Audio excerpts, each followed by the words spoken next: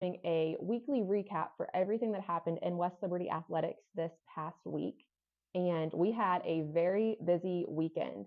On Thursday night, our wrestling team took home a big win over nationally ranked Mercyhurst. Then we kicked off basketball season at home with the Atlantic Regional crossover, where our men's team went 2-0 on the weekend and our women's team split going 1-1. Our volleyball team concluded their regular season and got a second place seed going into the Mountain East Conference tournament this weekend. Our football team also finished their season at home with a huge win over Wheeling University. The football team had 3 defensive touchdowns, with 2 of them by our episode 2 guest, Cam Rice, who was also named MEC Defensive Player of the Week for the 3rd time this season. We also had postseason awards come out for the conference for both volleyball and football. For football, we had 2 players named to the All-MEC first team list with Rashawn Harvey and Cam Rice. We had 2 other players named to the All-MEC second team. It was Chris Charles and Ryan Creech. And then we had 3 players named to the All-MEC honorable mention list, Rudy Garcia, Jesse Collins, and Chris Wilson. And then for our volleyball team, we had a big award. Naya Setla was named MEC Libero of the Year, as well as being named to the MEC first team all-conference list. And then we had Caitlin Fritz, Olivia McAtee, and Dakota Kenny all named to the MEC all honorable mention list, as well as Dakota Kenny to the MEC all freshman team. I am so excited because today I am joined by women's soccer player Amelia Compton. Amelia is a sophomore from Charleston, West Virginia. She just finished her 2nd season for the Hilltoppers, where she was selected as an all Mountain East Conference honorable mention pick for the first time in her career. She helped her team qualify for the MEC women's soccer tournament for the first time since the 2018 season, and this year Amelia broke the West Liberty single season record for goals, assists, and points. She also ranked 7th in the MEC for goals, 9th in assists, and was 6th for total points. All right, welcome to the locker room, Amelia. I'm happy to be here. All right, so typically we start every episode with just going back to the beginning to talk about how you first ever started playing soccer. So if you don't mind, let's just do that. Let's go back. So how old were you when you first started playing soccer? I think that I was around 5 years old. So like really Yeah. little. Like the first sport I ever played. So playing like U6 back when there's like no goalie Yeah. and just kind of like chasing the ball around. Yes. Love that. What kind of got you into playing soccer? Definitely my mom. Like whenever I first started, she was my coach, and she was not my middle school coach, but she was also my high school coach too. So it's just been kind of something we did Together. Yeah. Oh, I love that. So I cheered pretty much my whole life, and my mom was my coach. Mm-hmm. So I totally understand that. Like she coached me through middle school and then like transitioned to the high school when I got there. So I understand that. So with soccer, you start and you're playing rec. Is that how you started out? Yep. So I played soccer when I was younger too, and I don't know if maybe everyone realizes how like much it can be, especially for little kids, because there's the rec soccer, and then there's the travel teams, and then there's like co-ed teams, all the different things you can do. So what kind of was that for you? Like, did you play on those different teams? Kind of talk about, I guess, your whole soccer experience, maybe up until high school. Yeah, so I started with rec whenever I was little, and I played rec longer than a lot of people do actually. And I started travel because of like a family friend. Her daughter also started playing travel, so we kind of started at the same time. And whenever we started doing that, we kind of stopped with rec altogether and just started doing travel all the time until we got to like middle school, and then it becomes like a switch. But I never thought it was like too much because it was always just be one season and then another. So other than always playing, it was pretty like I enjoyed it. Yeah. Did you ever play like indoor soccer or anything like that? Yeah. Yeah. That's always been something that's kind of like if people are doing it, then like it's more like a pickup thing. Like it'll just be random people. But me and my mom actually still do that now. We go and we that's so cool. Indoor soccer anytime I'm home. It's just like they kind of have it all over where I live. Yeah. It's like a pickup thing. It's nice. No, that's awesome. So whenever you were little and kind of throughout this whole time, did you play any other sports too? Yeah, so at first it was just soccer, and then I got to middle school, and obviously whenever you get to like real school, it's like school sports. So I started doing cross country, track, and basketball with soccer, and I did the same thing in high school. Oh, wow. Okay. So then let's talk a little bit about high school. So you played a lot of sports. Yeah. Just I guess tell us a little bit what it was like in general, your high school experience, and then we can kind of transition to how you ended up narrowing it down to soccer when you started looking at colleges. Yeah, so I always did cross country and soccer at the same time, but with cross country, it was more just like for soccer. So it's just like extra fitness, kind of. And I wasn't that good at basketball. It was kind of just more for fun. So that wasn't really a difficult decision for me. And the only other one that I considered was track, but I just think when it came down to it, it's just soccer was always like more to me. Yeah. Whenever you were in high school, what was your high school team like?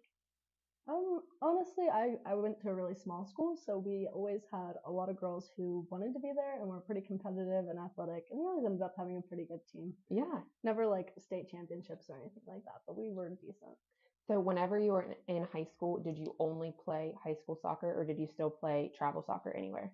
So in fall, you're not like supposed to play travel too, so it would always be when I did basketball and track, I was still playing travel soccer, but other than that, it would just be fall season.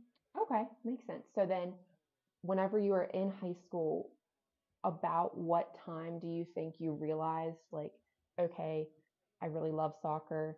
I'm pretty good at it. Like, and you started thinking that you were capable of playing at the next level. I honestly think that started so. I think when you play on a travel team, a lot of the girls like your dream is, of course, play like college soccer. So I think it would actually be around like eighth grade for me because I started playing on a travel team with a bunch of high school girls. So I was playing up at the time. So that was really the year that I was like, this is definitely what I want to do. So when then did you start like looking into colleges and talking to coaches and it kind of getting real? I think this is probably similar for a lot of people. I was the first like athlete of my mom's kids, I guess. So there's four of us, but I was the only one that like wanted to play a college sport. So it was all very new and they kind of tried to help me, but it was later, I guess, probably my junior year that we actually started recruiting. And it was mostly just like sending emails to like the schools in West Virginia. Yeah. So being from West Virginia, did you know that you wanted to stay in state for college?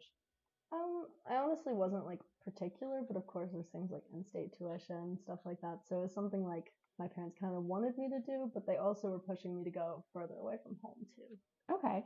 Well, I feel like hopefully then West Liberty is like a good mix, like a Mm-hmm. where you're still in the state, but then you're like far enough away from home that's like your own thing, but then Mm-hmm. also it's easy to get back whenever you need to. Exactly, exactly. So whenever you started looking at schools, when was the first time that you either like talked to somebody from West Lib or what like talk about the first time you ever visited campus here? So I went to a few schools like in West Virginia before I came here, and whenever I came here, I think the best thing to me was like the campus compared to like some of the other ones I saw. I just think like especially having your own soccer field. So a lot of the schools have to share with their football team, which I just think that makes such a big difference for our program that we can just practice like when we want to have practice and not have to share. That made a big difference in just like the campus in general. But whenever I came, it was winter break.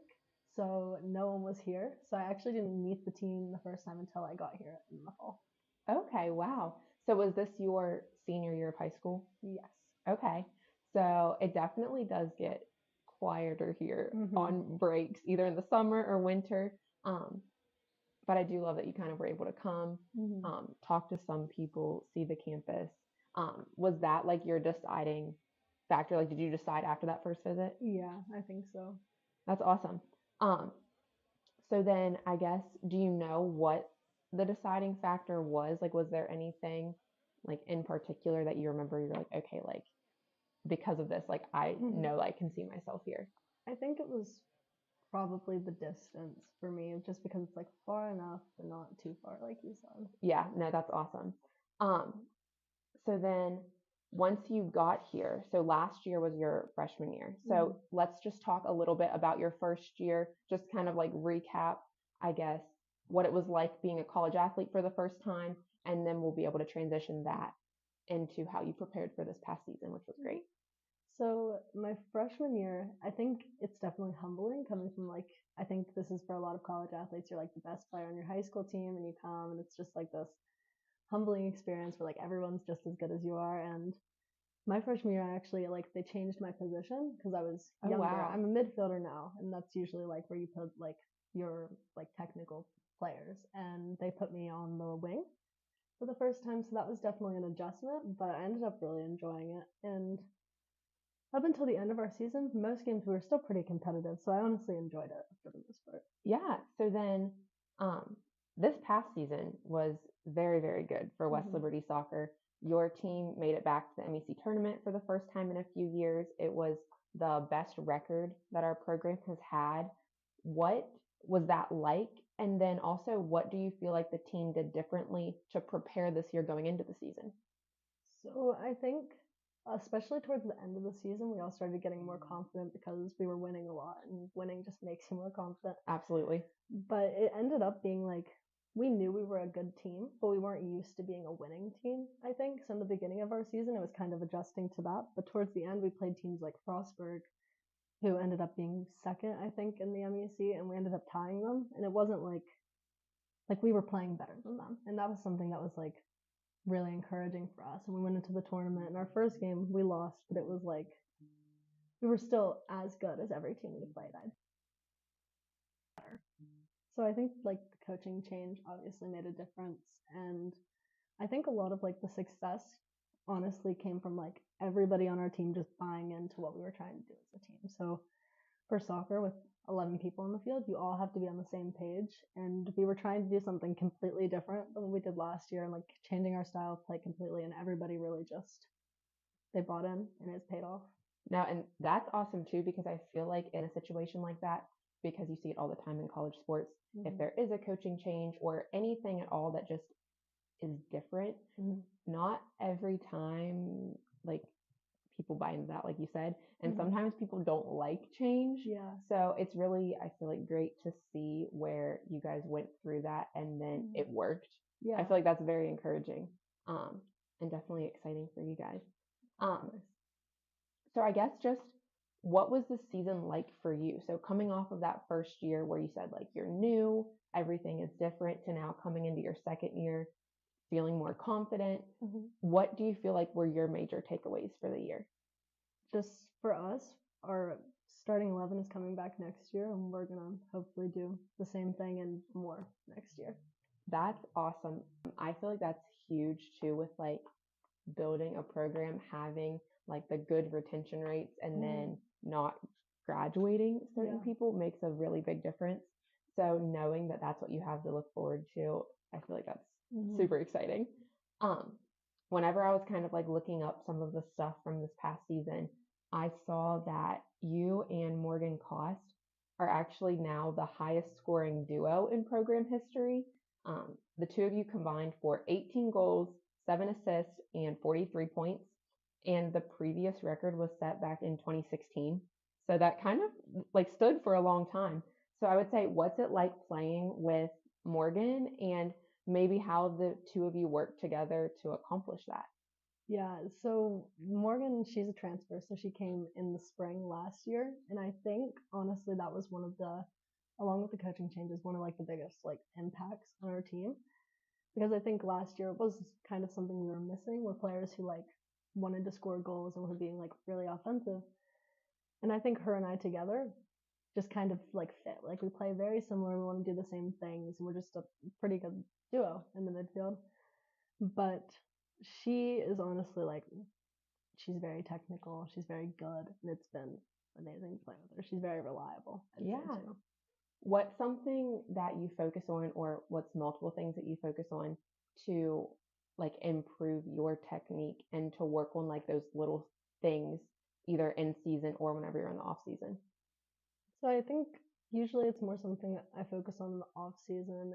And for me, a lot of it's like fitness is of course like one of the top priorities, but also like working on the things that you can always keep improving on. Like you watch the film, of course, and like work on like the passing and the playing as a team, but doing the technical, like the dribbling, the juggling, the shooting, and stuff like that in the off season. You just mentioned film. How do you feel like watching film comes into play, and how do you think that helps your game? Definitely just by like my rule whenever I play is like whenever you make a mistake in a game, just kind of let it go, like pretend it didn't happen. But I think when you watch film, that's the chance that you can like take yourself apart without it affecting whatever's coming next. No, that's smart. And then hopefully, you can see what happened and then know how you would want to react differently Mm-hmm. moving forward. Do you watch film of like the other teams that you're about to play to kind of prepare for them, or do you mainly focus on like your own play and what your team's doing? So we kind of made it like our priority to like make sure we're still doing the same things every time we play and kind of hoping that other teams adjust based on us. But of course, whenever you play like Frostburg, Concord, the really good teams in our conference, then yeah, we probably watch a little bit of film just to see what like their good players, their threats do. Yeah. So you're actually the first person that I've had on the podcast that I'm interviewing and talking to after your season has ended. Like the other few episodes we've done, it's been people that were either in the middle of their season or people that were getting ready and like previewing their upcoming season. So now that we're in November and soccer season's over, what does the rest of the school year look like for someone that plays a fall sport? So like what have you been doing now, kind of in the off time, and then what's the spring semester look like? So I think when you get towards like the end of the season and you're playing like 2 games a week, everyone's kind of like done for at least a few days. And then I think for the most part, we all get back into it fairly quickly. And it's just going to the gym, especially here, there's not really much you can do soccer wise, but just making sure we stay in shape until we're back practicing. Yeah, so then what is your spring like? Like, do you guys typically just um like play yourself and practice, or do you have any like scrimmages or any type of spring ball that you play? Yeah, so we have a spring season technically, which Okay. will be we practice pretty much every day and we do like just scrimmaging against each other and stuff like that. And we kind of go a little bit harder, I'd say, in spring in practice just because we're not doing games twice a week. And there's a lot of fitness, but we do technically have like 5 or 6 games that we play in the spring where it's like kind of treated like a scrimmage, I'd say. Yeah. So whenever it comes to fitness and like preseason or like you said in the spring, do you have like a favorite thing that you guys do for fitness? And then also do you have like the least favorite thing that like you do not want to do the most? Yeah, definitely. So, I think my favorite is like when we full field scrimmage because we do that a lot, like for fitness, because you don't really notice it's fitness, but like it's definitely fitness. And there's a specific drill that we do during preseason that is so hard for me. I think everybody it kills us all, but it's diagonals. So you run a big triangle across the whole field, and then you run a triangle the other direction, and then you just like I don't know, it feels like 100 times. A lot I of don't know how many running. times. Yeah, it's horrible. It's like sprinting, running. Well, you have to do that this spring. Yeah, probably. So And that's like fitness that's the test. dreaded workout. Yes, What's your fitness definitely. test like? We just changed it to I think it's the Nike Spark test, and it's kind of just like what's the one called? The beep test, I guess, something like Ooh. that, where it's just like you just run back and forth a lot until you get to like a certain score for your position. That's like your goal. Yeah. I don't think some people realize how big the soccer field is Yeah. and how much running that Mm. actually takes. Um, so yeah, props to you guys. You guys definitely have to be in very good shape. Um, Going into spring ball and then preparing for next year, what are some things that you took from this season that you really want to work on, or some things that are the goals that you have for next year? I mean, probably just to keep up what I've been doing, I guess, but also just to like help my team more, have more goals, more assists, help us like game winning goals, things like that. Just trying to do my best to help our team win. Yeah. Um, is there anything else that you um, want to talk about, or anything else you want to fill anybody in on the soccer season from this last year, or what you're looking forward to for next year? I don't think so. Yeah. All right. Well, kind of phasing out of soccer for a little bit. Um, I want to talk about academics for a little bit, just because you're just now a sophomore, so you still Mm-hmm. have so much time to figure out what you're going to do after you're done at West Liberty. But I know that you're majoring in chemistry. Yes. So tell us a little bit about why you chose that as a major and what you might want to do with that. So I chose chemistry because I considered medical. Like pharmacy was my top choice, I think, whenever I first got here. But I've always just kind of been like a science person, like a science and math person. And biology and chemistry are both science, but chemistry is more like math, and that's more like what I like to do. So I'm also a math minor. Oh, wow. Too. Yeah. And yeah, that was my goal, was just to do something I was interested in. My other options, I wanted to try like engineering or math, but they didn't have either of those as a major here, so I went with chemistry. And honestly, in season this fall was pretty like humbling and like challenging. And definitely, I think like whenever you do those hard majors, you just kind of have to be prepared that you're probably not going to have a 4.0 all the time, especially when you play a sport. But other than that, it's gotten better. I think especially now when you go from having no time to study to having like at least some time to study. Yeah. So it's okay, but it's definitely challenging. Do you have an idea for what you want to do with that once you graduate, or are you still kind of looking at some different options? I did. I thought about pharmacy, but the only thing like kind of keeping me from that is doing another 4 years on top of like bachelor's degree, obviously. And I also considered just working in like chemistry, like in a lab. I considered cosmetic chemistry and some other things like that. But other than that, not really. Yeah, I mean, you still have plenty of time Yeah. to figure it all out. But I would say that, at least in my opinion, because I am not the science and math gal, I would say that's got to be one of the hardest like academic routes that you could go down. So how do you, balance all of that? Honestly, it's challenging, but it ends up just being so. There would be times when we go from having like the end of my classes, and then you have like a 2 hour gap, and then you have left another 2 hour gap, and then you have practice. So it's just unfortunately using those small gaps to finish your homework, finish studying, so you can go to sleep at a normal time. And sometimes you don't get to go to sleep at a normal time. It's just challenging. Yep, that's true. All right. So the next part, this is one of my favorite parts of all of the episodes. So this is whenever we do rapid fire. And since this episode is coming out right before Thanksgiving, we're going to do Thanksgiving themed rapid fire. So to start off, what is your favorite food at Thanksgiving dinner? Probably sweet potato casserole. Oh, all right. This one is a really controversial question. So, when do you put up your Christmas tree and when is too early? I just don't think there's too early. After Halloween, it is Christmas, November 1st. Okay, I'm with you. I'm glad that we're on the same page. My tree's been up for a couple weeks now. Yes. All right. Do you and your family have any like favorite Thanksgiving traditions? Not for Thanksgiving, I wouldn't say.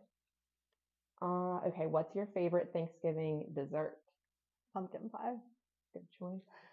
All right. So, whenever it comes to cooking Thanksgiving dinner, would you rather be the one to actually cook it, or would you rather be the one to just help clean up after? I can help cook the side dishes. I'm usually mashed potato mixer. Oh, there you go. Yeah. All right. And then for the last one, at Thanksgiving dinner, are you going to dress up or do you wear comfy clothes? I will probably dress up because we have like 4 Thanksgiving dinners on Thanksgiving. So you have like a Thanksgiving lunch and then like an early dinner and a late dinner, all of them. So you'll just be stuffed. And actually, I don't have this one on here, but I'm adding it in. Are you like a turkey trot gal? Like, would you run a 5K? That's usually something that my mom and I do, yeah. Okay, that's hilarious. So you do the turkey trot and then Thanksgiving lunch and then the dinner. Yes, 8 a.m. Okay, see? So then the 5K balances out the dinners. Exactly. It's fine. That's the goal. There you go. All right. So this is the last question, and it's what I close all of our episodes with. And so it's a little different for you because you're also the youngest athlete that I've had on the podcast so far. But if you could go back in time to your freshman move-in day, what is something that you would tell yourself? Probably that the adjustment's worth it. That's good. That's good. And I feel like that is so true, especially like how you talked in the beginning about like you just come in, kind of humbling, but it definitely pays off. Yeah, of course. All right. Well, thank you so much for being today's guest on the locker room. I loved having you, and I'm excited for everyone to get to learn more about you. We have another busy week of West Liberty sports before we get to Thanksgiving break. Our basketball teams are on the road tomorrow at Salem, and then they're back home on Tuesday for the first MEC game of the season against Notre Dame College. Our wrestling team is on the road tomorrow at the Findlay Open, and our volleyball team is playing in the Mountain East Conference tournament that kicked off last night. Make sure that you follow WLU Athletics on all of our social media platforms like Instagram, Facebook, and YouTube. And make sure you follow the Locker Room podcast on Instagram, as well as subscribe on Spotify and Apple Podcasts because you don't want to miss any of our exciting updates or announcements. All right. Thank you all so much for listening. I hope everyone has a great Thanksgiving, and make sure that you join us back next Friday when I'm here to recap the 2023 men's soccer season with MEC All-Conference player Noah Underwood.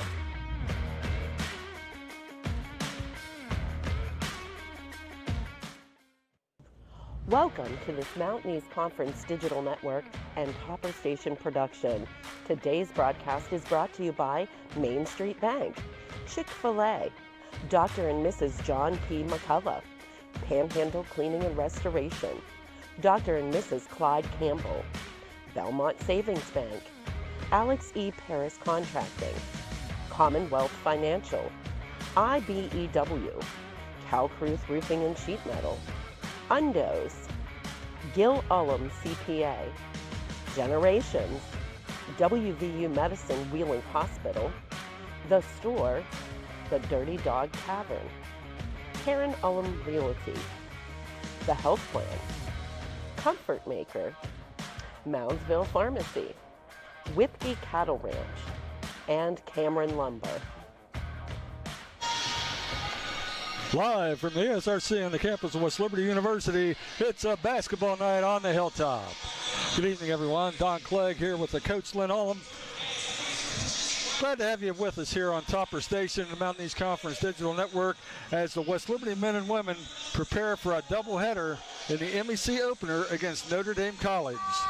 We'll coach both West Liberty teams coming off non-conference road wins at Salem on Saturday, but there's nothing like league play to get the juices flowing. What are we looking for tonight? Well, I think we're looking for starting league play. You always need to get out of the gate. We have Thanksgiving in 2 days, so nothing is better to get into league play, pick up that win, go home, let the kids spend a little time with their family, then come back and practice. But it can make a miserable Thanksgiving if you don't take the W with you. Absolutely. Well, let's hope they can put the turkey on the table. And the Hilltoppers battled through a tough shooting day to cut out a 74-68 overtime win at Salem on Saturday. Corinne Thomas had 6 3-pointers, scored 23 points. Bailey Smith added 17 markers. Paige Julian just missed a double-double again with 10 points and 9 rebounds. The Falcons, meanwhile, were dropping a 70-57 decision to Wheeling despite 21 points and 15 rebounds from Noah Weathers. Still a few minutes before tip-off. We'll step aside for now, but we'll be right back to take a closer look at the coaches and meet the starters for tonight's opener here on Topper Station and the MEC Digital Network.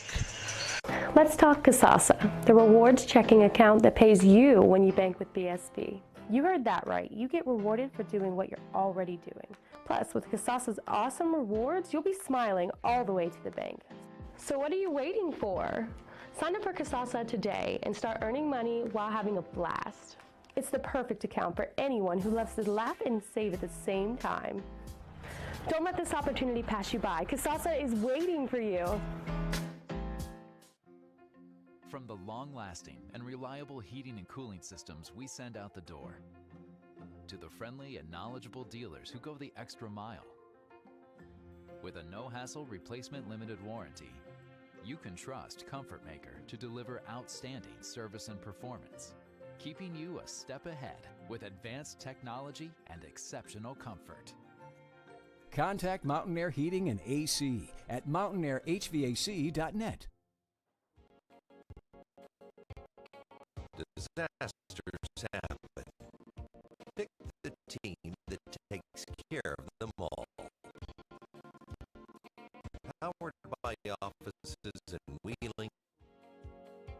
disasters happen.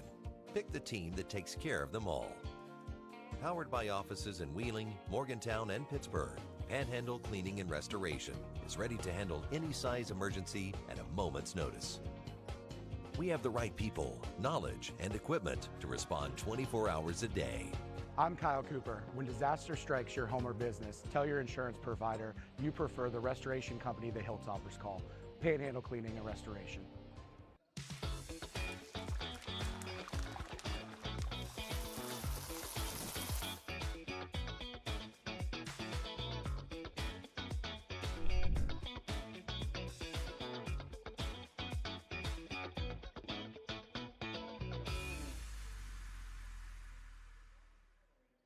I'm Keith Powell, and going on right now is my Keith Says Yes Fest. I'm saying yes to lowering your payments, yes to your trade-in, regardless of condition, miles, even if you're still making payments. My Keith Says Yes credit approval process helps me say yes, you're approved.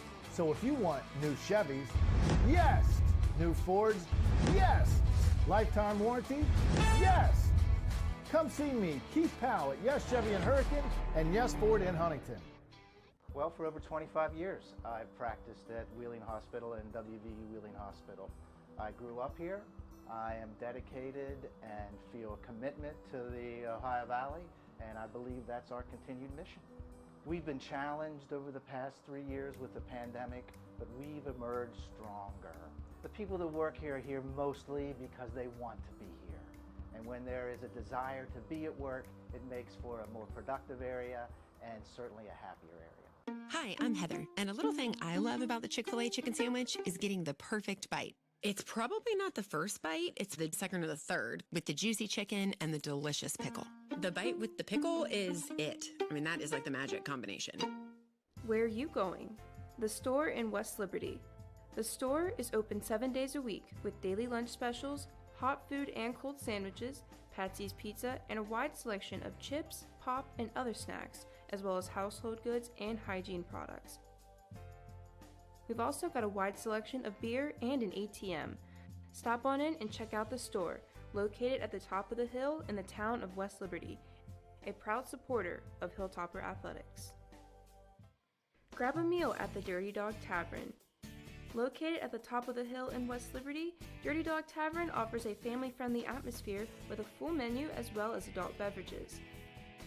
Catch the game during weekday happy hours, play games like darts or pool, or enjoy the deck with your family and friends. Open Monday through Saturday at 4 p.m. and Sunday from noon to 8. Come to the Dirty Dog Tavern in the town of West Liberty, a proud supporter of Hilltopper Athletics. All right, now you're just like Danny, huh? They'll probably never know about his thousands of hours of on-the-job training. Here, go, Daddy. Or that he spent as much time in the classroom as someone with a master's degree. You and I know he's one of the experts when it comes to electricity, part of a team committed to doing the job right. They call him Dad. You call him the electrician right down the street.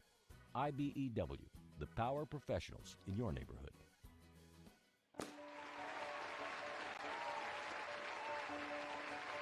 It pays for my master's degree. I can't believe that this happened. It's just a pivotal, life-changing moment.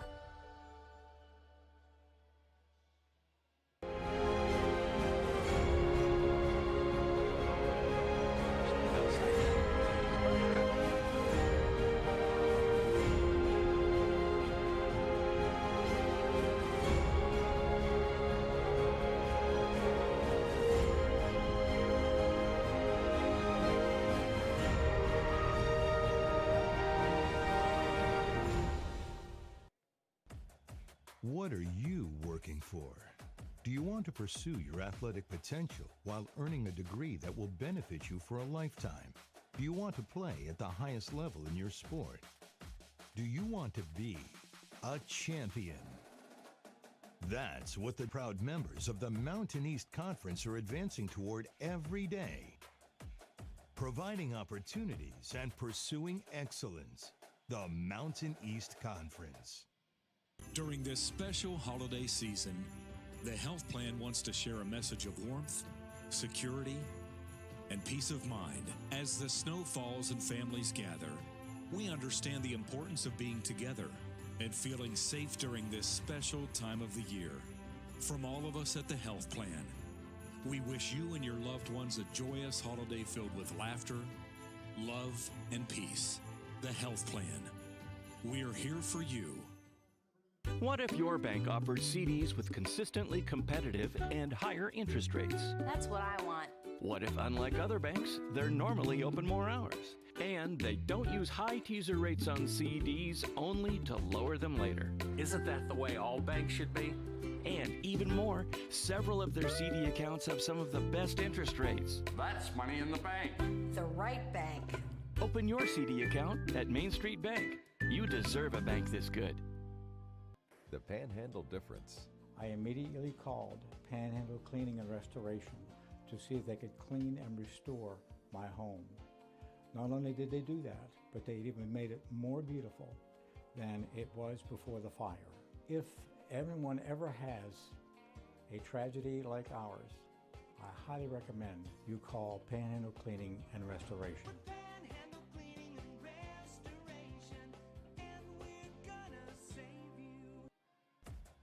What are you working for?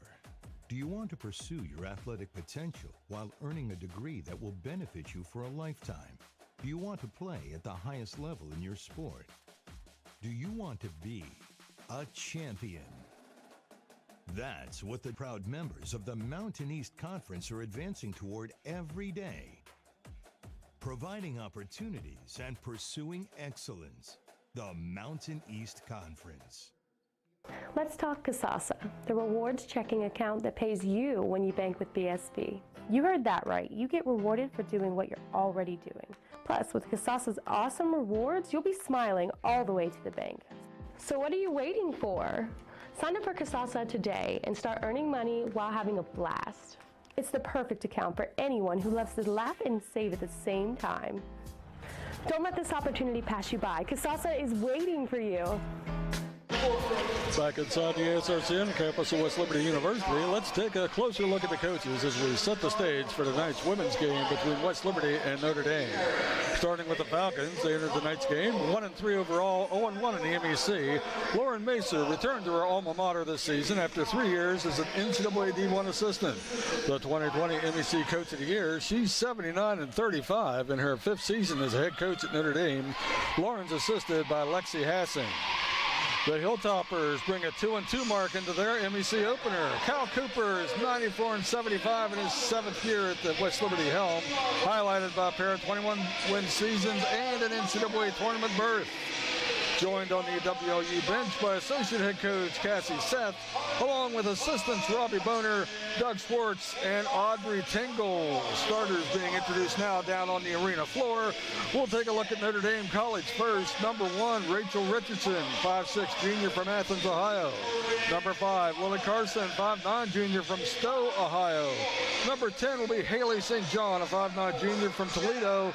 Number 12, Kennedy Harris, a 5'7" junior from Columbus. And number 23, Noelle Weathers, a 6-foot sophomore from Cincinnati, Ohio. For the homestanding Hilltoppers, number 2, 5'8" junior guard Anna Lucarelli. Number 12 is 5'9" junior guard Carly McCutcheon from Newcastle, PA. Anna, of course, from Pittsburgh. Number 14, Bailey Smith, 5'7" sophomore from Roseville, Ohio. 22, Corinne Thomas, a 5'9" grad student from New Carlisle, Ohio. And number 24, Jenna Ricardo, a 5'11" senior from East Liverpool, Ohio. Coach, we are just about ready for basketball. Yeah, I'm excited, and West Liberty, they just really need to get out of the gate here, I think. They have struggled shooting the ball literally in all 4 of their games, and it's been cold shooting stretches, especially in first halves, so I know that's a point of emphasis for Coach Cooper. Absolutely. And the players are on the floor, jumpers in the circle. There's the tip-off. We've got NCAA basketball on the Hilltop. Tonight's first quarter brought to you by WVU Medicine at Wheeling Hospital. Hilltoppers possession. In the corner, Lucarelli. Out high, Bailey Smith. Around the horn, Carly McCutcheon open for 3, front iron. Good possession by Jenna Ricardo inside, and she finishes 2-0 West Liberty. The hard-working Jenna Ricardo picks up an offensive board there. Great way to get her an easy one to start the game. Willie Carlson. Kennedy Harris for Notre Dame. Underneath, Noah Weathers. Can't get it to go. Good defense by Jenna. Back the other way, Corinne Thomas. Finds Carly McCutcheon open again. Around and out. Weathers with the rebound for Notre Dame. Quickly back into the front court. Knifing down the lane, getting all the way through. Rachel Richardson ties it at 2-2. No indecision there. Richardson ripped it through and got to the rim pretty easy.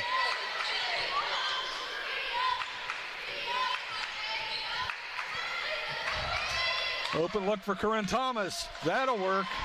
5-2 Hilltoppers. 8:40 remaining here in the W Medicine Wheeling Hospital opening quarter. Corinne came through with a big game on Saturday and a much needed big game. Kennedy Harris down the lane with the floater, won't go. Fight for the rebound. Harris comes away from the pack with it. Back down the lane. This time Rachel Richardson's drive won't go. Into the front court, Bailey Smith stops, pops a three, drops a three, and just like that, it's 8-2 West Liberty. Great start for the Hilltoppers. Bailey came to life in the second half against Salem. Nice to see those shots going through the net for a change there, Coach.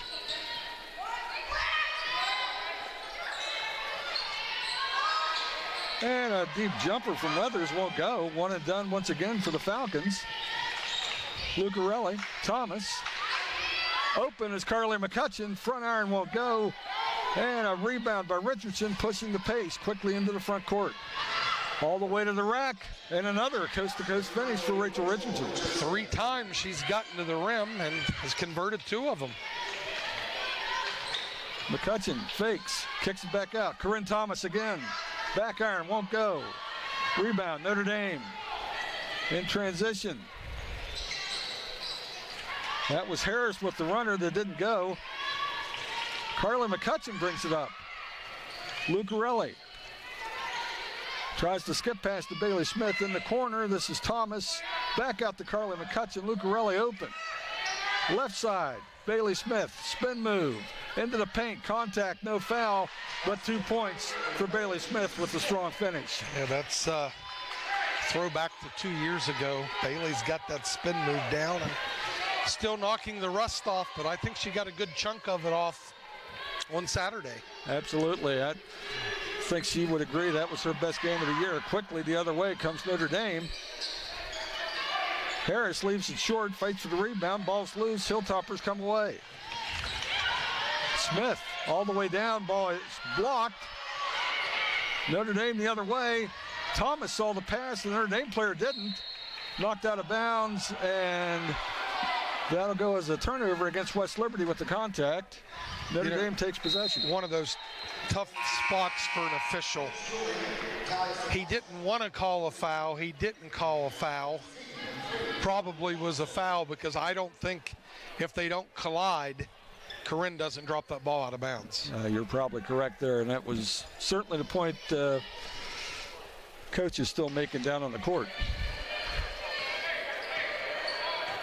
But I've never seen an official change his mind yet, so back to live action. Nice little drop step and shot. Weathers will go to the line to shoot a pair. Paige Julian on the floor, making her first appearance for West Liberty. Got caught in a bit of a mismatch underneath. You know, here I'm going to make a comment, and it's going to sound like it's a backhanded compliment to Notre Dame, but it's not. But going back for the longest time, their teams aren't aesthetically pleasing, but they kind of get the game going the way that they want it. And there's a lot of dribble drives and tough finishes around the rim, but they've won a lot of games in the last 10 years too. Yes, they have. Weathers makes them both. And Notre Dame comes out in pressure. Hilltoppers get it across, trap. And there's a foul.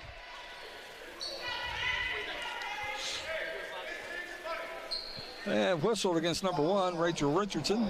Her first, team first.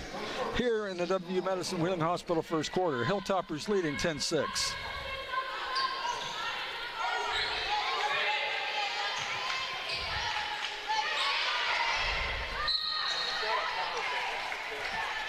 Ball knocked away.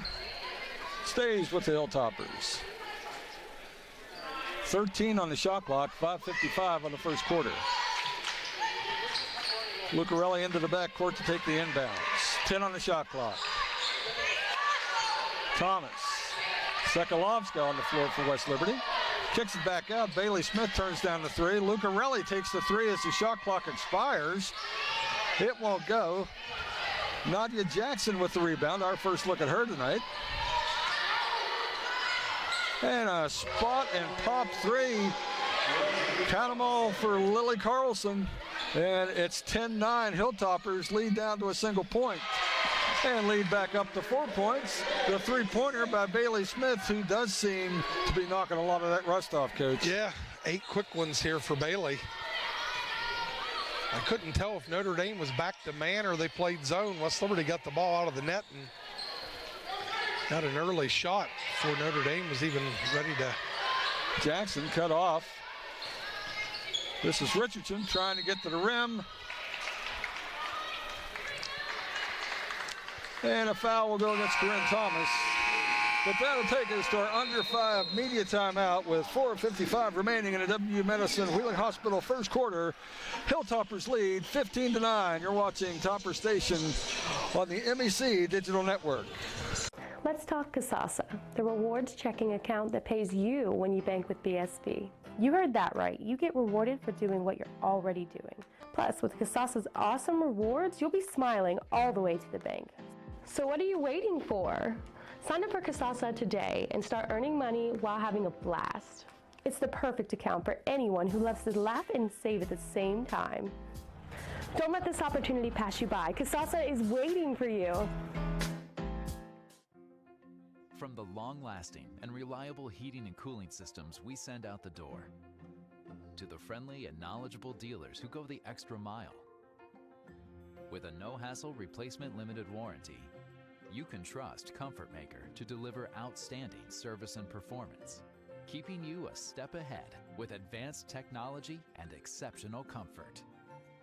Contact Mountain Air Heating and AC at mountaineirhvac.net. Back outside the ASRC on the campus of West Liberty University. West Liberty out quickly to a 15-9 lead. Coach Bailey Smith off to a hot start for the black and gold. Well, she knocked down a couple threes. And again, sometimes you just have to see the ball going through the net to give yourself a little belief that it can go through the net. So, and it's tough missing as much time as Bailey did. And it's not like she came back to school cleared. You know, she wasn't cleared long before the first practice. And even before the ball comes inbounds, a whistle and an offensive foul against Notre Dame. That'll go as a turnover. Whistled on Carly Anchor, number 33, 5'7" junior from from Akron, Ohio. Second foul on Notre Dame here in the opening quarter. Hilltoppers working around the perimeter. Sekalovska nearly carries it, goes up with the left hand, off the rim, won't go. Fight for the rebound, and Sekalovska comes away with it. Paige Julian, ball fake, gets to the rim, can't finish, but she's hammered. She'll shoot a pair. Foul, whistled. Number 30, Isabella Zerzow, 6-foot sophomore from Bristolville, Ohio. Notre Dame coached by Coach Macer, she had a quality thing going at Notre Dame several years ago and then took the Division I gig and now has come back. But with a 75, what was it, 75-39 record, I think you said? Her first, she was 78-32. Those first 4 years. Yeah, so that's pretty strong stuff. Yeah, she can win games. Yes. And 16-9 Hilltoppers. Julian 1 for 2 at the line. Into the front court, and a turnover. Thomas the other way for West Liberty.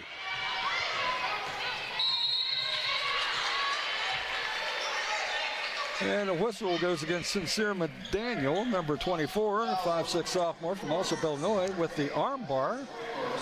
Fourth on the Falcons here in the W. Medicine Wheeling Hospital first quarter. West Liberty forced a turnover on the last possession with their full court pressure, something they've done, I don't want to say frequently this season, but way more than they normally have.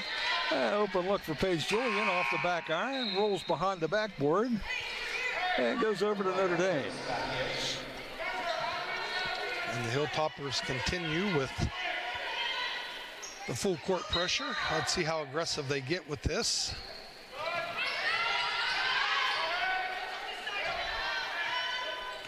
And crossover, Jackson into the front court.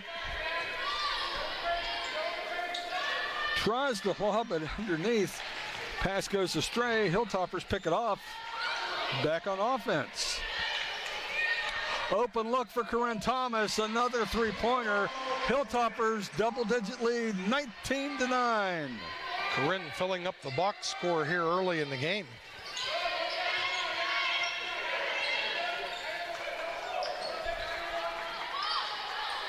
Hilltopper defense doing a nice job against the Falcons here in the half court.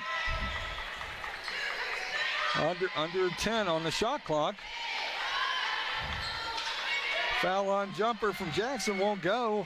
One and done for Notre Dame. Sekalovska finds McCutcheon, puts it on the floor, weaves through traffic, gets the finish. Pretty layup, 21-9. Lauren Macer wants to talk about this for 30 seconds. Yeah, the game's starting to get away from Notre Dame.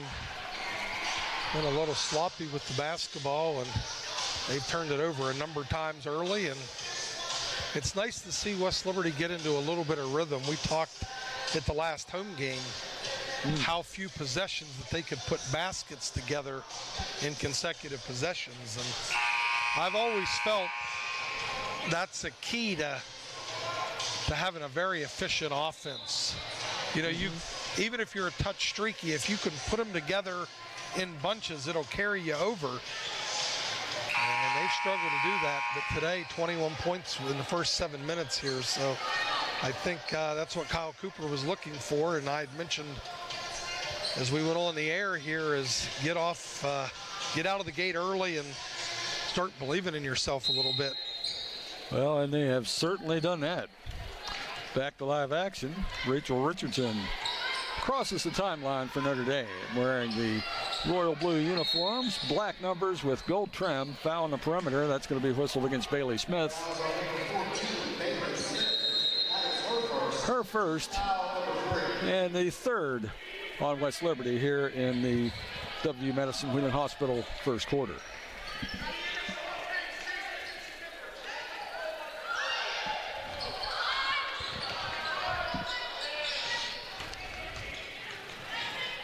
Quickly down the lane, acrobatic effort by McDaniel won't go. Tries to save it in, and it goes out of bounds, out to West Liberty. Want to say hi if my friend Scott Swain, outstanding director of athletics at Notre Dame College. If you're listening, hello, Mr. Swain. Oh, Carla McCutcheon's shot rejected underneath. Quickly the other way, Notre Dame. Richardson into the paint. And down the lane, switches hands. Nice finish by Lily Carlson. 19-11 West Liberty. Little hang time runner there. And Paige Julian got a little bit ahead of herself on the break and traveled before she could get the ball on the floor. They took 2 points off of the scoreboard, Dawn. I was wondering about that. Yes, it's been bouncing back and forth a little bit, but I'm pretty sure that 19-11 is the correct number.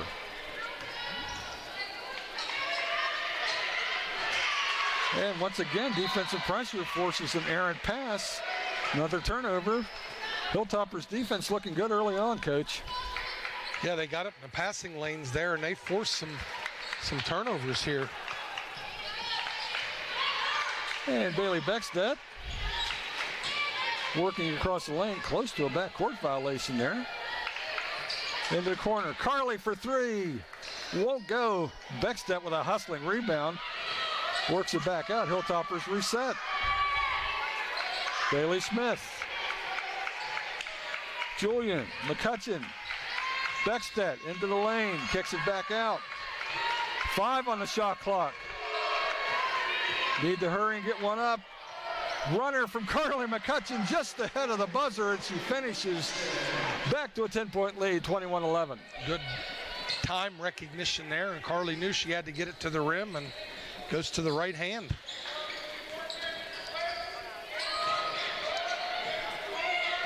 Carlson, and a foul. Whistled against Jen Ricardo, coming out to help on the trap. And this is a welcome sight as Grace Falk checks into the game here. Absolutely, our first look at Grace Falk this season. Senior vet, three-point shooter extraordinaire. Yeah, she really had a nice season last year and got hurt in the preseason, and her first action of this campaign. And a steal by Carly McCutcheon. Beckstedt, Grace Falk, Bailey Smith, baseline, in the corner, this is Beckstedt. McCutcheon, still around the corner, down low, Ricardo. Beckstedt, Falk lines up a three. That's what she does, ladies and gentlemen, count it. 24-11, 35 seconds left in the WVU Madison Wheeling Hospital first quarter. So happy for her. When you're a senior and you're hurt and you have to miss games, it just kills you. Well, an easy basket there for Noelle Weathers. Hilltoppers can play for the last shot if they choose. 15 on the game clock. Shot clock turned off. And Falk fouled on the perimeter. A chance to go to the free throw line here and pick up 5 points in a very quick amount of time. Absolutely. And that is the second foul on Rachel Richardson and the 5th on Notre Dame here in the quarter. 9.9 seconds left in the WVU Madison Wheeling Hospital opening frame.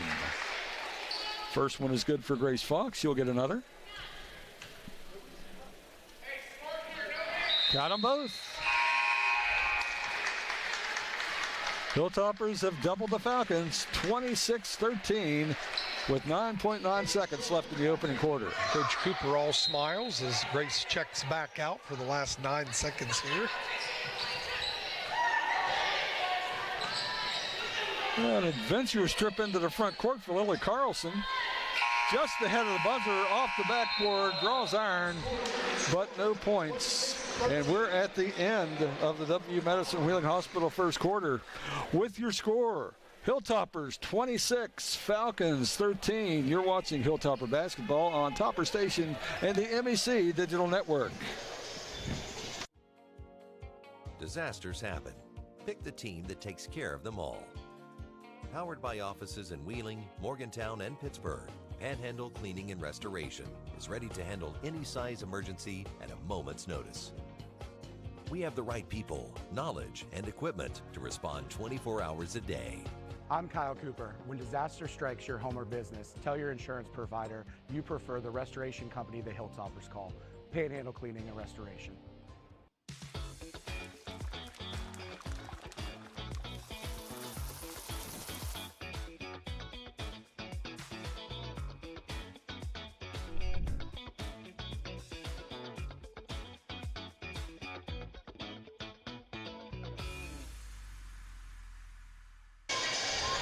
Hilltoppers lead 26-13. Welcome back to the SRC. We mentioned that conference action is well underway, and Coach, you found an interesting score. Well, one early score, and I'll give my friend Tesla at Concord a lot of credit.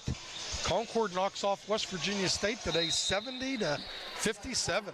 And I believe that is number 16 ranked West Virginia State. So congratulations to the Mountain Lions. Back to live action, Notre Dame basketball.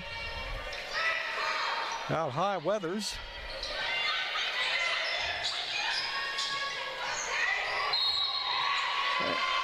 And the Hilltoppers, with that ball pressure, force yet another turnover. Yeah, trapping Trapping some ball screens there, and that's giving Notre Dame fits. Yes, already their 7th turnover of the night.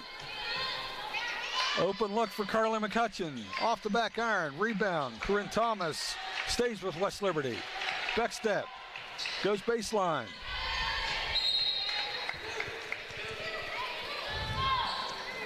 Knocked out of bounds, stays with the Hilltoppers. 9:29 to go here in the Panhandle Cleaning and Restoration second quarter.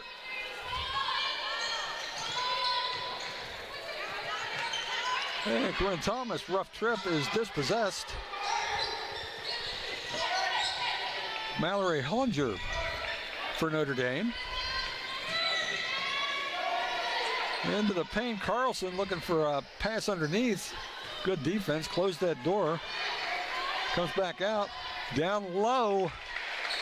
And that's Noah Weathers, and that's where she likes to work. She's got 6 points. 26-15. Pretty nifty pass. That's about as long as of a post pass as you're going to throw.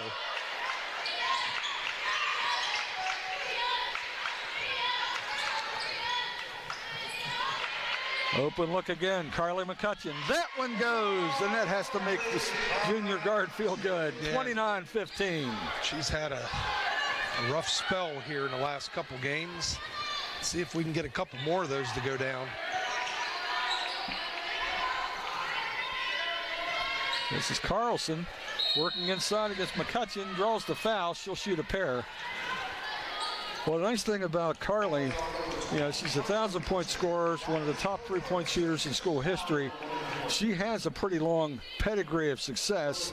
She's off to a slow start. You have to figure at some point those numbers are going to start turning around for her. Yeah, she's just too good of a shooter not to turn that around. First one goes for Carlson. She'll get another. 8:23 remaining in the Panhandle Cleaning and Restoration second quarter. Hilltoppers lead 29-16.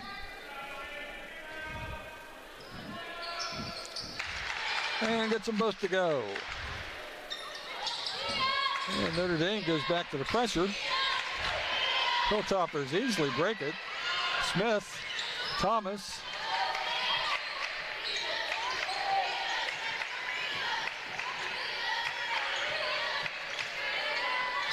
Smith fakes the three, takes the three, won't go. Fight for a rebound, knocked out of bounds by Lucarelli. It'll go to Notre Dame.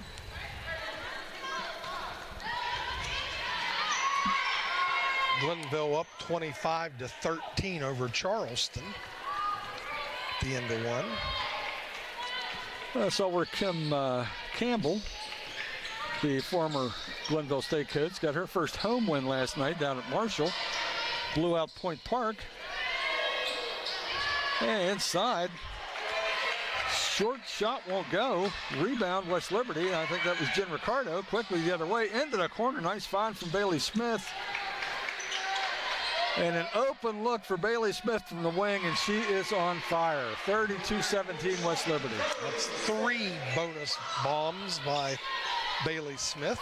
11 points for the 2022 MEC Freshman of the Year.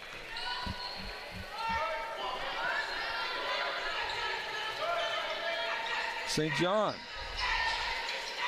Hollinger. That was Weathers out high, setting the screen. Hesitation dribble, works into the paint. Carlson can't get it to go, but the Falcons retain possession and then throw it into the backcourt. Diving for possession was Carly McCutcheon, who was touched by an Notre Dame player in a backcourt violation, the 8th turnover for the Falcons in the early going. West Liberty's had really, really good ball pressure early in this game, and it resulted in turnovers, and a big part of the reason they're up 15 already. McCutcheon with a sideline inbounds. This is Lucarelli. Back to McCutcheon. Thomas driving baseline. Got cut off, tried to dribble it off her defender, and it did hit the defender, but then it hit Corinne on the way out. Turnover goes to Notre Dame.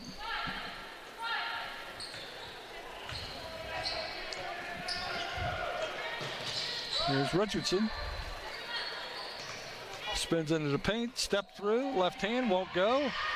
Nice defense by Lucarelli. Into the front court, Corinne Thomas. Open look. Back iron won't go. Smith with the rebound. Finds McCutcheon again. This one doesn't fall. And Notre Dame quickly the other way with Richardson. And underneath, Weathers kicks it back out. This is Thomas. There's Weathers. Nice coming off a huge game over the weekend. You can see why. Nice little jump hook there off the spin. 8 points already for her. 32-19 West Liberty. And booted out of bounds by Lily Carlson. That'll reset the shot clock to 20. Paige Julian returns for West Liberty. You know, Dawn, the arena's filling up a little bit here. I had kind of predicted this might be the smallest crowd of the season with the students going on Thanksgiving break and the weather and everything else, but the section underneath the track on our side is filling up. And quick turnover on the inbounds, quickly the other way. In transition, a finish from Carly Anchor. And just like that, 32-21.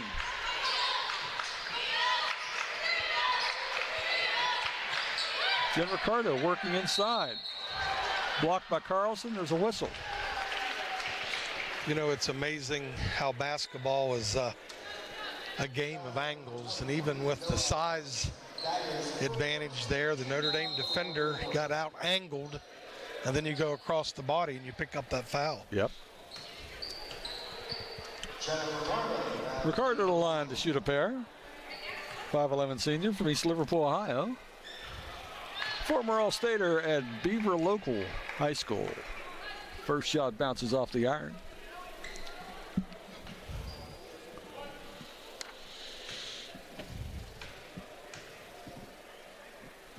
And that one goes 33-21. 5.5 minutes to go in the Panhandle Cleaning and Restoration second quarter. Anchor working against Paige Julian. Back to Anchor. Nice help from Ricardo. And they travel on Weathers as she tried to knife to the paint. That's the women's basketball curse play that we talk about all the time. Lifting of the pivot foot.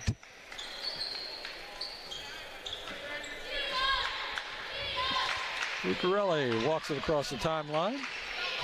Thomas, Smith, looks for the back door. It's not there. Back out high. Thomas.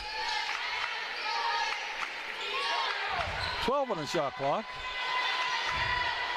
And a pass deflected out of bounds by Anchor. She can't track it down.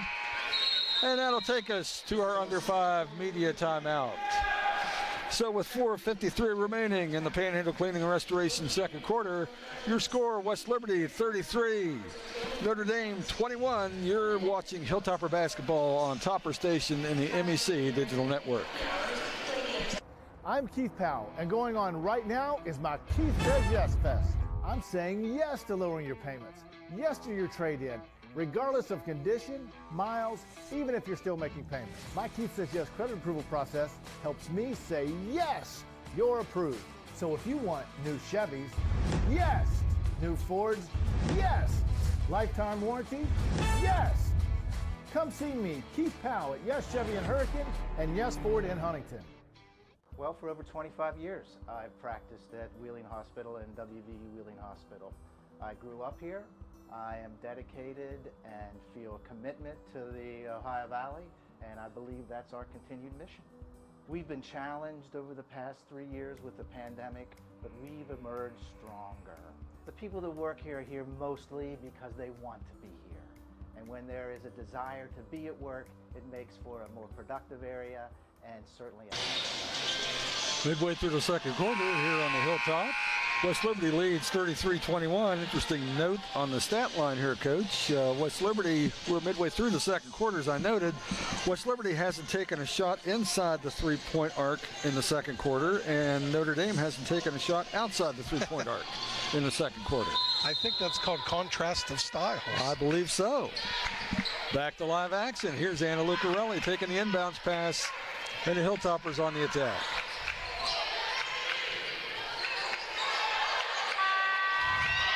And they lost track of the shot clock. And it's an unforced turnover. Notre Dame went to zone there late in the shot clock.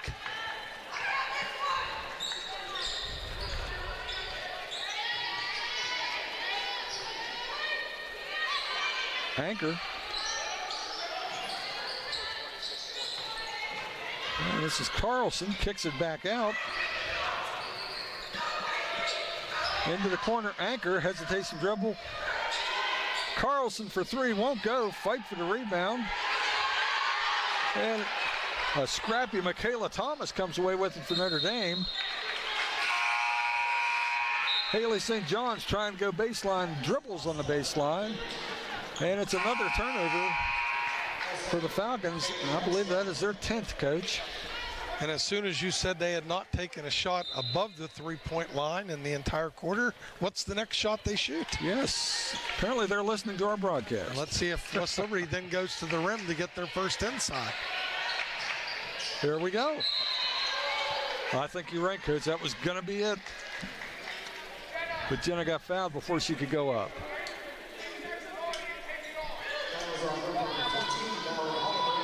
Fouls on Mallory Hellinger, her first, team's second here in the second quarter.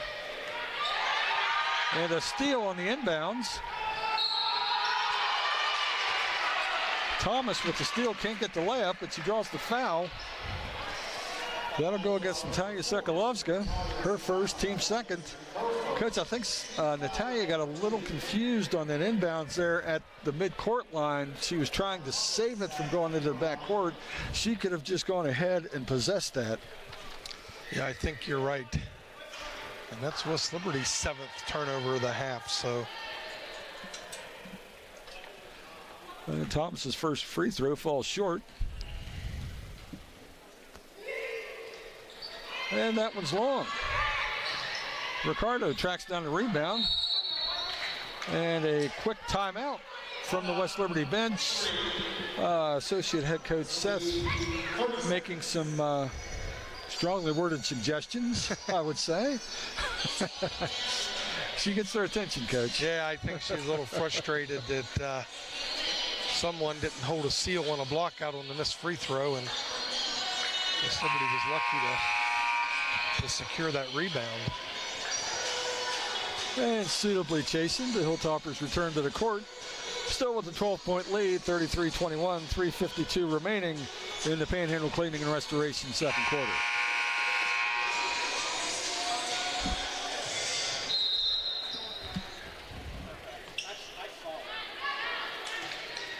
Beckstedt works free for the inbounds and crosses the timeline, handoff to Thomas.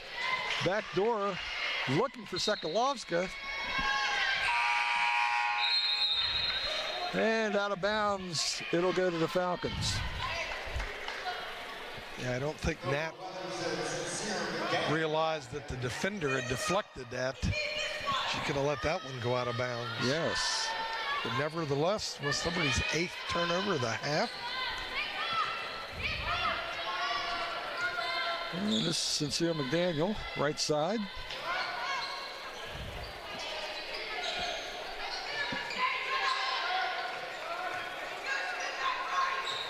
Weathers out high. Back to Weathers. She'll try a three. And nice position and good rebound by Paige Julian, who's sandwiched in the circle, and a whistle.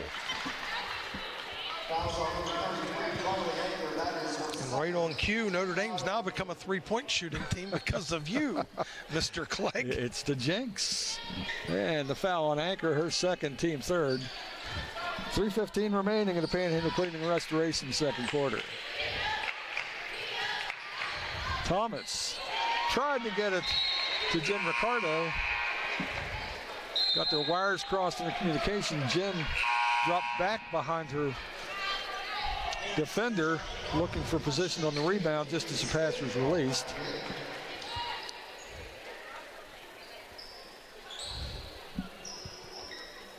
Hollinger to inbounds for Notre Dame.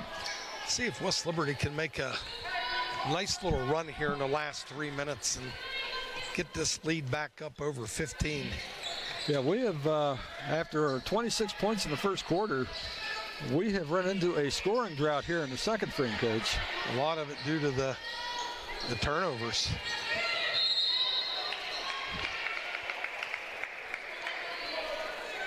And foul on Bailey Beckstedt.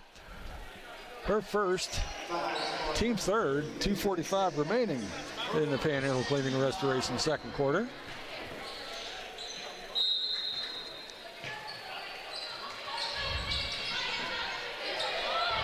And McDaniel trying to get underneath.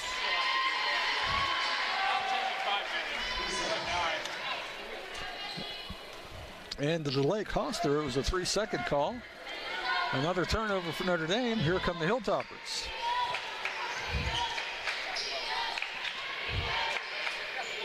Beckstedt in the corner. Out high, Bailey Smith. Julian goes to baseline. Finds Beckstedt for three. Long. Ricardo with the rebound. Starts it around the perimeter again.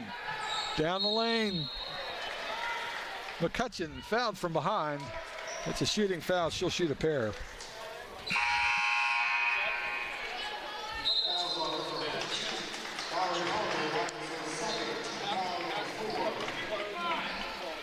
Yeah, it's a good point about the turnovers affecting the scoring here, Coach. I mean, here we are, barely 2 minutes to go in the quarter, and the teams have only combined for a total of 15 shots.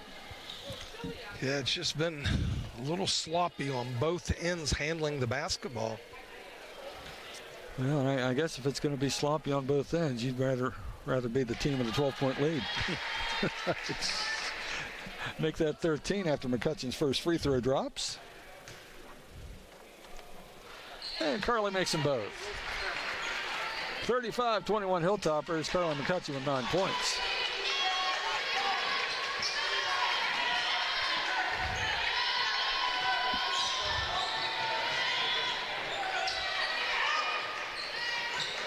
Carlson to the right side. This is McDaniel.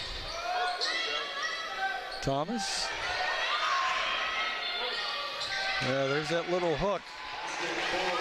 Very tough to stop. Noel Weathers. She's in double figures with 10 points, 35-23. Beckstedt all the way to the lane, partially blocked, I believe, by Haley St. John. Controlled by Notre Dame, and a whistle. And they have a foul whistle on Bailey Beckstedt. Her second, team fourth. You know, we can hear Coach Seth from up here. She's got the scouting report, and every time they get the ball in the paint, she's yelling, she's going to spin right, she's going to spin right, because that's obviously her patented move, Weathers, that is. Yes, and she did that quite frequently over the weekend against Wheeling. As we mentioned in the open.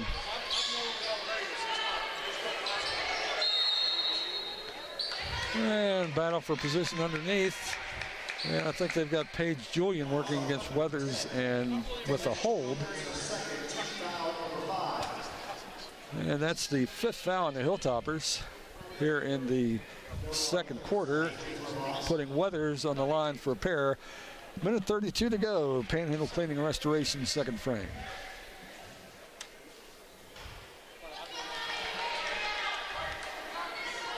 Off the front iron.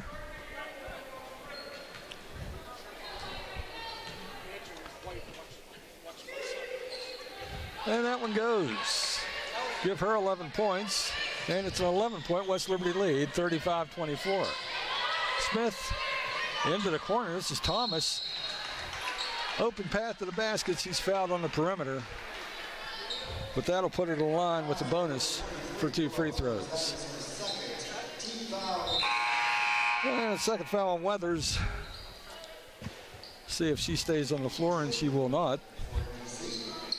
Replaced by number 25, April Dew, 5'8" junior from Timberlake, Ohio. One thing West Liberty does as good as about any team in the country is getting the ball out of the net and getting it up the court and trying to take advantage of numbers if a team's not matching up quickly enough.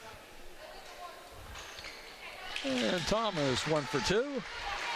36-24. Corinne's got 7 points.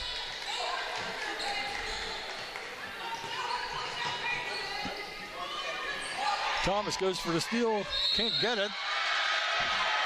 St. John goes to the rim, scores it. Yeah, they called an offensive foul. They called the offensive foul on that. And Notre Dame head coach Lauren Macer, pardon me, is asking for an explanation. And that was the definition of a 50-50 call there, Coach. Yeah, and Hilltoppers benefited from it. Yes, nice reaction. Good rotation from Bailey Beckstead. Draws that foul and eliminates the basket.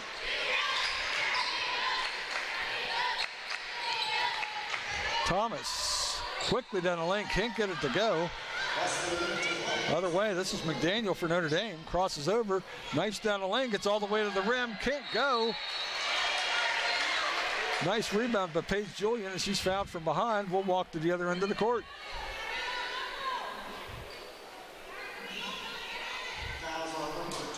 Foul whistle on number 25, Avril Drew.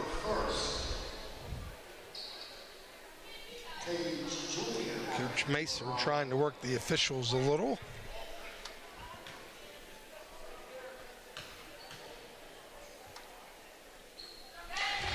Nothing but net on Paige's first free throw. 53.4 seconds remaining here in the opening half.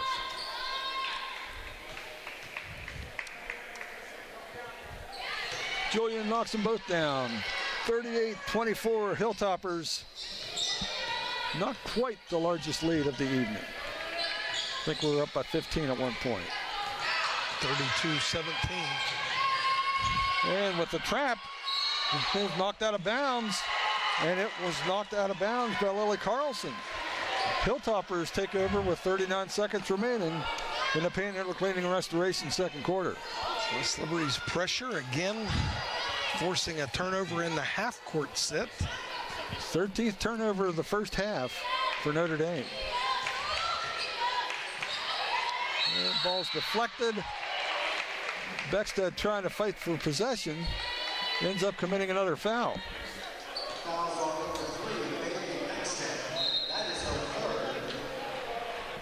So she'll go to the bench with 3 fouls, replaced by Anna Lucarelli. And Sincere McDaniel, the 5'6" sophomore from Alsop, Illinois, who forced the turnover, is rewarded with a pair of free throws.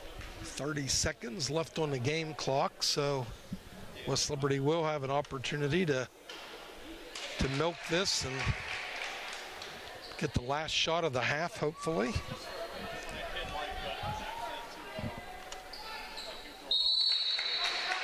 And McDaniel's made them both, but wiped that second one off. Trail official caught Michaela Thomas with a violation. Nullifies the free throw and keeps the score 38-25. Bailey Smith getting instructions from Coach Cooper as she walks it across the timeline. Bailey was so good her freshman year in this situation. And they're running out the trap. They can't get it. 10 seconds to go. Julian. 5 seconds. Thomas in the corner for 3. That girl, Grace Falk. Welcome back, Grace Falk. Honest to goodness, I don't want to say all she does is shoot 3-pointers because she does a lot more, but she shoots 3-pointers really well, Coach. And the biggest lead of the half, and she plays a little over 2 minutes and gets 8 points. All right, well, we got one half of basketball in here in the books. 41-25 Hilltoppers. Just quick thoughts here, Coach? I think West Liberty's defensive pressure has forced enough turnovers, and it's probably the first time all season they've shot 40% in a half. It's just been a tough year shooting the basketball, but you force turnovers, you shoot over 40%, and you go in with 16-point lead. Yeah, it's very rewarding to start seeing the basketball go through the hoop. Okay, well, tonight's halftime is brought to you by Day and Night Heating and Air. We'll be back to take a look at the first half numbers and get you ready for second half action. Glad you're with us. This is Hilltopper Basketball on Topper Station and the MEC Digital Network. Hi, I'm Heather, and a little thing I love about the Chick-fil-A chicken sandwich is getting the perfect bite. It's probably not the first bite, it's the second or the third, with the juicy chicken and the delicious pickle. The bite with the pickle is it. I mean, that is like the magic combination. Where are you going? The store in West Liberty. The store is open 7 days a week with daily lunch specials, hot food and cold sandwiches, Patsy's Pizza, and a wide selection of chips, pop, and other snacks, as well as household goods and hygiene products. We've also got a wide selection of beer and an ATM. Stop on in and check out the store, located at the top of the hill in the town of West Liberty, a proud supporter of Hilltopper Athletics. Grab a meal at the Dirty Dog Tavern. Located at the top of the hill in West Liberty, Dirty Dog Tavern offers a family-friendly atmosphere with a full menu as well as adult beverages. Catch the game during weekday happy hours, play games like darts or pool, or enjoy the deck with your family and friends. Open Monday through Saturday at 4 p.m. and Sunday from noon to 8. Come to the Dirty Dog Tavern in the town of West Liberty, a proud supporter of Hilltopper Athletics. All right, now you're just like Danny, huh? They'll probably never know about his thousands of hours of on-the-job training. Here you go, Daddy. Or that he spent as much time in the classroom as someone with a master's degree. You and I know he's one of the experts when it comes to electricity, part of a team committed to doing the job right. They call him Dad. You call him the electrician right down the street. IBEW, the power professionals in your neighborhood.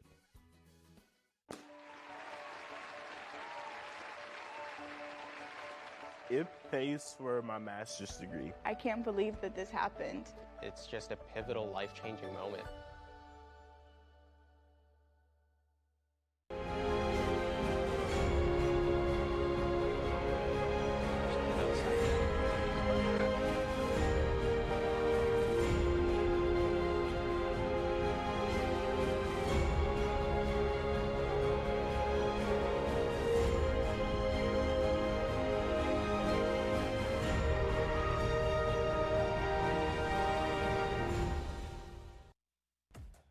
What are you working for?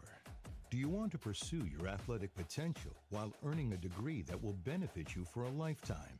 Do you want to play at the highest level in your sport? Do you want to be a champion? That's what the proud members of the Mountain East Conference are advancing toward every day. Providing opportunities and pursuing excellence. The Mountain East Conference.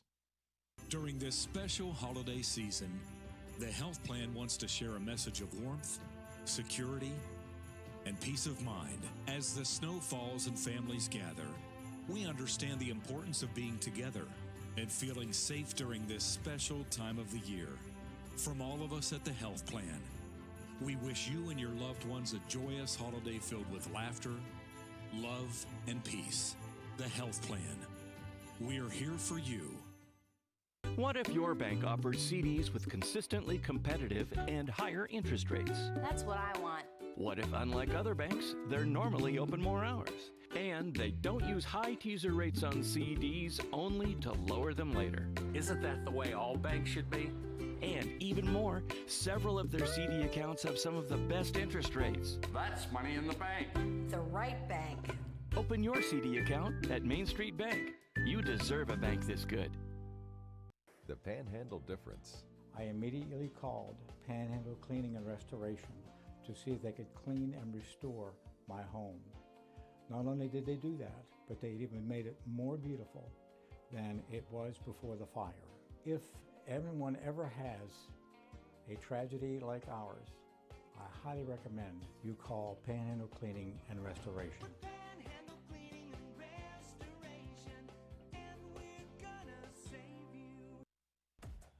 What are you working for? Do you want to pursue your athletic potential while earning a degree that will benefit you for a lifetime? Do you want to play at the highest level in your sport? Do you want to be a champion? That's what the proud members of the Mountain East Conference are advancing toward every day. Providing opportunities and pursuing excellence.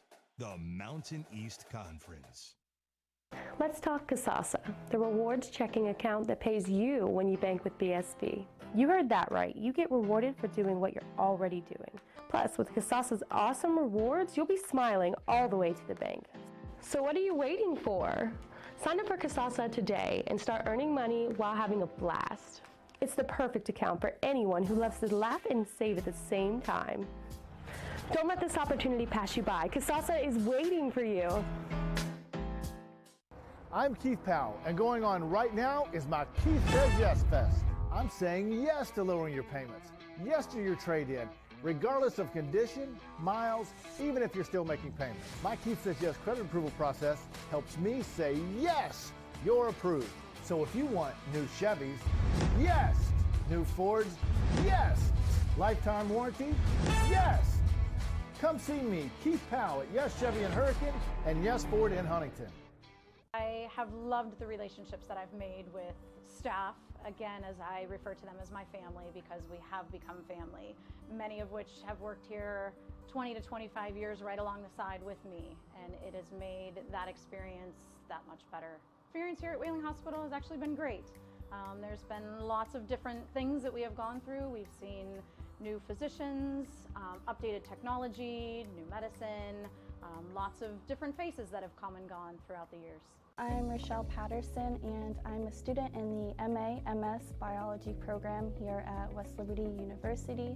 Here in this program, students study advanced biological concepts that are specific to their research area and also able to conduct their own research under supervision of faculty here on campus. I hope to pursue a career in biological research where I can apply the skills that I've been taught here in the field.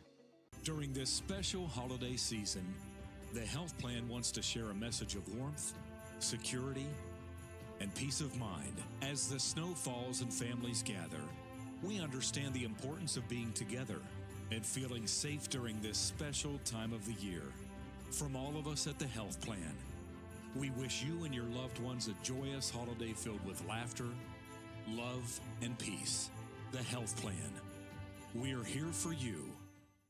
What brought me to Reynolds was the usability of all of the doctors that are using my chart. So everybody can see everything, so you don't have to tell each doctor what's going on. It's all ready in front of them and they're ready to go with your appointment. Overall with Reynolds, the doctors are fantastic, nurses are great, they've got a great atmosphere here. Everybody is honestly a delight to work with from the time I make it from registration to my appointment and wrapping me up to send me out the door. My name is Megan Chambers and I'm a patient at WVU Medicine, Reynolds.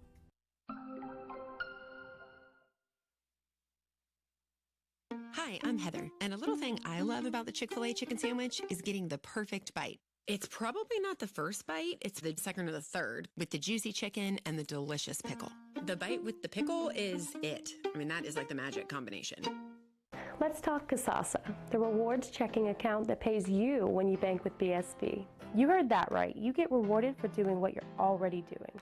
Plus, with Kasasa's awesome rewards, you'll be smiling all the way to the bank. So what are you waiting for? Sign up for Kasasa today and start earning money while having a blast. It's the perfect account for anyone who loves to laugh and save at the same time. Don't let this opportunity pass you by. Kasasa is waiting for you. During this special holiday season, the health plan wants to share a message of warmth, security, and peace of mind. As the snow falls and families gather, we understand the importance of being together and feeling safe during this special time of the year. From all of us at the health plan, we wish you and your loved ones a joyous holiday filled with laughter, love, and peace. The health plan. We are here for you. What if your bank offers CDs with consistently competitive and higher interest rates? That's what I want. What if, unlike other banks, they're normally open more hours? And they don't use high teaser rates on CDs only to lower them later. Isn't that the way all banks should be? And even more, several of their CD accounts have some of the best interest rates. That's money in the bank. The right bank. Open your CD account at Main Street Bank. You deserve a bank this good. I'm Keith Powell, and going on right now is my Keith Says Yes Fest. I'm saying yes to lowering your payments, yes to your trade-in, regardless of condition, miles, even if you're still making payments. My Keith Says Yes credit approval process helps me say yes, you're approved. So if you want new Chevys, yes. New Fords, yes. Lifetime warranty, yes. Come see me, Keith Powell at Yes Chevy in Hurricane and Yes Ford in Huntington. What if your bank offers CDs with consistently competitive and higher interest rates? That's what I want. What if, unlike other banks, they're normally open more hours? And they don't use high teaser rates on CDs only to lower them later. Isn't that the way all banks should be?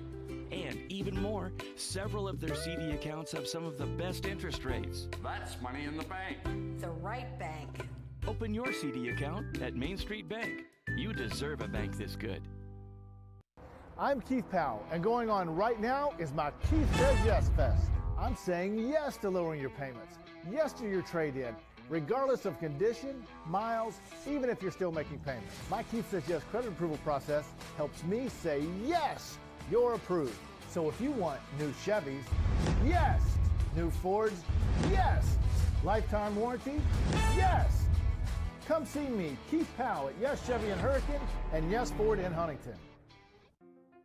From the long-lasting and reliable heating and cooling systems we send out the door, to the friendly and knowledgeable dealers who go the extra mile. With a no-hassle replacement limited warranty, you can trust Comfort Maker to deliver outstanding service and performance, keeping you a step ahead with advanced technology and exceptional comfort. Contact Mountain Air Heating and AC at mountaineerhvac.net. Disasters happen. Pick the team that takes care of them all. Powered by offices in Wheeling, Morgantown, and Pittsburgh, Panhandle Cleaning and Restoration is ready to handle any size emergency at a moment's notice. We have the right people, knowledge, and equipment to respond 24 hours a day. I'm Ben Hallett. When disaster strikes your home or business, tell your insurance provider you prefer the restoration company the Hilltoppers call, Panhandle Cleaning and Restoration. And back inside the ASRC with the West Liberty women in control, 41-25. Coach, let's take a look at those day and night heating and air halftime numbers. Well, the big numbers, which we talked about before we took the break at halftime, is West Liberty's forced 13 turnovers. They're both shooting about the same percentage. West Liberty 41.4, Notre Dame 39.1. The difference is West Liberty's connected from deep 8 times, Notre Dame only once, so they added 7 extra points there on the 3-point field goals. West Liberty 9 for 12 at the free throw line. Notre Dame only 6 for 10, so you pick up a couple points there, and that's pretty much the difference in the game. Probably the story of the first half was Grace Falk's return, first time hitting the court this year after battling an injury the entire preseason, and all she does is come in and play 2 minutes and score 8 points, including a big 3 at the buzzer here. So yeah, talk about efficiency, right? Yeah, talk about efficiency. But Bailey Smith hit 3 threes, has 11 points to lead West Liberty. And for Notre Dame, Weathers with spin moves and jump hooks in the paint has also accounted for 11 points. But West Liberty, they've just been a little bit more efficient because they've knocked down 8 3-point field goals, and hence a 41-25 lead at the half. Well, and again, and no surprise with Weathers, you know, we knew what to expect from her after the big game that she had at Wheeling, 21 points, 15 rebounds. But, and getting back to your point about Grace Falk, so good to see her back on the court and moving well again, healthy again, and, of course, making threes, which is what she does. Yeah, and she was in a boot for the longest time, so she hasn't had much playing time, but that's why I think it was so important that she was cleared to play tonight. You get out there, you run around, make a couple shots, which she has, and then you go break for Thanksgiving, and you have just a little bit more time to acclimate your body. and get ready for that last conference push before Christmas. So. Yeah, well, it looks like the players are back on the court. And there's the whistle. We're getting ready for the Chick-fil-A third quarter, and we are underway. Bailey Beckstedt with a basketball for the Hilltoppers.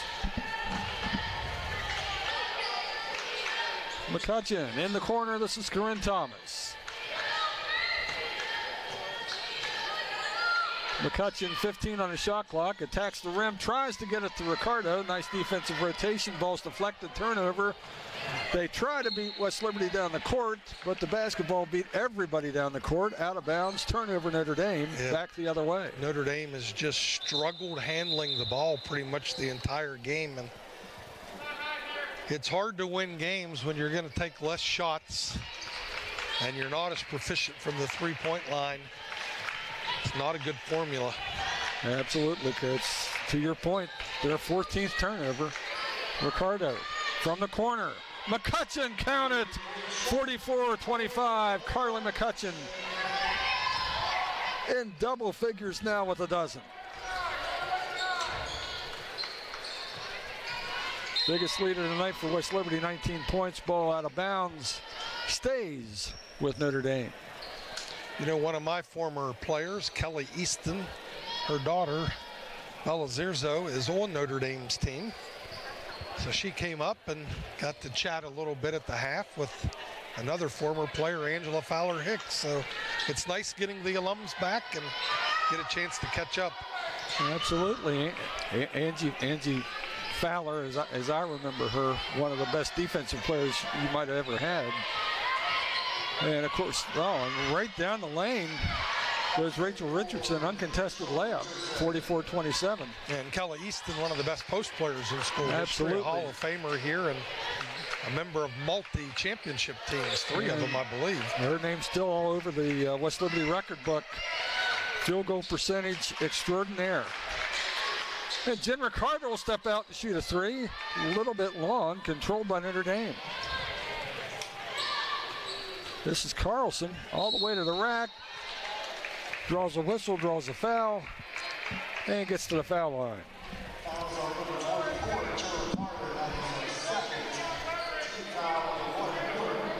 And that foul will go against Jenna Ricardo, her second, team first.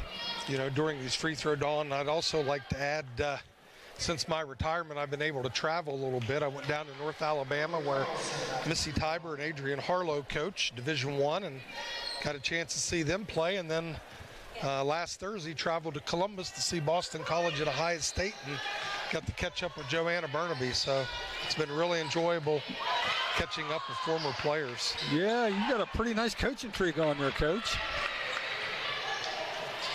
And Ricardo saves it, but it's intercepted by Notre Dame. Quickly the other way. Contested shot. Doesn't get anything, but the Falcons still have it. They try the short, quick pass underneath. Out of bounds. Hilltoppers take over following another Falcon turnover. Yeah, Notre Dame's up to 15 on the day. Night.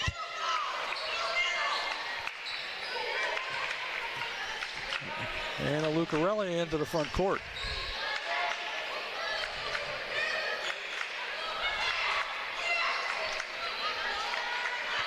Corinne Thomas. Lucarelli penetrates, quick pass. 5 shot clock. And Corinne Thomas spreads the needle. She loses the assist, but Ricardo picks up an offensive rebound, a putback, and she'll go to the line to try to put together a 3-point play. Corinne with the no-look dish threaded that needle, and unfortunately Jenna couldn't knock the first one down, but stayed with it and now has a chance to add a point to the total. Absolutely. 46-28 Hilltoppers. Ricardo at the line. Around and out. Score remains 18-point lead for West Liberty. St. John, left-handed, blocked by Ricardo, recovered by Corinne Thomas. In transition, beats everybody down the floor. It's Carly McCutcheon, biggest lead of the night, 48-28 Hilltoppers by 20. Corinne does get the dime that time with another no-look pass. Carly runs the court hard and gets a layup. Yes, she does. Good to see the runners rewarded. Third foul on Jenna Ricardo. And second on the Hilltoppers here in the Chick-fil-A third quarter. Baseline inbounds for Notre Dame. The lead up to 20. Anchor off the glass, won't go. McCutcheon rebound. Finds Bailey Smith in the front court. Bailey with the spinorama. Acrobatic finish, somehow gets it to go. 50-28. Bailey Smith. Well, the spin move is one of the biggest thing in her repertoire, and that's the one thing that with the leg I think is going to take a little bit longer to get back, more mentally maybe than physically. Yes. To trust the body, but Bailey up to 13 points on the night.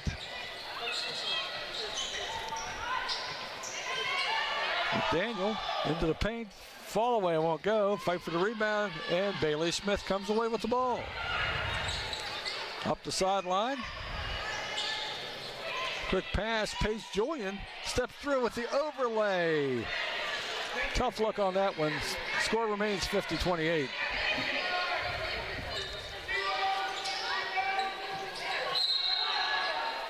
And bodies on the floor and a whistle.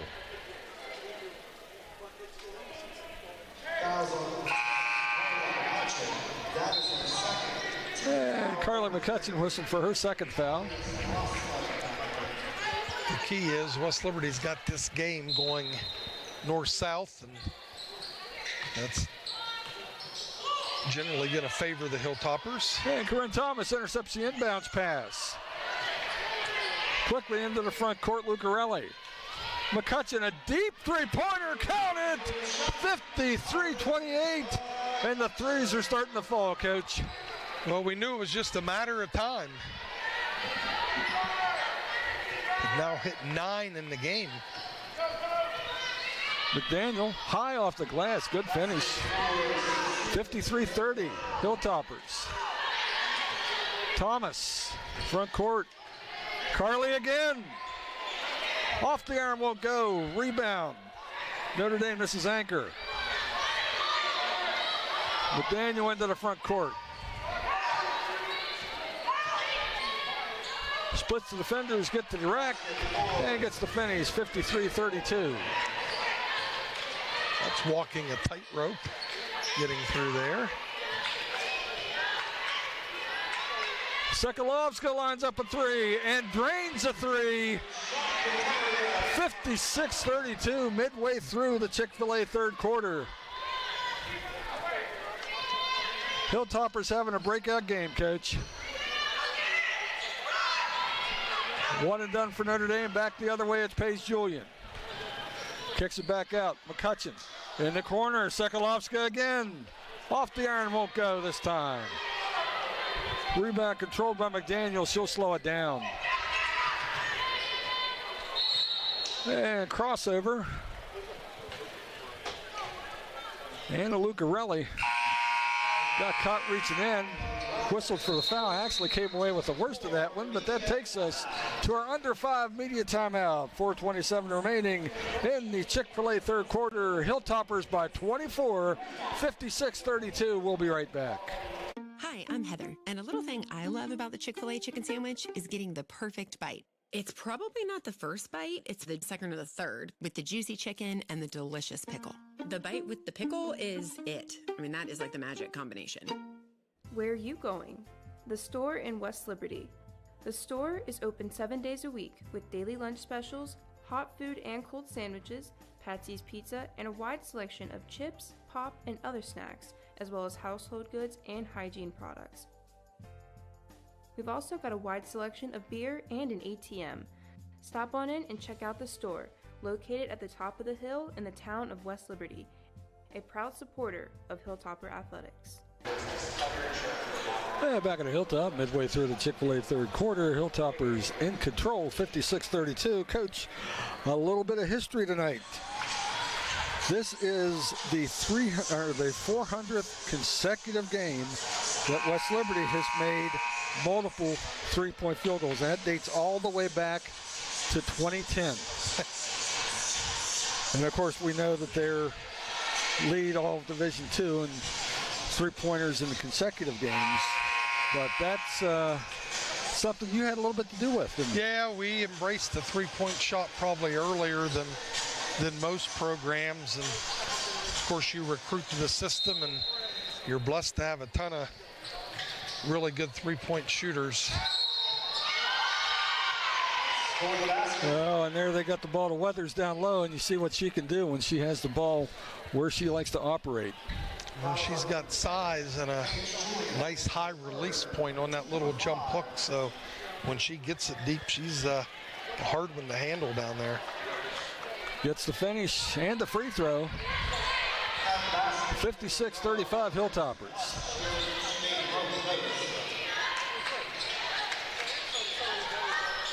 Corinne Thomas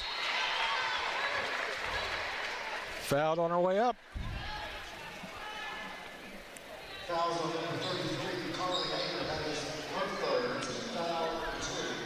Third foul on Anchor, second on Notre Dame here in the third quarter.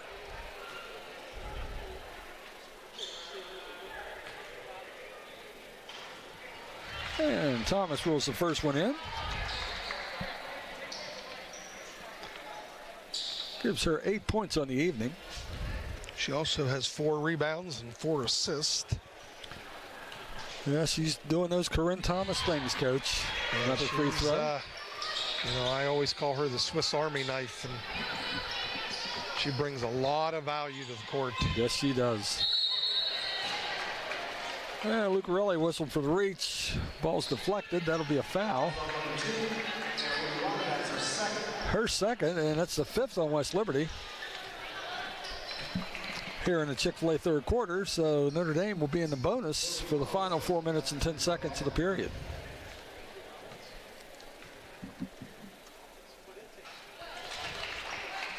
Lily Carlson gets the first one to go down.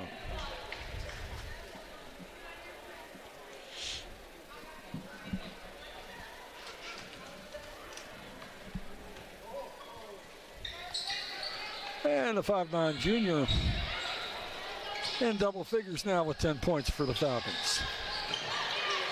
And Sekalovska looking for help. Finds it on the sideline of Bailey Smith. Bailey dribbles out of the trap. Down the lane. Contact. They're going to wipe off the layup and call the foul on the way in. You know, the basket didn't count because they called the foul on the floor, but it was really nice to see Bailey stride out there. Nice, comfortable finish with the left hand if they wouldn't have blown it dead. Yeah, you can just see her growing more confident. Oh, and the rim spits out a Corinne Thomas three-pointer. Falcons back the other way. McDaniel into the paint, throws one up off the iron, no good. Paige Julian battles through traffic. Hilltoppers with numbers. In transition, Thomas tries to go up for the shot, and she's fouled. And back to the line for Corinne Thomas.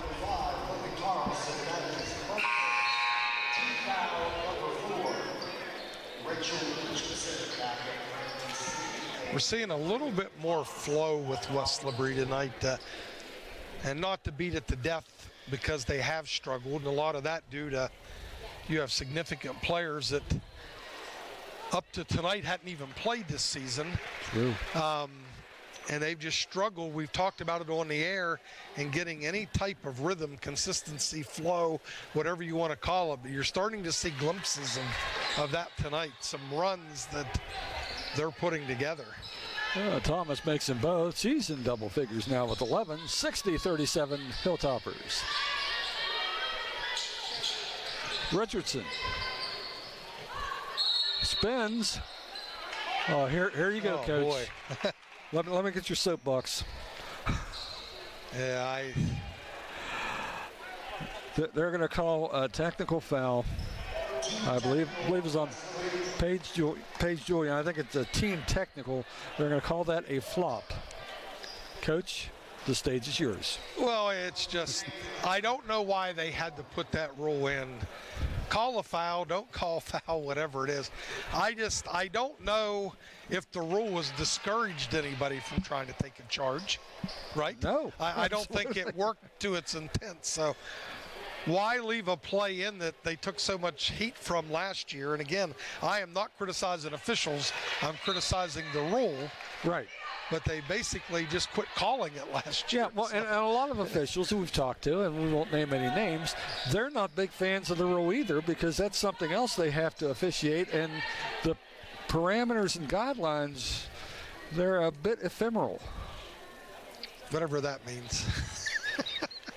I slept with a dictionary last you night. Also said, I knew we had a game. You also said dispossessed tonight. That was a new term for me in a basketball game. That's a soccer term, Coach. I knew you'd love that. Yeah. We're not playing on the pitch, Mr. Clegg. And a deep three-pointer won't go. Rebound, Hilltoppers. Sekalovska gets it across. And a collision. I think they banged heads there, Coach. Carly Anchor and Hilltoppers Anna Lucarelli, and yeah, I think they're. I think Anna's forehead probably collided with the defender's teeth. Maybe. Yeah, I think you're right. So where's Ferdy Pacheco when you need him? I do know that name. Yes, there. Yeah. Well, we're old, so we would. But and Anna Lucarelli being helped off the field or off the court, and certainly our best wishes go with her. Though she'll be taken care of. West Liberty, outstanding athletic training program.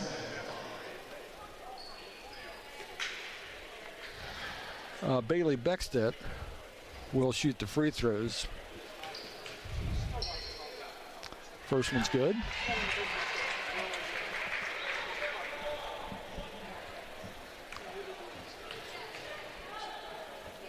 As is the second one. 62-38 West Liberty. 2:57 remaining in the Chick-fil-A third quarter.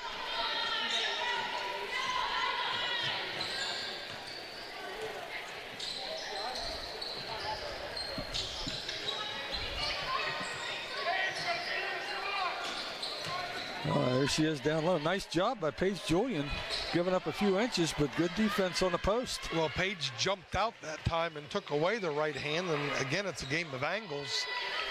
She couldn't get her extension to get the ball in the glass. Beckstedt down the lane, high off the glass, tipped around and controlled by Notre Dame. Quickly down the court. This is Carlson, blocked, and we have a jump ball. And the arrow favors Notre Dame. It'll stay at this end of the court.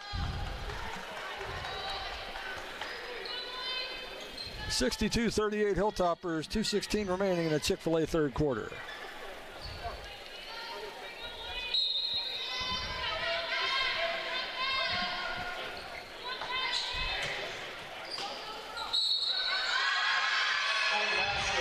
Hard to stop when they get them that low. Well, every time that she's been able to get her right shoulder outside of the defender, she just has a very natural extension on that little jump hook, and she uses the glass effectively. And you're right, when she gets it deep, if you cannot take away that right, she's going to score. And she rattles home the free throw. And I believe that will put her at 19 points on the evening. Into the front court, Beckstedt all alone. Jenna Ricardo, the easy bunny, 64-41. Under 2 minutes to go in the third quarter. Good job advancing the ball against the press, threw over top of it, and Jenna gets her easiest basket.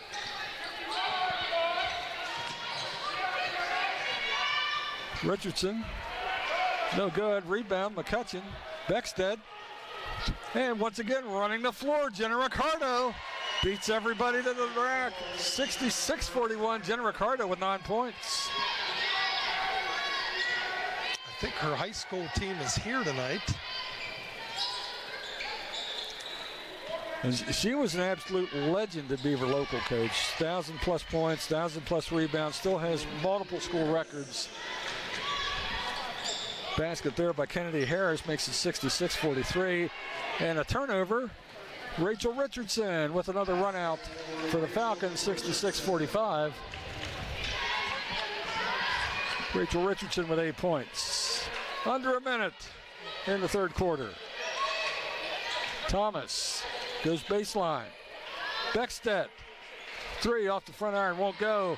Ball's tipped around, fought for, and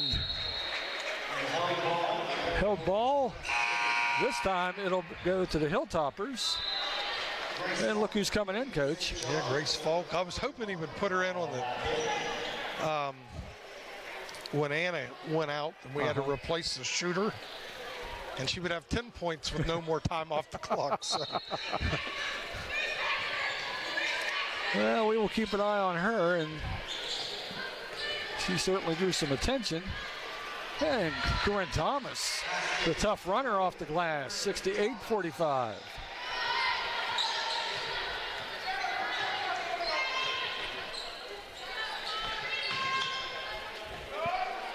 Richardson bluffs a 3. St. John, layup, count it. Natural lefty. Yes, nice move by the 5'9" junior. West Liberty will play for 1 here. If I was Notre Dame, I would be looking for that girl. McCarley, McCutcheon for 3, won't go. Rebound Notre Dame, 2-1. There's the buzzer, good if it goes, and it went. Count the 3-pointer for Kennedy Harris. And we have put 3 quarters of basketball in the books. Hilltoppers lead 68-50. You're watching West Liberty basketball on Topper Station and the MEC Digital Network. Grab a meal at the Dirty Dog Tavern. Located at the top of the hill in West Liberty, Dirty Dog Tavern offers a family-friendly atmosphere with a full menu as well as adult beverages. Catch the game during weekday happy hours, play games like darts or pool, or enjoy the deck with your family and friends. Open Monday through Saturday at 4 p.m. and Sunday from noon to 8. Come to the Dirty Dog Tavern in the town of West Liberty, a proud supporter of Hilltopper Athletics. All right, now you're just like Danny, huh? They'll probably never know about his thousands of hours of on-the-job training. Go, Daddy. Or that he spent as much time in the classroom as someone with a master's degree. You and I know he's one of the experts when it comes to electricity, part of a team committed to doing the job right. They call him Dad. You call him the electrician right down the street. IBEW, the power professionals in your neighborhood. And back on the hilltop, West Liberty women in control, 68-50, heading into the health plan fourth quarter, back to live action. You know, this game was on the verge of being completely over 3 minutes ago, and Notre Dame somehow has clawed themselves back in here. And as you said, Coach, Lily Carlson spins her way to the hoop, gets it to go, draws a foul. This is the closest they've been since the half. Yes, it is. Second foul on Bailey Smith, obviously the first here just 12 seconds into the health plan fourth quarter. Free throw goes, and it's a 15-point game, 68-53. Notre Dame pressure. Smith splits 2 defenders, crosses midcourt, into the corner, open look. Jenna Ricardo out high. Bailey Beckstead, back to Bailey Beckstead. She'll launch a 3 off the iron. Nice rebound by Jenna Ricardo, gets it back out. Corinne Thomas for 3, in and out, won't go. Beckstead with the offensive rebound. Into the corner, Corinne Thomas, front iron won't go, follows her own shot, gets it back. Back out to Carly McCutcheon. This is Bailey Smith, Ricardo, Beckstedt, McCutcheon, deep three-pointer won't go. Tipped away, and A lot of possessions there, Coach.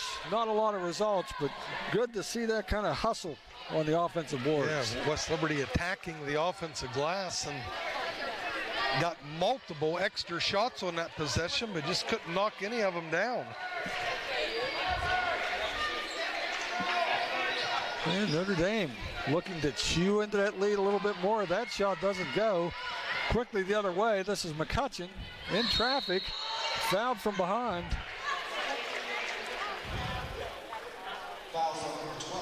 That's number 12, Kennedy Harris. Her first, team first, here in the Health Plan fourth quarter.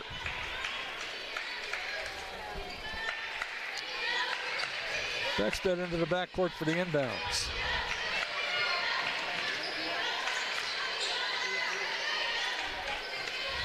Bailey Smith.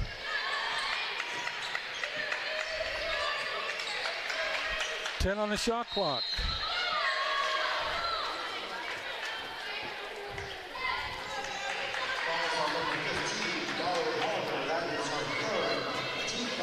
Mallory Hollinger whistled for the foul. Her third, team second. Game's starting to get a little bit more physical as Notre Dame's playing with some desperation here.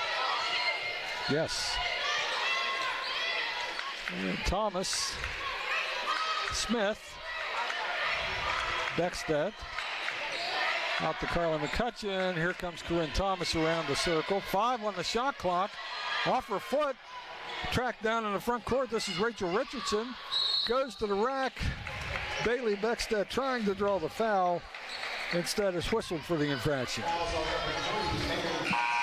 That'll send Rachel Richardson to the line for 2 free throws, and probably Bailey Beckstead to the bench with their 4th personal foul. You know, one of the keys for Notre Dame to claw somewhat back into this game is they've only had 3 turnovers since halftime, as they struggled mightily handling the ball early. Yes, they really cleaned that up. And one of those turnovers, I believe, was on the first play of the second half. So yeah, it was.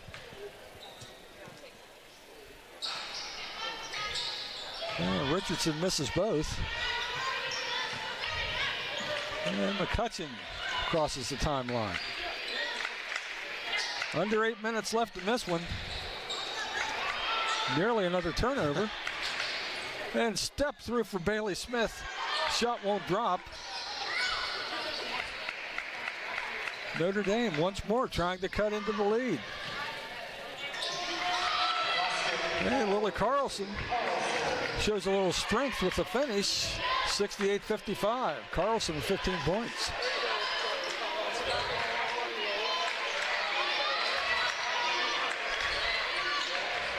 Thomas. Bailey Smith quickly down low. This is McCutcheon. Works to the rim. Finishes at the rim. Basket stops the bleeding just a bit. 70-55. 15-point lead for West Liberty. Richardson tried to get the inside hand layup to go. Couldn't get it. Bailey Smith walks right down the lane. She's fouled.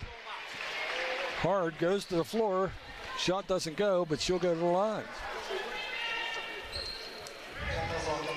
A lot of end-to-end action here, Coach. Yeah, and that's the way West Liberty wants to play. And when they can force quick misses and secure the board, they've been able to generate numbers in transition, and that usually has a pretty good result because they can space shoot. West Liberty's got 3-point shooters, and they spot up, which opens up driving lanes. First one's good for Bailey Smith. West Liberty pushes it back up to a 16-point lead as Notre Dame had cut it to 13, which is the closest they had been since midway in the second quarter. And Bailey makes them both, puts her at 15 on the night, and restores a 17-point lead for the Hilltoppers, 72-55. We're under 7 minutes.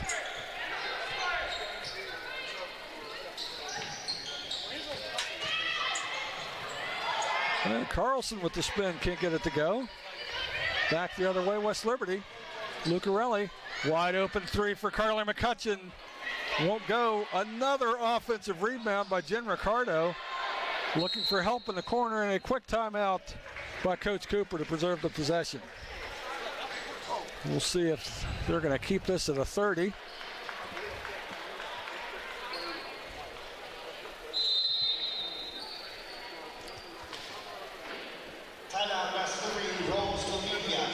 And they will make it a media timeout. So we will take it with them. With the score 72-55, we'll be right back. During this special holiday season, the health plan wants to share a message of warmth, security, and peace of mind. As the snow falls and families gather, we understand the importance of being together and feeling safe during this special time of the year. From all of us at the health plan, we wish you and your loved ones a joyous holiday filled with laughter, love, and peace. The Health Plan. We're here for you. What are you working for? Do you want to pursue your athletic potential while earning a degree that will benefit you for a lifetime? Do you want to play at the highest level in your sport? Do you want to be a champion? That's what the proud members of the Mountain East Conference are advancing toward every day. Providing opportunities and pursuing excellence. The Mountain East Conference. And back on the Hilltop, West Liberty women lead Notre Dame 72-55, 6:35 remaining in the Health Plan fourth quarter. Glad you're with us. Don Clegg here with the coach Lynn Ullum. Coach, at what point does West Liberty think about starting to milk the clock just a touch here coming down the stretch? I don't know if they will, meaning the way that they're built to score is get it out in transition. But in answer to your question, once you get under like 4.5, if you're setting double digits, you're going to be more patient.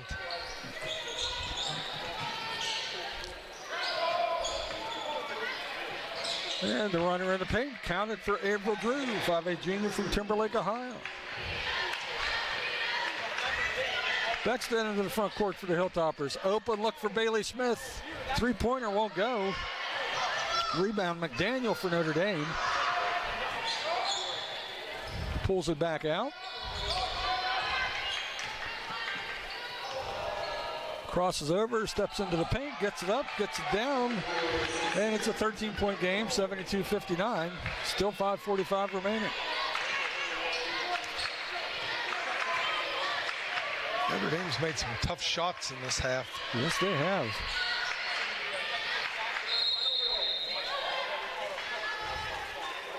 And fighting for position in the paint, there's a whistle.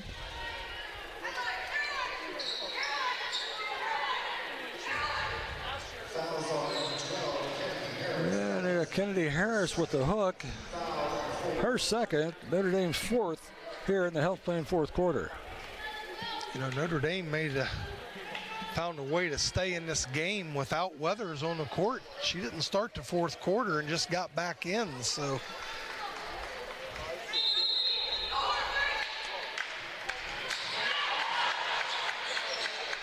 Ball comes in deep to Corinne Thomas. Into the paint. Nice feed to Ricardo, who draws the foul and finishes. Jen Ricardo in double figures. She'll look to add to that as she goes to the line. Yeah, Jen's working on a double-double here. She also has 8 rebounds in this game. So, but it's all set up by the threading the needle again by Corinne Thomas, which she's done multiple times this game. And she's attacked off the dribbler and found some teammates some easy opportunities. Yeah, I believe that's Corinne's 5th assist. Ricardo's free throw won't drop. Score remains 74-59. Falcons into the front court. They are trying to look down low to Weathers. And so we see why. 74-61. She gets that arm outside of the defender. It's going in. Beckstead splits defenders. Open look. Corinne Thomas. Boom with the three-pointer. That was nice to see. Very timely. 77-61 West Liberty. Yeah, good find by Bailey that time. Yeah, Weathers says, yeah, I could make 16-footers too. Starting to rack up the points, 77-63 into the corner. Thomas drives to the paint. Ricardo kicks it back out. Open look for Carly McCutcheon. Great ball movement. Won't drop. Weathers with the rebound for Notre Dame.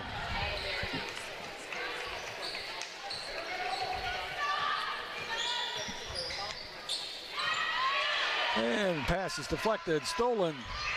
Beckstedt with the ball. In the corner, Bailey Smith for three. Won't go, fight for the rebound. And coming out of the pack, this is Nadia Jackson for Notre Dame, running the floor. Carlson blocked by Carly McCutcheon. Hits the baseline, it'll stay with the Falcons. Good job by Carly there to make up the transition deficit and get the block. Takes us to our under 5 media timeout with 4 minutes and 5 seconds remaining in the Health Plan fourth quarter. Your score, West Liberty 77, Notre Dame 63. You're watching Hilltopper Basketball on Topper Station and the MEC Digital Network. What if your bank offers CDs with consistently competitive and higher interest rates? That's what I want. What if, unlike other banks, they're normally open more hours? And they don't use high teaser rates on CDs only to lower them later. Isn't that the way all banks should be? And even more, several of their CD accounts have some of the best interest rates. That's money in the bank. The right bank. Open your CD account at Main Street Bank. You deserve a bank this good. The Panhandle difference. I immediately called Panhandle Cleaning and Restoration to see if they could clean and restore my home. Not only did they do that, but they even made it more beautiful than it was before the fire. If everyone ever has a tragedy like ours, I highly recommend you call Panhandle Cleaning and Restoration.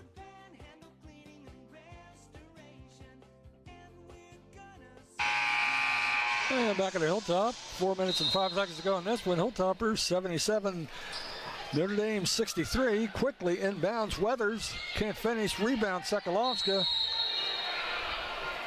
And a foul.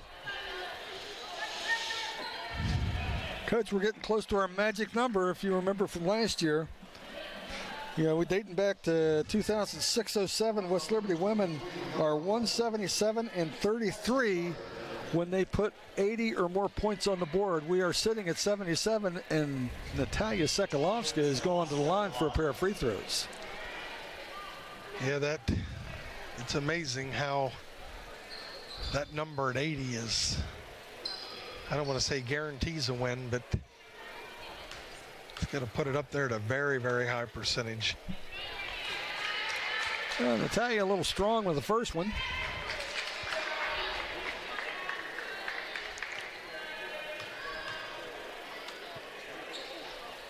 And that one spits back out. Richardson. And down low, that girl again. Tough to stop. Noelle Weathers, 77-65. It's a 12-point margin. McCutcheon, Thomas. Julian kicks it back out. Right side, McCutcheon, crossover. Into the corner, Thomas for three. Around and out, tipped away.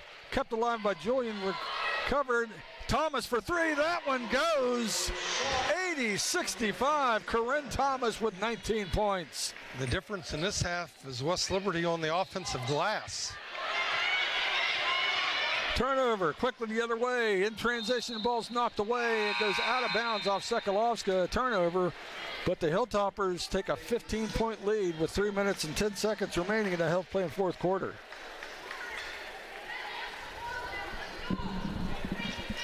In answer to your question earlier, this is where West Liberty may attempt to be a little bit more deliberate.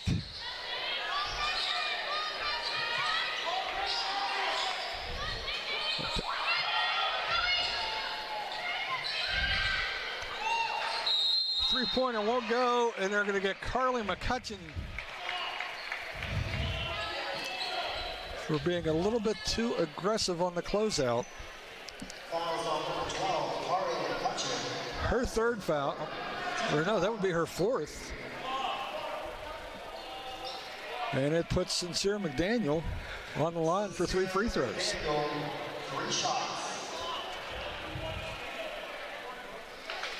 First one's good.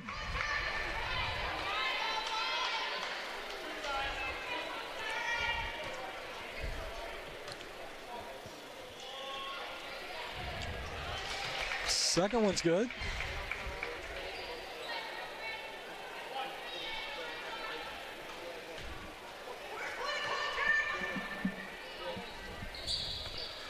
Makes all three. 80-68, I believe, yeah. Yes. 80-68. Is that the first time it's been to 12 since the midway through the second quarter? It may be. Nearly a turnover in the back court. Beckstedt. McCutcheon into the front court. Into the corner. Thomas for three. Short, won't go. Beckstedt with the rebound. Tried to get it back to Thomas. Was kicked out of bounds. That'll reset the shot clock. Hilltoppers by 12, 2:36 remaining in the Hills playing fourth quarter. West Liberty continues to pound the offensive glass after missed three-point attempts, and I don't know how many they would have picked up in this half, but it's been quite impressive. Well, they have 14 for the game, and I'm sure that's a season high.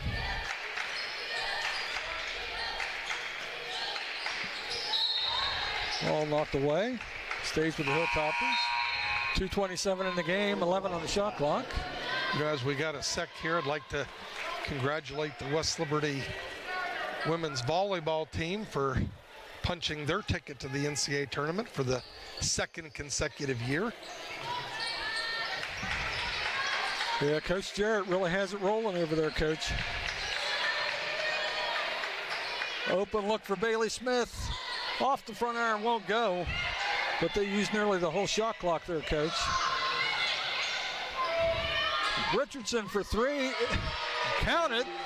And it's down to a single-digit deficit, 80-71 at the 2-minute mark.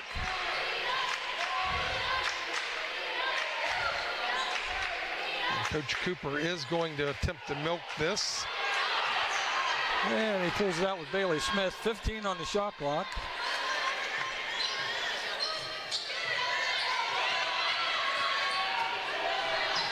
Five on the shot clock. Smith into the paint.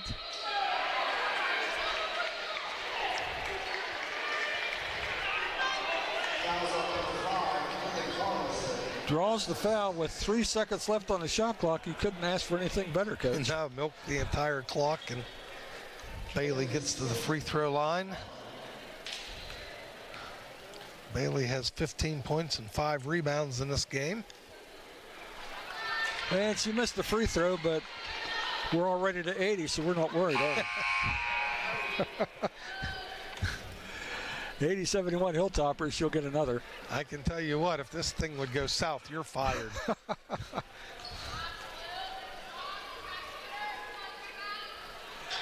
Gets it to go back to a double-figure margin. 81-71 Hilltoppers by 10, minute 37 remaining.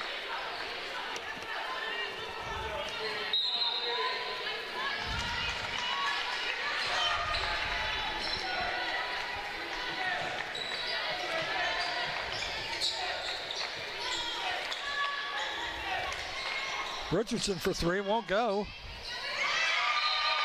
Nice rebound by Weathers. Knocks it, throws it out of bounds off of a Hilltopper. Retains possession for Notre Dame. Minute 22 to go. 15 on the shot clock. Although that will not be an issue for the Falcons. They need a lot of points in a hurry. Anchor. Steal by Bailey Smith. With the run out, count it, 83-71. It's a veteran play there to use your body to shield the defender and finish with the little scoop. Under a minute to play. Weathers spins, finishes. She's a nice player. 23 points for Weathers, 83-73. 45 seconds.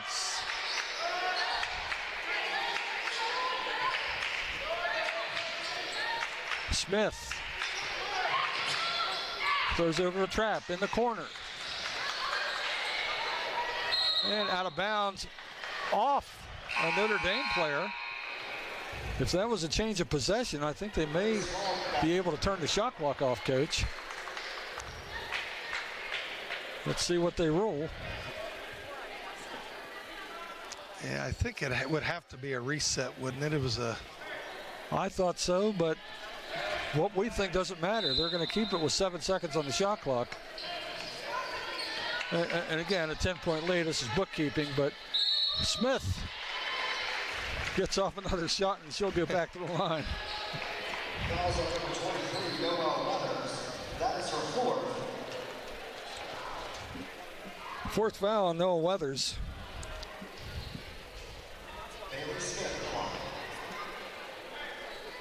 Smith to the line for a pair. She's already got 16.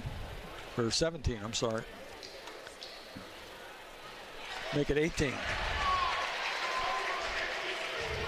Yeah, I think coming off the Salem game, you could just see that she was starting to round in the form, coach, and then just adds a little bit more to that tonight.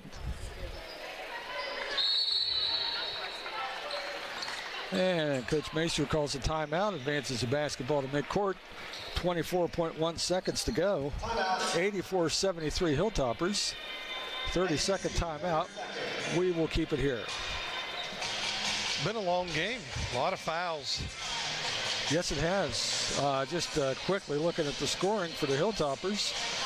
Pretty good balance. We have Carly McCutcheon, Bailey Smith, and Corinne Thomas, all with 19 points. Jenna Ricardo, 11 points, 8 boards. And Grace Falk, 8 points in 3 minutes of action. So pretty good evening for West Liberty. Good to see the shooting slump ease just a bit. You know, because they played a little bit more in positive spurts tonight. They put some possessions back to back and had some shots go down.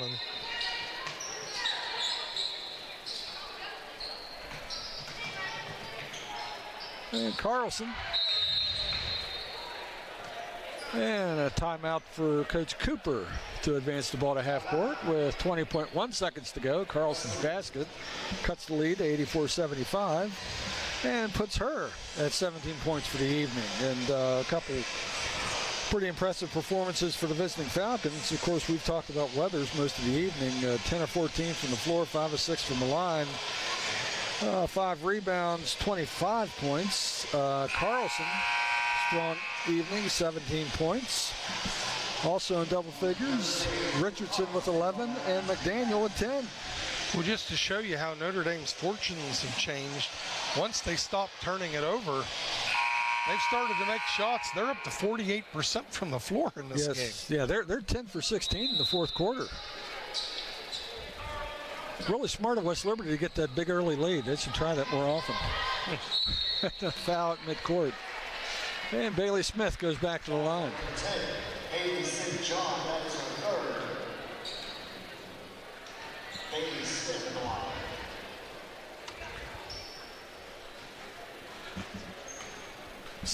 line. .3 seconds remaining in the health plan fourth quarter. This one has pretty much been decided. Hilltoppers with a 9-point lead. Smith's first free throw won't drop. She'll get another chance to hit the 20-point mark. And off the back iron. And Coach Maester with the timeout to advance the basketball. A 30-second timeout. We will keep it here, Coach. We're going to have to put rules in against this, too, from a fan's perspective. Honest to goodness. And folks, we promise you there is a men's game coming later on, so please bear with us. We will not leave until we get a final for the men's game, even if it's after midnight and we all turn into pumpkins. You know, the rule's designed to advance the ball in last-second situations to give you a chance, a team to win. Now, in defense, coaches that do this are going to claim we're prepping ourselves to run special sideline outs or whatever. So I'm not criticizing, but... No, absolutely. And another turnover for Notre Dame, and this should do it. Into the front court, Carly McCutcheon. Lucarelli, she'll pull it out. 3, 2, 1. There's the buzzer, and this one belongs to the Hilltoppers. Final score, West Liberty 84, Notre Dame 75. Final thoughts there, Coach? Just final thoughts, as we said as we opened the broadcast. As a coach or player, when you start conference play, you want to get a win going into Thanksgiving break. And trust me, from a million years of coaching, nothing's worse than losing and going to Thanksgiving, because all you do is think about the game. So mission accomplished, 1-0 in the conference, and you can go and spend time with your family and then come back and get back into conference play in a week. Well, the turkey's certainly going to taste better for Coach Cooper and his players. We'll step aside now, but we'll be back in a few minutes to bring you all the men's action with number 3 West Liberty taking on Notre Dame. This is Hilltopper Basketball on Topper Station and the Mountain East Conference Digital Network. Let's talk Kasasa, the rewards checking account that pays you when you bank with BSB. You heard that right. You get rewarded for doing what you're already doing. Plus, with Kasasa's awesome rewards, you'll be smiling all the way to the bank. So what are you waiting for? Sign up for Kasasa today and start earning money while having a blast. It's the perfect account for anyone who loves to laugh and save at the same time. Don't let this opportunity pass you by. Kasasa is waiting for you. From the long-lasting and reliable heating and cooling systems we send out the door, to the friendly and knowledgeable dealers who go the extra mile.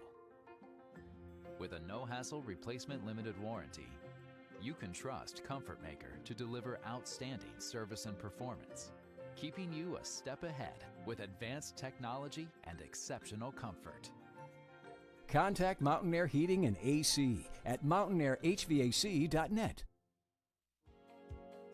Disasters happen. Pick the team that takes care of them all. Powered by offices in Wheeling, Morgantown, and Pittsburgh, Panhandle Cleaning and Restoration is ready to handle any size emergency at a moment's notice. We have the right people, knowledge, and equipment to respond 24 hours a day. I'm Ben Hallett. When disaster strikes your home or business, tell your insurance provider you prefer the restoration company the Hilltoppers call, Panhandle Cleaning and Restoration.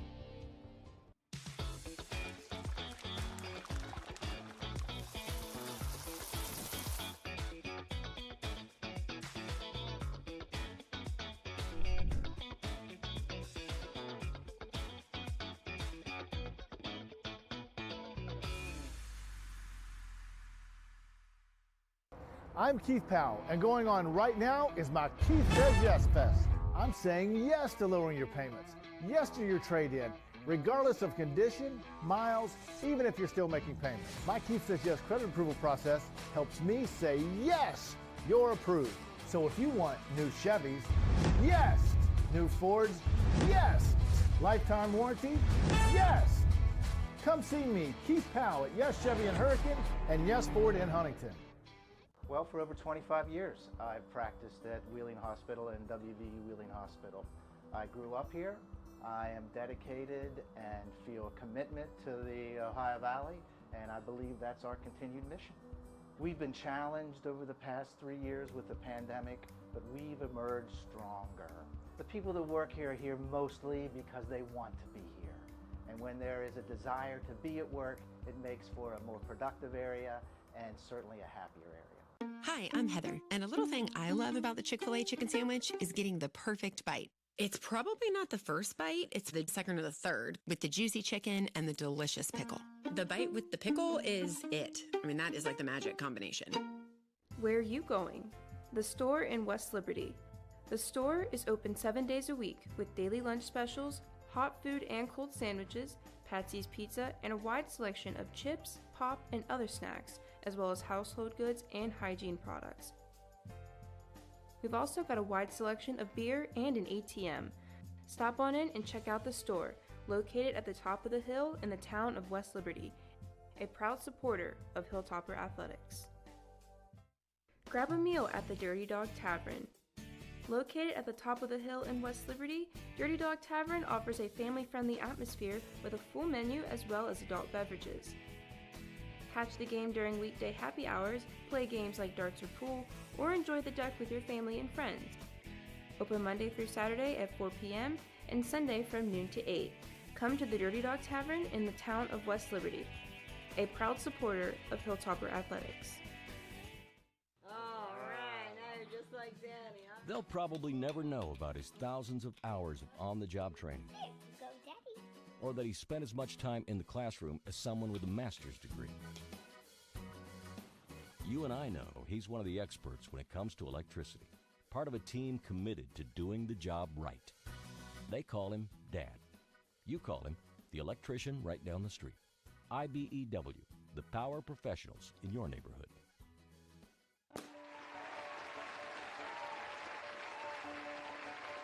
It pays for my master's degree. I can't believe that this happened. It's just a pivotal, life-changing moment.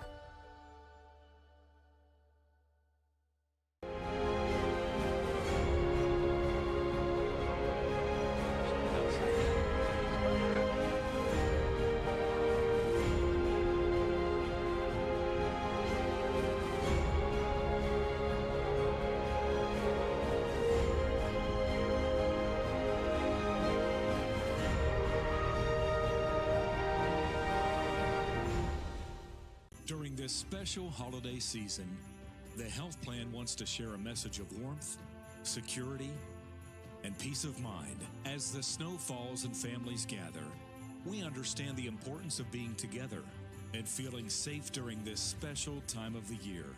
From all of us at the health plan, we wish you and your loved ones a joyous holiday filled with laughter, love, and peace. The health plan. We're here for you. What are you working for? Do you want to pursue your athletic potential while earning a degree that will benefit you for a lifetime? Do you want to play at the highest level in your sport? Do you want to be a champion?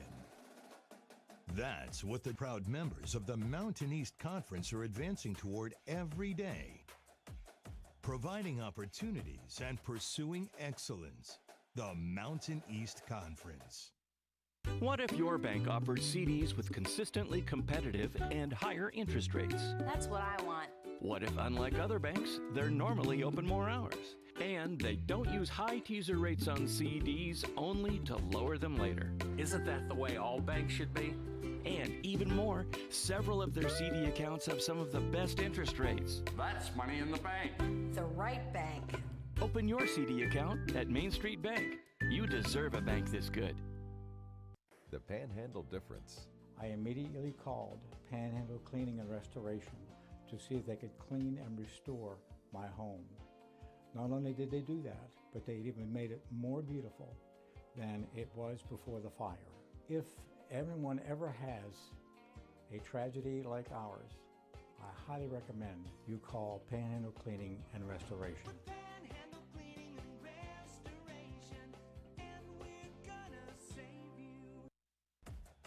What are you working for? Do you want to pursue your athletic potential while earning a degree that will benefit you for a lifetime? Do you want to play at the highest level in your sport? Do you want to be a champion? That's what the proud members of the Mountain East Conference are advancing toward every day. Providing opportunities and pursuing excellence. The Mountain East Conference. Let's talk Kasasa, the rewards checking account that pays you when you bank with BSB. You heard that right. You get rewarded for doing what you're already doing. Plus, with Kasasa's awesome rewards, you'll be smiling all the way to the bank. So what are you waiting for? Sign up for Kasasa today and start earning money while having a blast. It's the perfect account for anyone who loves to laugh and save at the same time. Don't let this opportunity pass you by. Kasasa is waiting for you. I'm Keith Powell, and going on right now is my Keith Says Yes Fest. I'm saying yes to lowering your payments, yes to your trade-in, regardless of condition, miles, even if you're still making payments. My Keith Says Yes credit approval process helps me say yes, you're approved. So if you want new Chevys, yes. New Fords, yes. Lifetime warranty, yes. Come see me, Keith Powell at Yes Chevy in Hurricane and Yes Ford in Huntington. I have loved the relationships that I've made with staff, again, as I refer to them as my family, because we have become family, many of which have worked here 20 to 25 years right along the side with me, and it has made that experience that much better. Experience here at Wheeling Hospital has actually been great. There's been lots of different things that we have gone through. We've seen new physicians, updated technology, new medicine, lots of different faces that have come and gone throughout the years. I'm Rochelle Patterson, and I'm a student in the MA/MS Biology program here at West Liberty University. Here in this program, students study advanced biological concepts that are specific to their research area and also able to conduct their own research under supervision of faculty here on campus. I hope to pursue a career in biological research where I can apply the skills that I've been taught here in the field. During this special holiday season, the health plan wants to share a message of warmth, security, and peace of mind. As the snow falls and families gather, we understand the importance of being together and feeling safe during this special time of the year. From all of us at the health plan, we wish you and your loved ones a joyous holiday filled with laughter, love, and peace. The health plan. We are here for you. What brought me to Reynolds was the easeability of all of the doctors that are using my chart. So everybody can see everything, so you don't have to tell each doctor what's going on. It's already in front of them and they're ready to go with your appointment. Overall with Reynolds, the doctors are fantastic, nurses are great, they've got a great atmosphere here. Everybody is honestly a delight to work with from the time I make it from registration to my appointment and wrapping me up to send me out the door. My name is Megan Chambers and I'm a patient at WVU Medicine, Reynolds.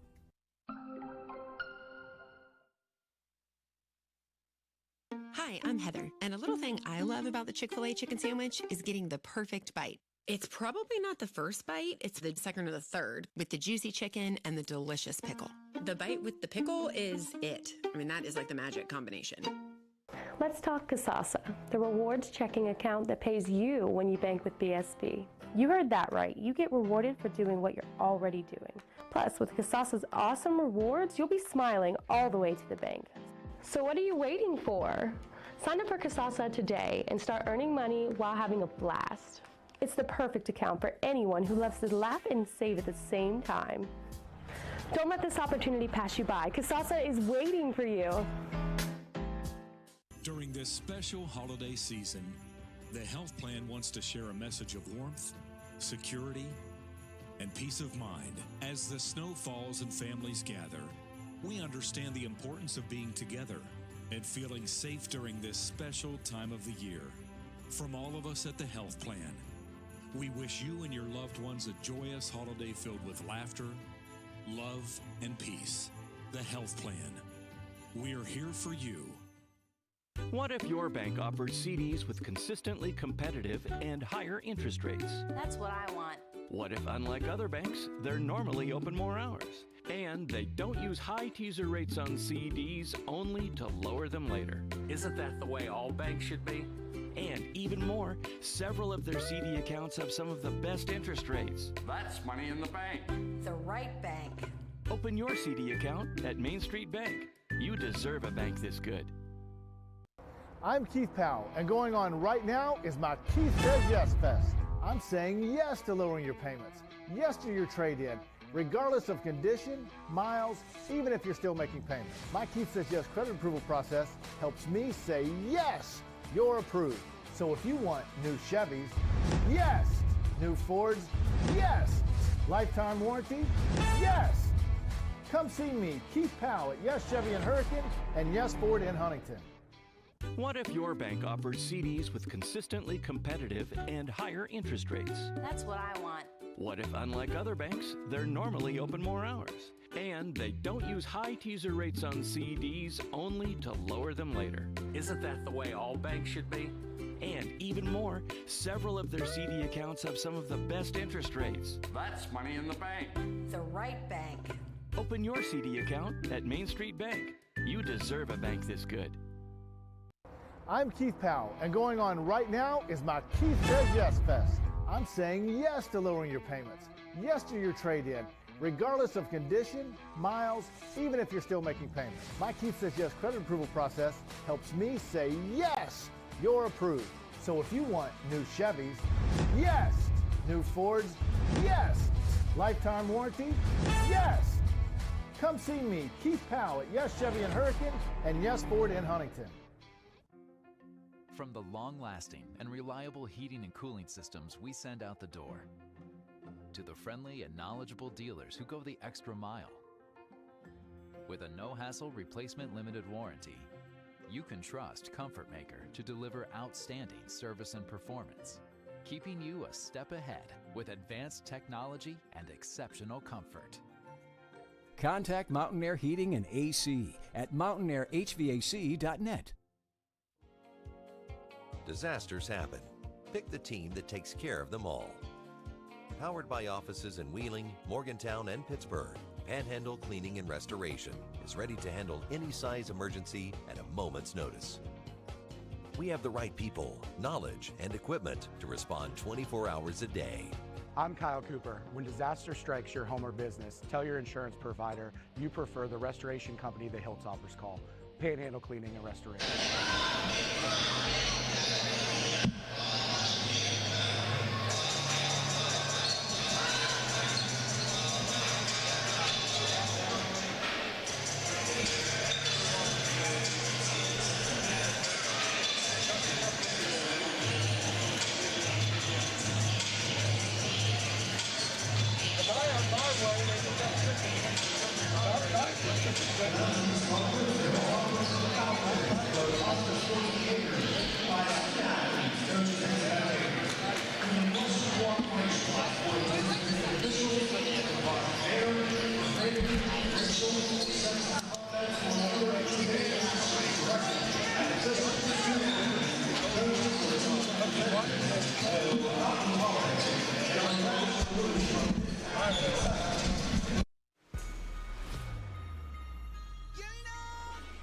Let's talk Kasasa, the rewards checking account that pays you when you bank with BSB. You heard that right. You get rewarded for doing what you're already doing.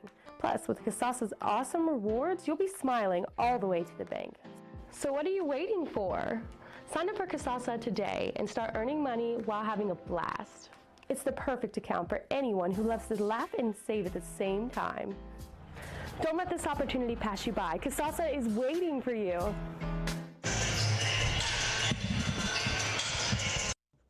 Welcome to this Mountain East Conference Digital Network and Copper Station production.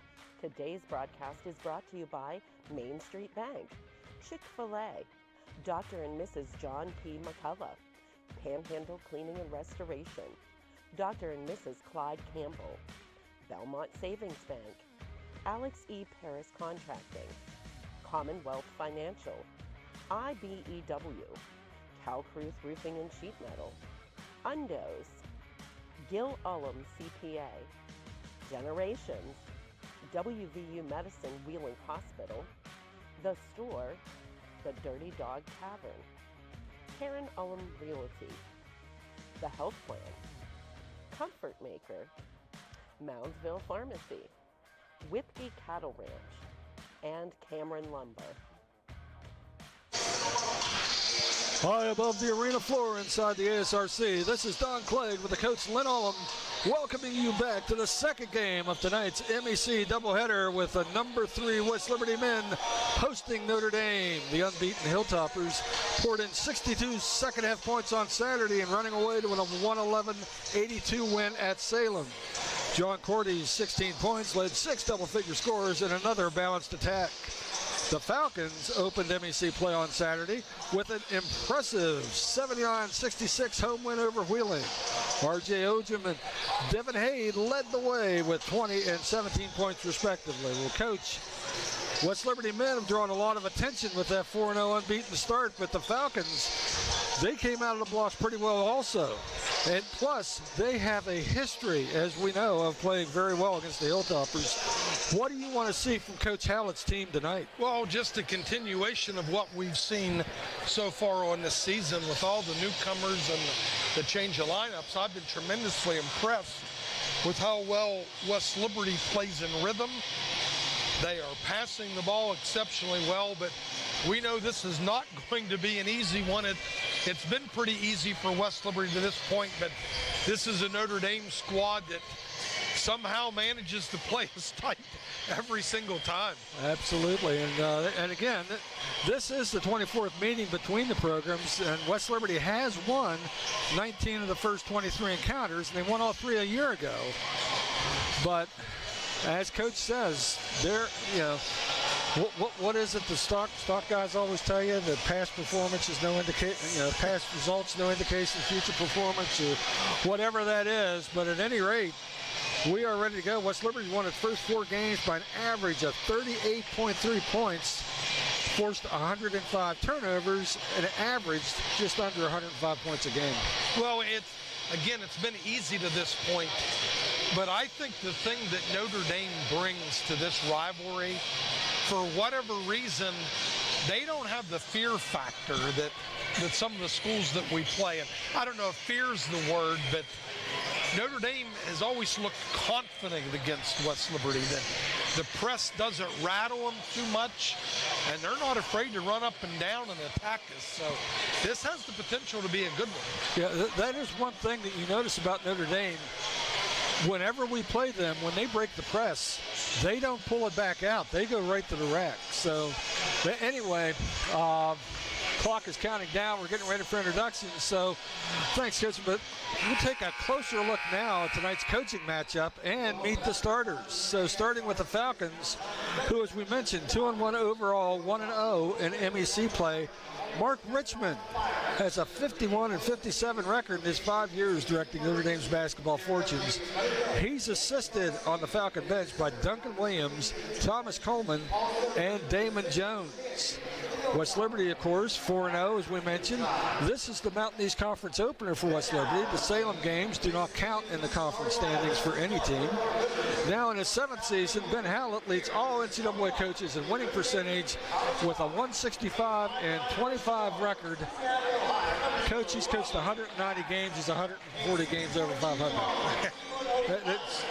What do you even say? I have no idea.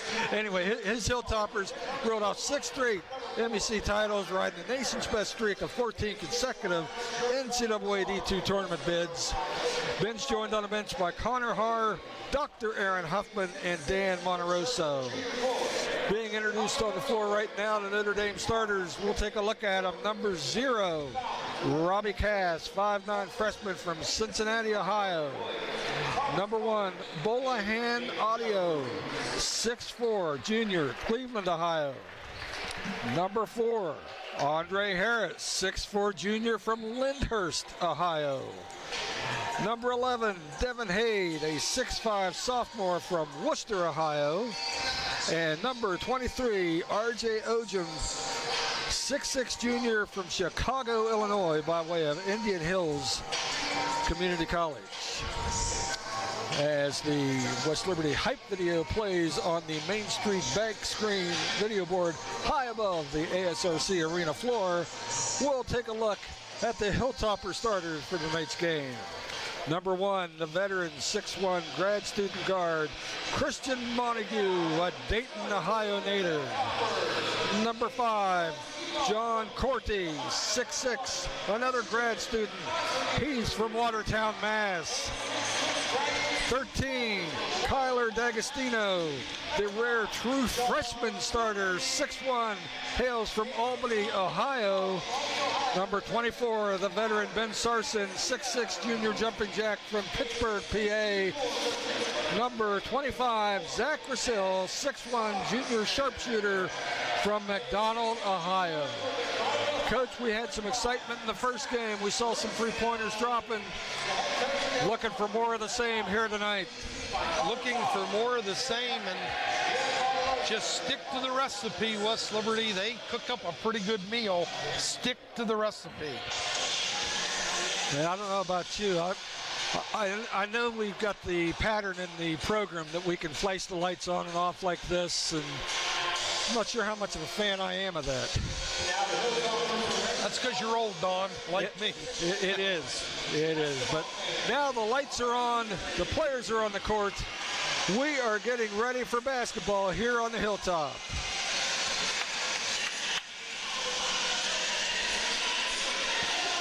Hey, Ben Sarson will be jumping it up for West Liberty. against number 23, Ojum for Notre Dame. And the official backs out. And we're going to get this settled out with the officials working. Okay, I think everybody's settled now, Coach. We're ready for some basketball. Ridiculous. There we go. Ball's in the air. Tonight's first half brought to you by Belmont Savings Bank. Notre Dame controls. This is Ojum out high. Audio to the rack. Cut off. Baseline. Back to Audio.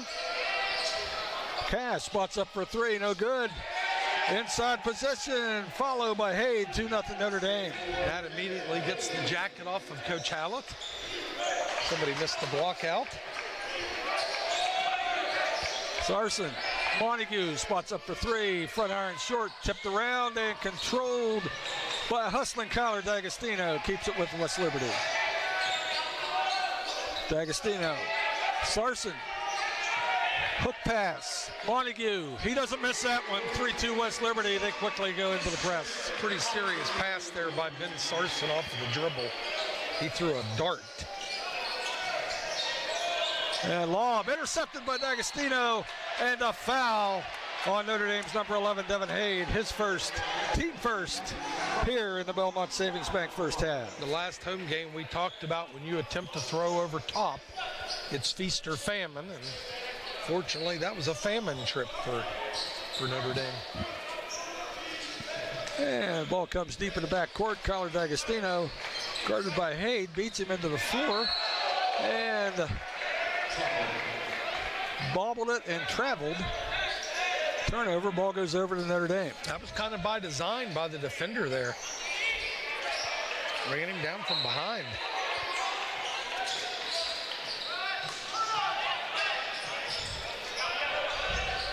And quickly across, and here they are.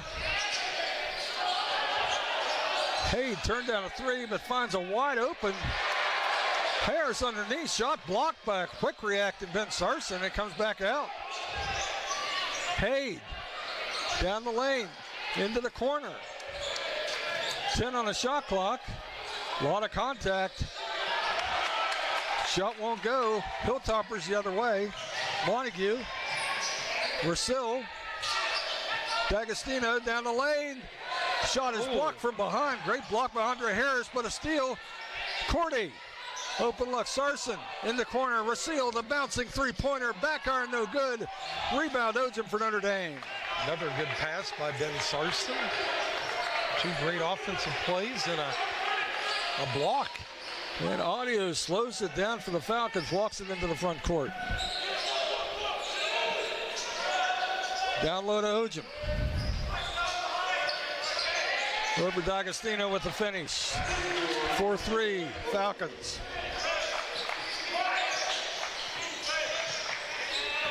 Rousseau. Sarson for three. There it goes. Struggled with his shot a little bit early on, but that was pure. 6-4 West Liberty. It's really nice to see him get out of the gate.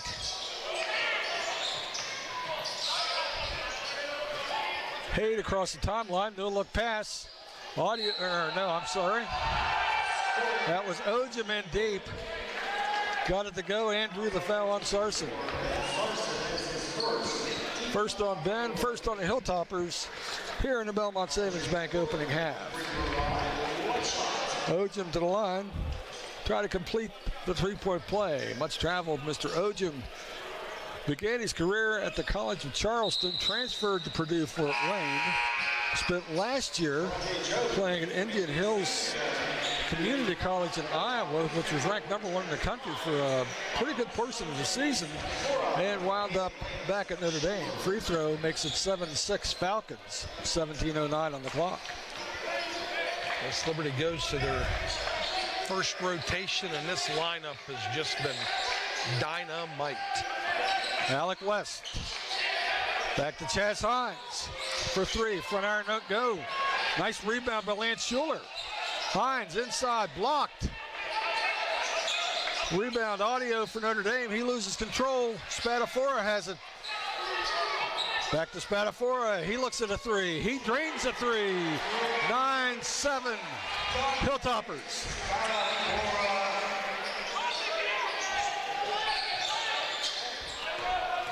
Quickly into the front court. And the pass deflected out of bounds. Stays with the Falcons here in the corner.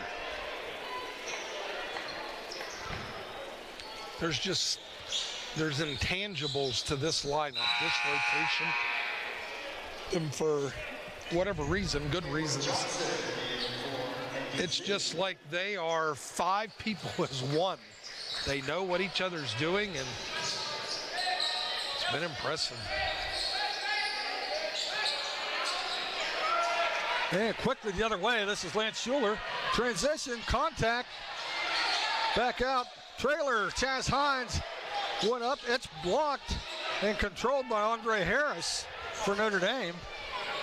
End-to-end action, and the finish.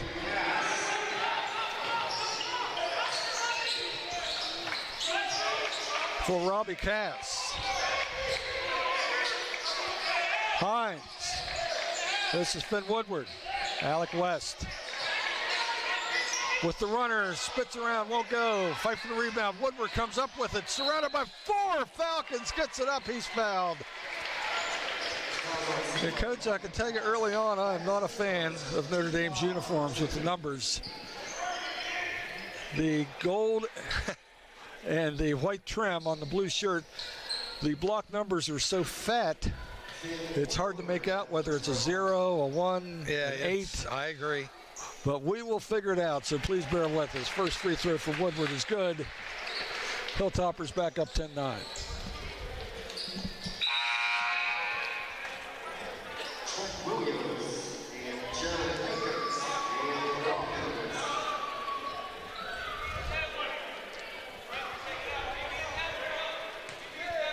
.15:38 remaining in the Belmont Savings Bank first half. Woodward makes both, 11-9, West Liberty. And a steal on the inbound. Schuler gets it to Woodward. And Hines, trouble controlling it, traveled. It goes back to Notre Dame. And rolls all the way under a table. That's... I lose balls when I'm playing golf. I haven't lost too many playing basketball, Coach.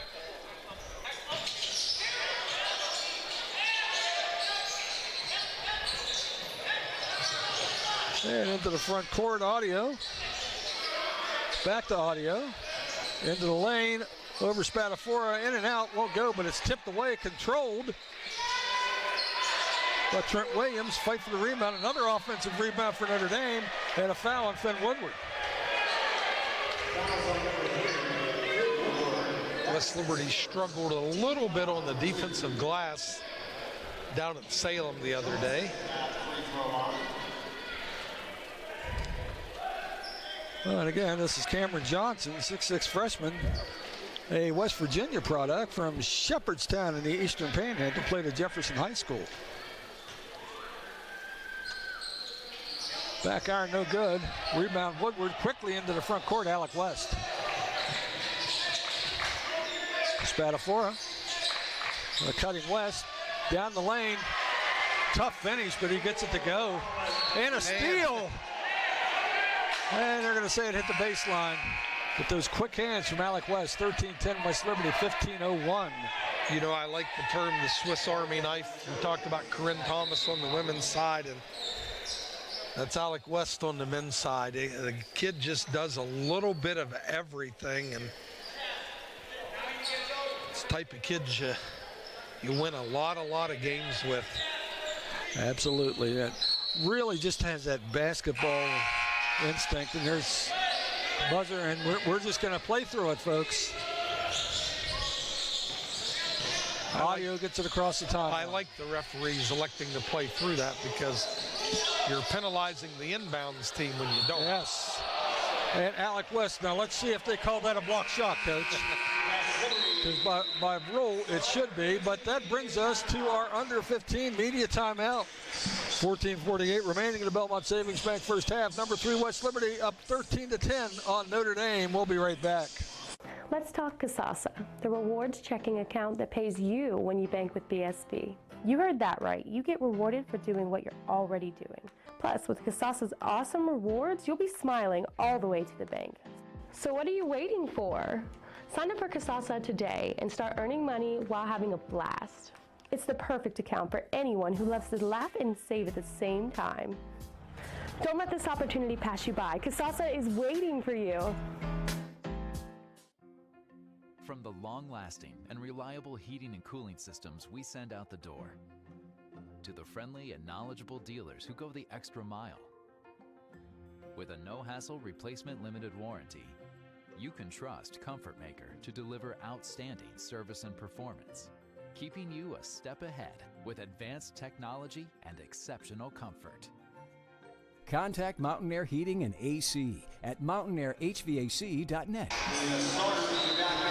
And 13-10 West Liberty, 5 minutes into the Belmont Savings Bank first half. Coach, pretty fast pace early on here. Well, it's what we expected. We talked about Notre Dame traditionally tries to attack this press. They've got athletes that can get to the rim, and although they've turned it over a few times, they've stayed in the game by pounding the offensive glass. Well, and you mentioned that right before the break, and Notre Dame does have some length that they can put on the floor. Here's Rousseau in the front court. 15 on the shot clock. D'Agostino looks for help. Lobs it underneath to Montague. Brings it back out. 10 on the shot clock. Montague to Rousseau. 5 on the shot clock. Cordy spins, gets up a desperation jumper, and gets it to go somehow. 15-10 West Liberty. Well, you almost feel sorry for Notre Dame. That was 29 seconds of really good defense. Yeah, they did. That was a great defensive possession. And three-pointer won't go, but there's that size again. Offensive rebound to Johnson. Another look for the Falcons. Caleb Torrance and a turnover. Sarson quickly across the front court and knocked out of bounds by an alert Jared Hankins for Notre Dame. Halts the Hilltopper transition, but the ball stays with West Liberty.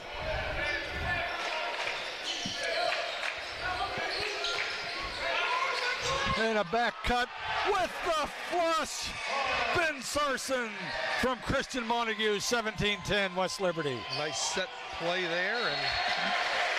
And the full court press forces another turnover. And a 5-man line change for Notre Dame coach Mark Richmond. 13:31 here in the Belmont Savings Bank first half. West Liberty is edged out to a 17-10 lead. Have the ball under their own basket. Rousseau hit from behind as he goes up. He'll go to the line. Number 0, Robbie Cass, the 5'9" freshman from Cincinnati, whistled for the foul. His second, team third, here in the opening half. Let's go back to the Sarson dunk. West Liberty comes out of the media timeout with the set play, and on their high post action, they back cut that and get the two-handed flush.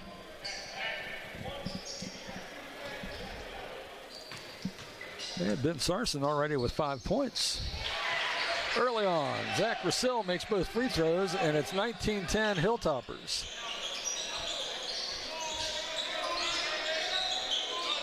And the press deflected by D'Agostino, saved by D'Agostino, comes out of the pack at Zach Rousseau, and there's a whistle. Shot clock.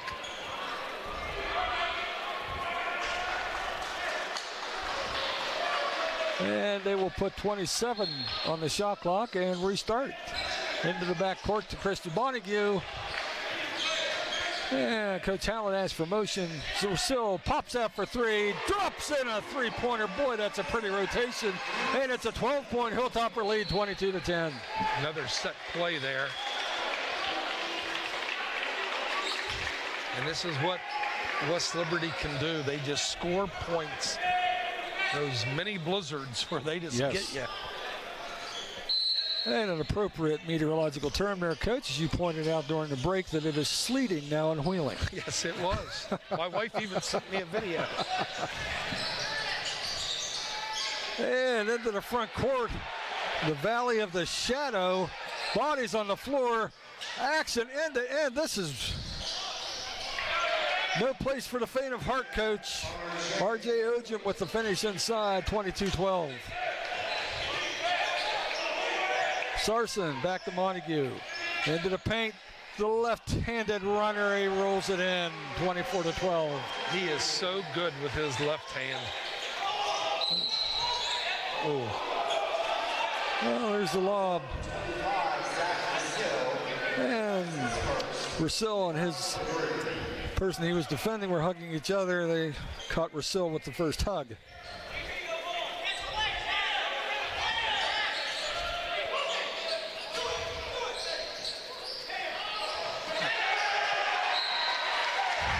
And Coach, I think the pressure is affecting Notre Dame. Yeah, they've forced 9 turnovers in the first 7.5 minutes.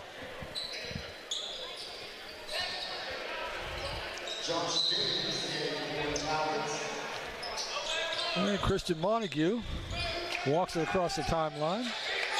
Corte fakes the handoff to Montague, looks for the back cut, but it's a wide open Zach Rousseau, and that's what Zach Rousseau does.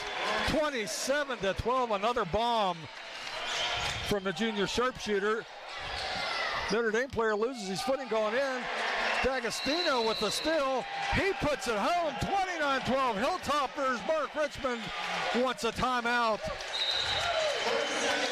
30-second timeout. Coach, we'll keep it here. Great start for the black and gold. Well, they're just working so hard in the backcourt with the press. The denial has been so good, and Notre Dame hasn't figured out a way to inbound the basketball. And then when they do inbound it, it's kind of haphazardly. The guy has to run it down, which then he gets caught in a trap, and then they've turned it over from that position. So West Liberty's just outworking them. And what do you do if you're the opposition? You get hit with that blitz, and then Coach Hallett sends 5 more guys in the game, and this unit's just been as good with the press. Yes, what do you call them? The Raptors? The Raptors. The Raptors, absolutely. Back to live action. Lost the Raptors. 12:04 to go here in the Belmont Savings Bank first half. 29-12 West Liberty. And there's a whistle. And they've got Lance Schuler for a hold on the inbounds pass. His first, team fourth. Another baseline inbounds. There's the lob. Trap. Nice job by Hayde to work his way out into the front court, Notre Dame, and they go into their offensive set. Something they haven't been able to do for a while, Coach. Ojim, step back jumper. In and out, won't go. West keeps it alive off the backboard, grabs the rebound, is fouled from behind. And see, there's an example of Alec West again. You have to see the block out and the time tip to himself to appreciate that play. Yes, had a taller man behind him, was worried if he goes up for the rebound, the guy reaches over him. He just bats it off the backboard to himself. Alec West. No good. Nice rebound there by Hayde. Quickly into the front court. This is Dames. Off the iron, no good. Rebound Woodward. Breakneck pace, back the other way. Lance Schuler turns down a 3. Turns down a screen from, oh, what a pretty pass. West can't finish. Strong rebound by Ojim. He's trapped near the baseline, gets it out. Quickly up front court, this is Andre Harris with the spin. Dante Spadafora forces a tie ball. The arrow favors Notre Dame. It'll stay with the Falcons, but isn't Dante Spatafora kind of fun to watch? Oh, what a play that was. That's one of the hardest places to defend in basketball when you got a dribbler attacking you from space one-on-one, trying to get to the rim, and Dante gambled and submarined and got a hand on the ball. And jumper from the wing, and the smallest guy on the floor comes away with the rebound. Dante Spatafora, Alec West, Schuler. Spatafora with a deep three-pointer around the rim and out. Rebound Haid for Notre Dame. Steal, turnover. Schuler, a dipsy-do underneath. What a finish, 31-12. Bo Lamar, dipsy-doodle, 50 years ago.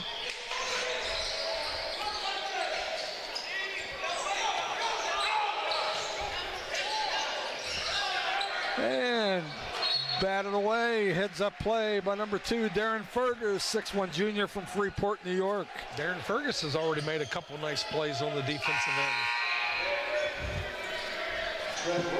Yes, he has, and he came in here as a big-time scorer, as a transfer, but pleasantly surprised with how effective he's been at both ends of the court.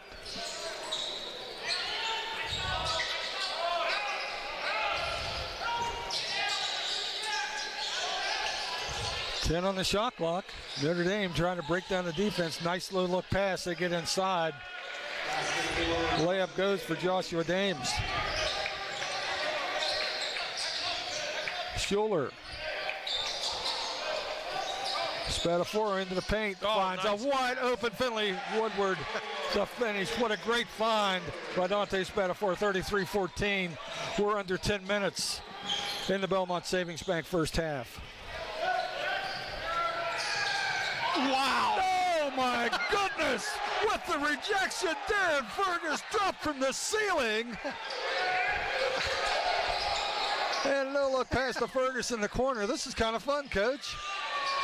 There's Fergus. Finds Woodward. Finds the basket.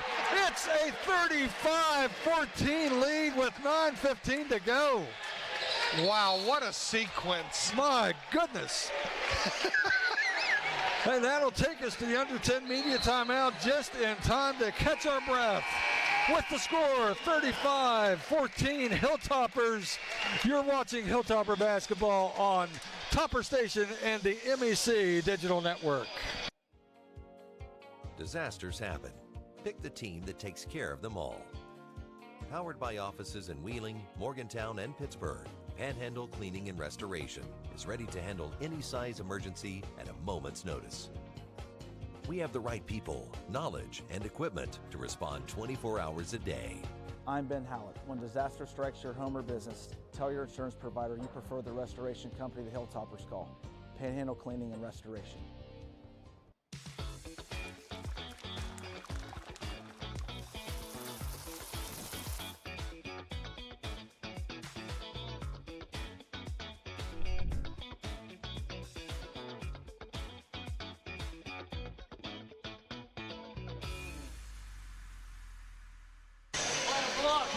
And welcome back to the ASRC on the campus of West Liberty University. Glad you've joined us for tonight's game. And Coach, we talked about what a great start to the season for the Hilltoppers. What a great start to this game. Oh, that was an incredible sequence. And, you know, I got to tell this story.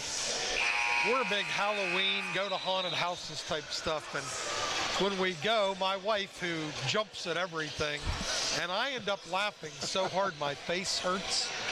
And that's what I just went through here for that, 2 minutes of basketball. And I don't mean that derogatory towards Notre Dame. This team is just so aesthetically pleasing to watch. It puts a smile on my face. Starts with one of the best blocks you'll ever see, and then the passing that follows that. And back to live action. This is Ojum. Audio. Into the corner, Harris. And from the corner, Johnson can't get it to go. Fight for the rebound. And Fenn Woodward, the big man, length of the court, leads the fast break with the transition basket. That's Lance Schuler, 37-14 West Liberty. And that was not an easy finish.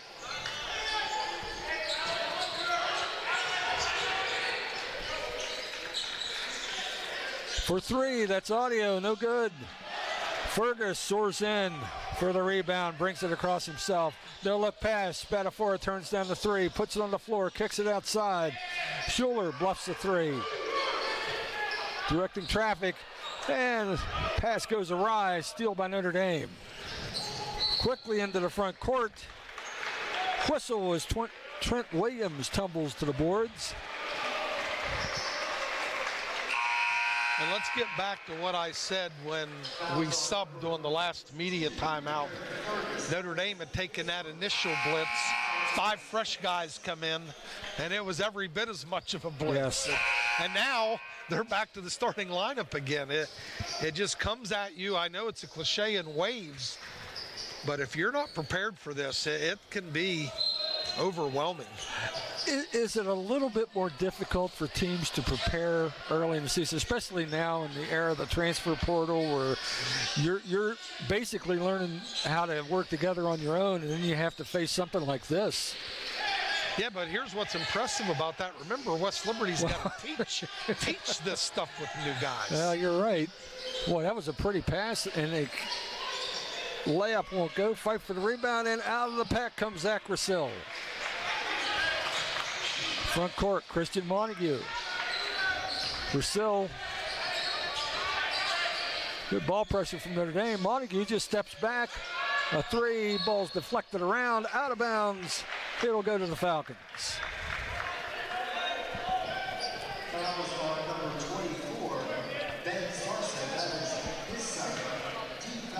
Oh, and they had a foul on that transition, which we missed. Yeah, when second foul on Sarson, and it's the 7th on West Liberty here in the Belmont Savings Bank first half. So Notre Dame in the bonus. It was going to crash the offensive glass. He hit the kid's head, I believe. Oh, okay. Haid makes the first. He'll get another. 37-15 Hilltoppers. Still 7:33 to play here in the Belmont Savings Bank first half.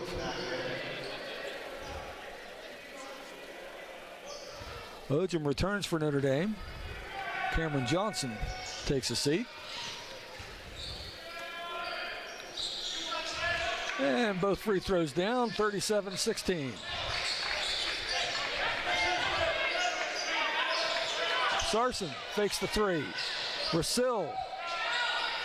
Sarson, back to Russell. Handoff, back to Russell. This is Corti.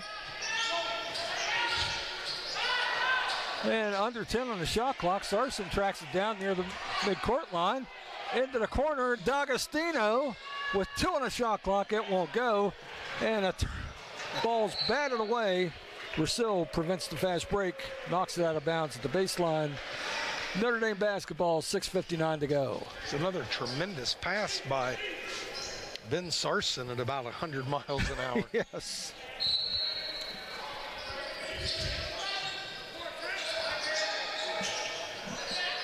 Ball comes in to Ojum. Loses control.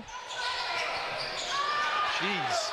And it's no place for the faint of heart down there, Coach, as we said. And missed shot. D'Agostino comes back to collect. Russell. Corte fakes the three. Finds the open look. D'Agostino. Corte. Russell for three. Yeah, great ball movement. No result. Nice rebound by Ojum. And Corte with the foul. Just in front of the West Liberty bench, Coach Hallett offers Mr. Ojum a helping hand to get him back on his feet. 6:21 to go in the Belmont Savings Bank first half. We have R.J. Ojum, the 6'6" junior from Chicago, on the line for the Falcons.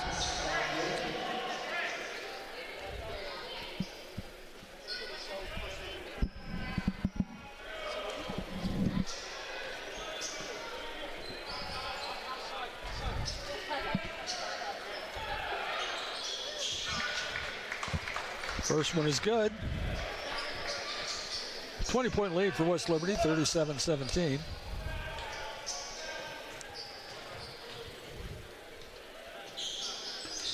Makes them both. And Ojim quickly with 9 points, 37-18. He's got half of Notre Dame's output. Corte for a deep three. Almost a knuckleball going up there, Coach. Yeah, I think that got blocked. I was just going to say, it might have been deflected. Here's Ojim inside with the flush. He's in double figures with authority. 11 points, cuts the lead to 37-20. Let's see if West Liberty can get a layup on this play. Going to the set play. Corte at the elbow. This is Sarson, and a whistle.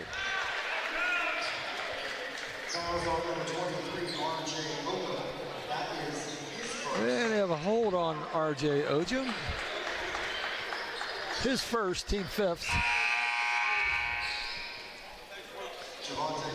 Bullhound Audio replaces Ojim on the floor.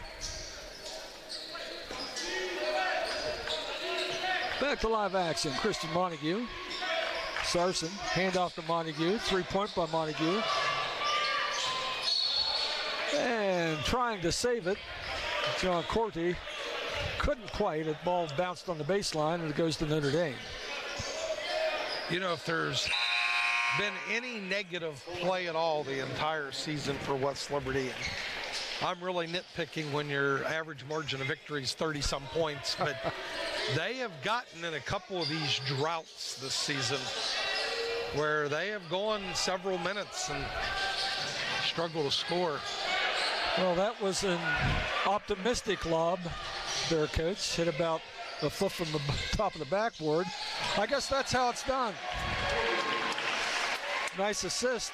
Better finish by Corte as he was being pushed to the floor. He'll go to the line to shoot a free throw. Foul whistled on number 25, Trent Williams, 6'2" senior from Solon, Ohio. And another line change for the Hilltoppers. And every game, Corte looks a little bit more comfortable.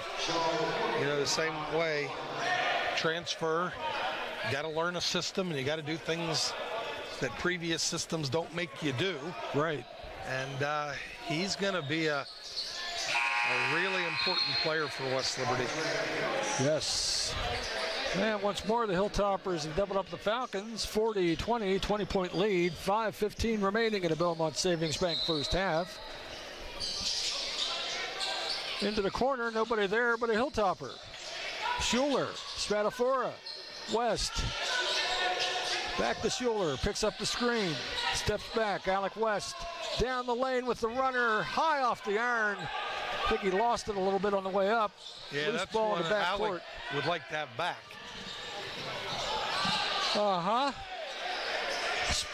Pushed off Spatafora, and he took the ball with him when he fell backwards. Schuler just beats everybody to the rim. Can't get it to go. Fighting for the rebound. Nice rebound to Bullhound Audio. Notre Dame the other way. That may have been a goaltend down there. You think? I think the defender hit the backboard and made it. I never thought of that. Good point. Basket there by Audio, 40-22.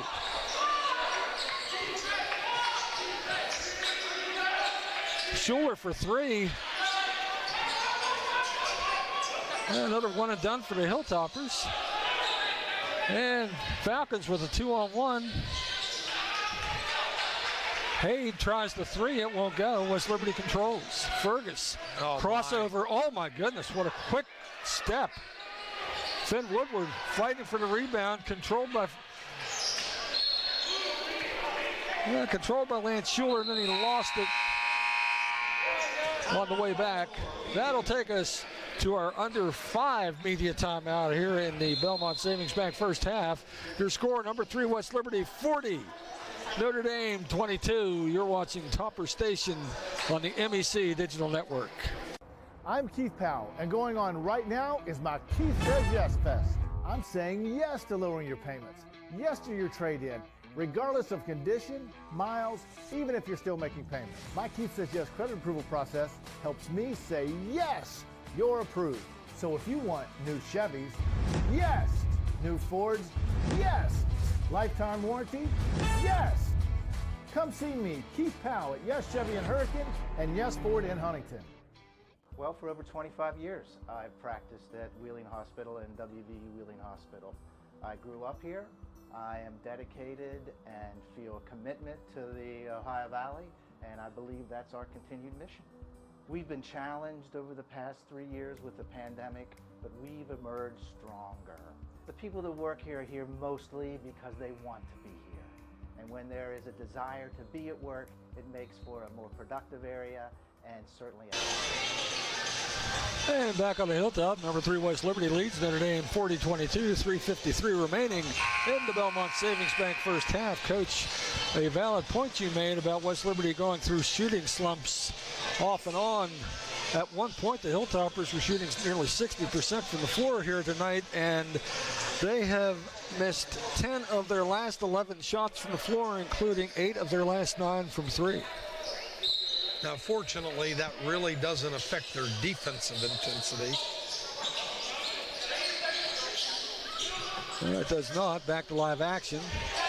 This is Cass for Notre Dame across the timeline.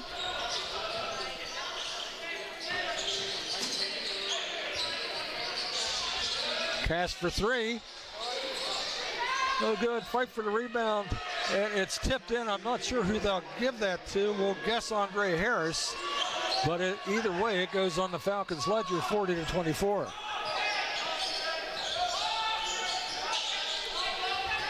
Fergus to the rack. Gets it back out to Schuler. Back to Fergus. Crossover. Boy, he is so quick. Alec West whistled for the travel. Maybe that was a carryover from the women's game, Coach. Yeah, West Liberty kind of gets into these spells. I don't want to say they're overpassing because you love the ball movement and the sharing of the basketball, but they just continually ball fake, put it on the floor, and then throw it back out. Ball fake, put it on the floor, and they got to find a way to get that layup. Well, and while they work with the chemistry set, it's nice to be able to do that with a 16-point lead in the first half. And Notre Dame, as we know, will not go away. Trying to work through their own offensive issues. That one won't go. And a one and done for the Falcons. Schuler quickly into the front court. Spatafora. This is Rosil. Hand off to Schuler, back to Woodward. Spatafora, a deep three-pointer. Boom! There, that stops the bleeding a bit. 2:30 to go. 43-24 West Liberty.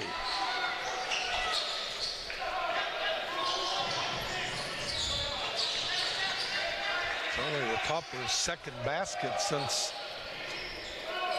Notre Dame calling the timeout to stop the run. Yes. This is Javante Jones in the corner. Harris with a 3, long. And Rosil, Schuler, back to Rosil. Woodward. Ball's deflected, tracked down by Rosil. 15 on the shot clock, plenty of time. Woodward handoff to Spatafora for 3. Give him another. Dante Spatafora, 46-24 Hilltoppers. He's got 9 points. And Coach Dante Spatafora, Coach Hallett told us before the season that he thought Dante may have had one of the best preseasons of any Hilltopper. And he has certainly worked on that shot. He's almost automatic from outside. And a nice finish underneath for Jared Hankins for Notre Dame. Back to a 20-point lead as we approach 1 minute to play in the Belmont Savings Bank first half. Ball batted around, controlled by the Falcons. They have numbers if they hurry. This is Hankins. Finishing a foul, he'll go to the line.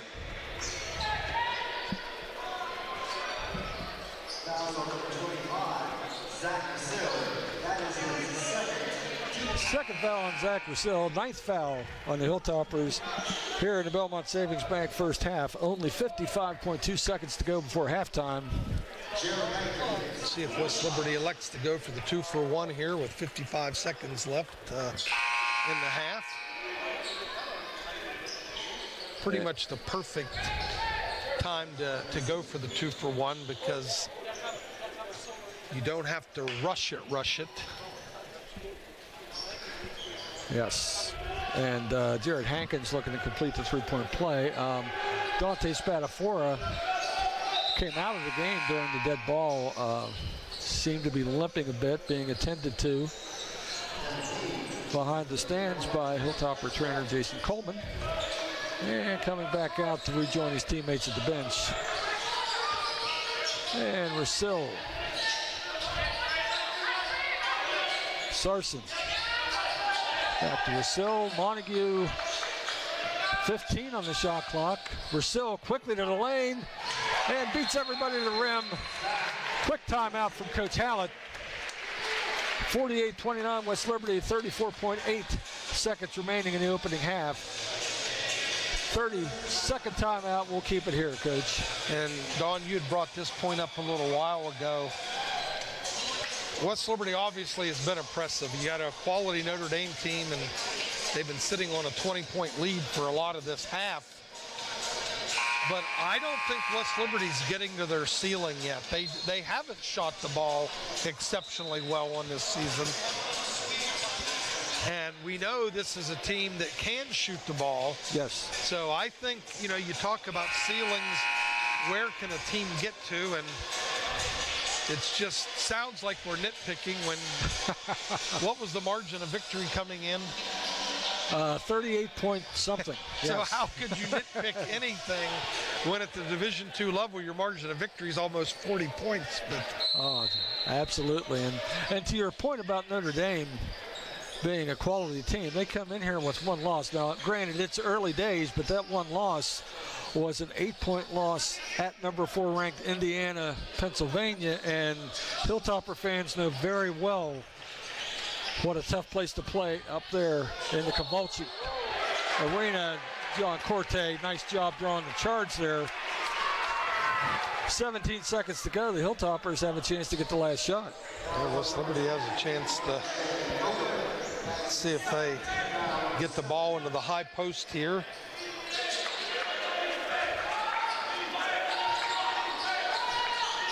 Montague crosses the timeline. 10 seconds left in the Belmont Savings Bank first half. Sarson, 5 seconds. Rousseau into the corner. D'Agostino with the hook. Won't go, and there's a foul at the buzzer.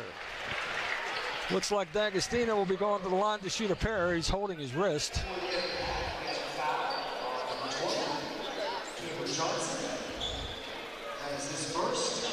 And they're going to go to the scorer's table and put 0.5 of a second back on the clock. So you can get a shot off at 0.5. And D'Agostino with 2 free throws. And the freshman drops the first one through. Restores the 20-point margin, 49-29.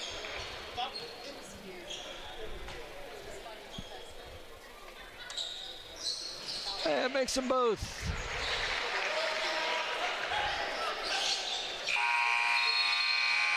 And it would not have counted had it gone, according to the officials, but we have reached halftime, and the Hilltoppers halfway to 150-29 over Notre Dame. Coach, quick review here. Well, it's been, I said stick to the recipe when you're making good meals, pun intended for Thanksgiving. But there you go. It's been the defense. They forced a ton of turnovers early, and you look at the box score, and Notre Dame has 16, and it feels like 26. I mean, it really does. And if West Liberty shoots the ball just a touch better, you're looking at a 25 to 30-point lead. Absolutely. And anyway, tonight's halftime brought to you by Day and Night Heating and Air. We'll be back to check out the first half numbers and get you ready for second half action right here on Topper Station and the MEC Digital Network. Let's talk Kasasa, the rewards checking account that pays you when you bank with BSB. You heard that right. You get rewarded for doing what you're already doing. Plus, with Kasasa's awesome rewards, you'll be smiling all the way to the bank. So what are you waiting for? Sign up for Kasasa today and start earning money while having a blast. It's the perfect account for anyone who loves to laugh and save at the same time. Don't let this opportunity pass you by. Kasasa is waiting for you.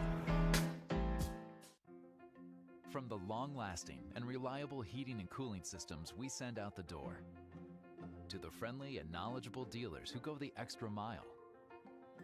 With a no-hassle replacement limited warranty, you can trust Comfort Maker to deliver outstanding service and performance, keeping you a step ahead with advanced technology and exceptional comfort. Contact Mountain Air Heating and AC at mountaineerhvac.net. Disasters happen. Pick the team that takes care of them all. Powered by offices in Wheeling, Morgantown, and Pittsburgh, Panhandle Cleaning and Restoration is ready to handle any size emergency at a moment's notice. We have the right people, knowledge, and equipment to respond 24 hours a day. I'm Ben Hallett. When disaster strikes your home or business, tell your insurance provider you prefer the restoration company the Hilltoppers call, Panhandle Cleaning and Restoration.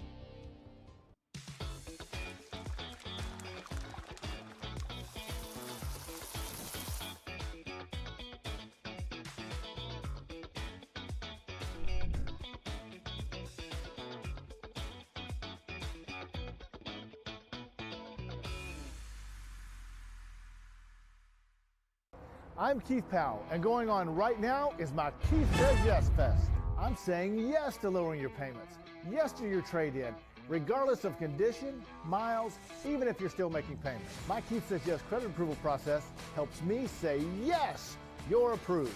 So if you want new Chevys, yes. New Fords, yes. Lifetime warranty, yes. Come see me, Keith Powell at Yes Chevy in Hurricane and Yes Ford in Huntington.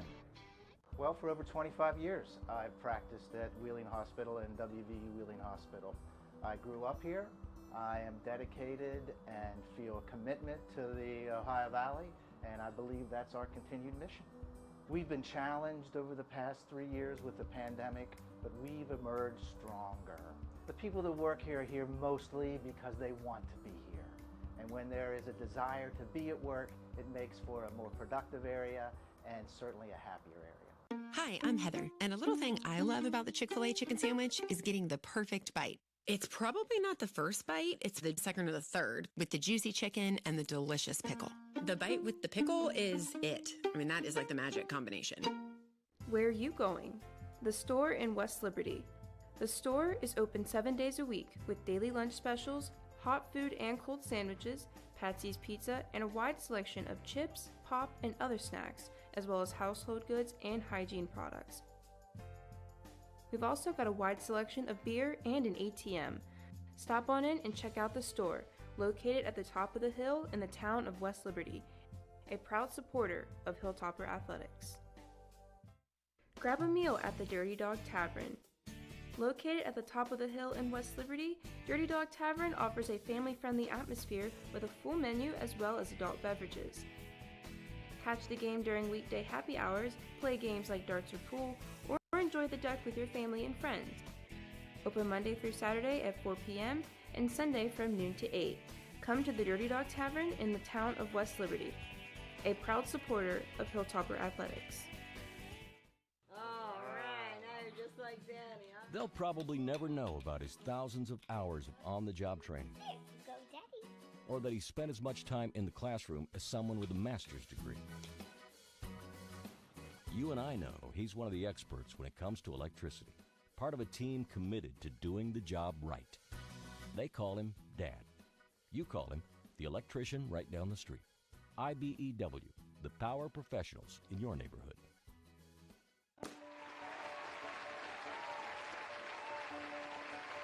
It pays for my master's degree. I can't believe that this happened. It's just a pivotal, life-changing moment.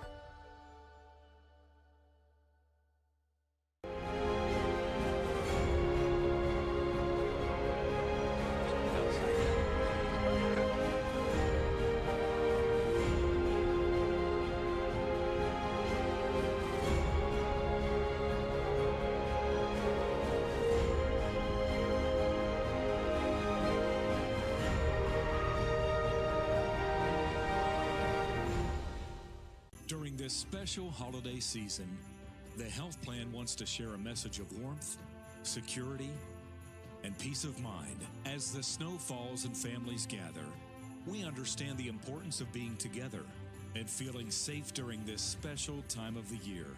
From all of us at the health plan, we wish you and your loved ones a joyous holiday filled with laughter, love, and peace. The health plan. We're here for you. What are you working for? Do you want to pursue your athletic potential while earning a degree that will benefit you for a lifetime? Do you want to play at the highest level in your sport? Do you want to be a champion? That's what the proud members of the Mountain East Conference are advancing toward every day. Providing opportunities and pursuing excellence. The Mountain East Conference. What if your bank offers CDs with consistently competitive and higher interest rates? That's what I want. What if, unlike other banks, they're normally open more hours? And they don't use high teaser rates on CDs only to lower them later. Isn't that the way all banks should be? And even more, several of their CD accounts have some of the best interest rates. That's money in the bank. The right bank. Open your CD account at Main Street Bank. You deserve a bank this good. The Panhandle Difference. I immediately called Panhandle Cleaning and Restoration to see if they could clean and restore my home. Not only did they do that, but they even made it more beautiful than it was before the fire. If everyone ever has a tragedy like ours, I highly recommend you call Panhandle Cleaning and Restoration.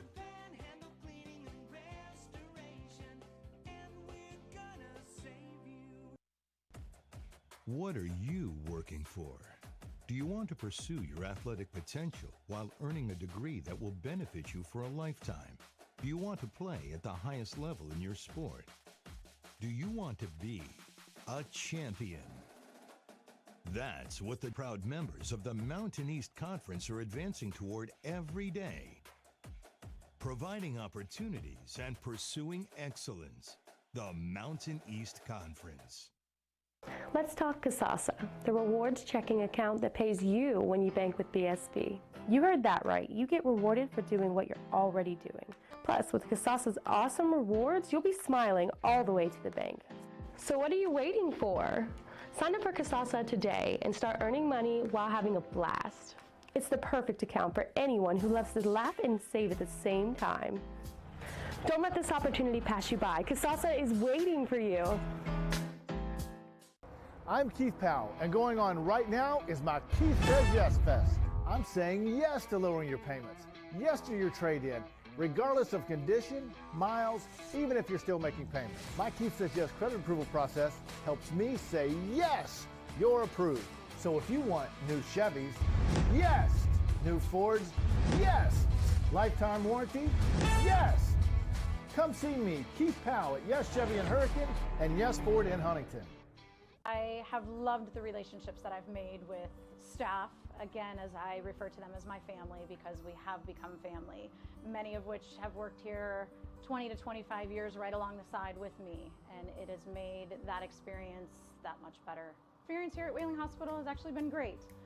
There's been lots of different things that we have gone through. We've seen new physicians, updated technology, new medicine, lots of different faces that have come and gone throughout the years. I'm Rochelle Patterson, and I'm a student in the MA/MS Biology program here at West Liberty University. Here in this program, students study advanced biological concepts that are specific to their research area and also able to conduct their own research under supervision of faculty here on campus. I hope to pursue a career in biological research where I can apply the skills that I've been taught here in the field.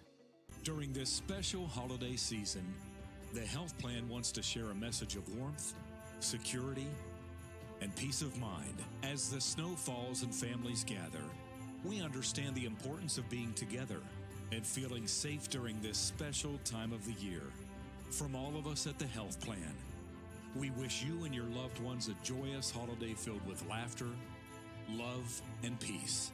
The health plan. We're here for you. What brought me to Reynolds was the easeability of all of the doctors that are using my chart. So everybody can see everything, so you don't have to tell each doctor what's going on. It's already in front of them and they're ready to go with your appointment. Overall with Reynolds, the doctors are fantastic, nurses are great, they've got a great atmosphere here. Everybody is honestly a delight to work with from the time I make it from registration to my appointment and wrapping me up to send me out the door. My name is Megan Chambers and I'm a patient at WVU Medicine, Reynolds.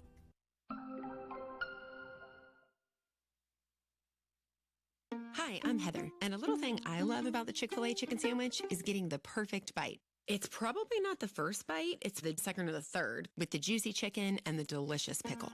The bite with the pickle is it. I mean, that is like the magic combination. Let's talk Kasasa, the rewards checking account that pays you when you bank with BSB. You heard that right. You get rewarded for doing what you're already doing. Plus, with Kasasa's awesome rewards, you'll be smiling all the way to the bank. So what are you waiting for? Sign up for Kasasa today and start earning money while having a blast. It's the perfect account for anyone who loves to laugh and save at the same time. Don't let this opportunity pass you by. Kasasa is waiting for you. During this special holiday season, the health plan wants to share a message of warmth, security, and peace of mind. As the snow falls and families gather, we understand the importance of being together and feeling safe during this special time of the year. From all of us at the health plan, we wish you and your loved ones a joyous holiday filled with laughter, love, and peace. The health plan. We are here for you. And back inside the SRC, 50-29, number 3 West Liberty, well in hand against Notre Dame. Coach, let's take a look at those day and night heating and air halftime numbers. Well, I think the 16 turnovers that West Liberty has forced is the most compelling number because they've scored off of a number of these turnovers, and they did it early, so they were always playing with the lead. They've also held Notre Dame to a very icy 34.4% from the floor. So not only is Notre Dame turning it over, they're not converting when they do get chances. West Liberty shot the ball average, 47.4, 38.9 from 3, but I think the story of this team is going to be balanced this year. You know, last year you have Bryce Butler, and arguably the best player in the country, and a kid that we needed to score sometimes in bunches.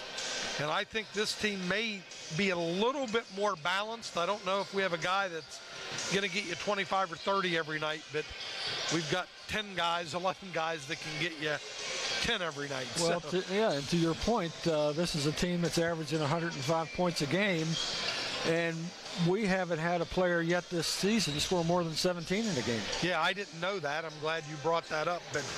And it's just been, and we know it's early. Game 5, right? West Liberty's 4-0, and it's a small test sample, and it's been easy to this point. And this game by no means is over. You're playing a quality basketball team, but it's just, I like what I see so far. And even I had a little bit of doubts coming in just because you lose a Bryce Butler and other quality players, but arguably a Player of the Year candidate. And you just don't know when you're incorporating this many new guys. But I have been tremendously impressed with the effort on both ends of the court. They just come at you at ways defensively, and the big play passing is probably what stands out the most to me. Yeah, once again, an outstanding coaching job by Coach Hallett and his staff. And we mentioned the turnover and stuff all across college basketball with the transfer portal and everything like that. And of course, we didn't escape that.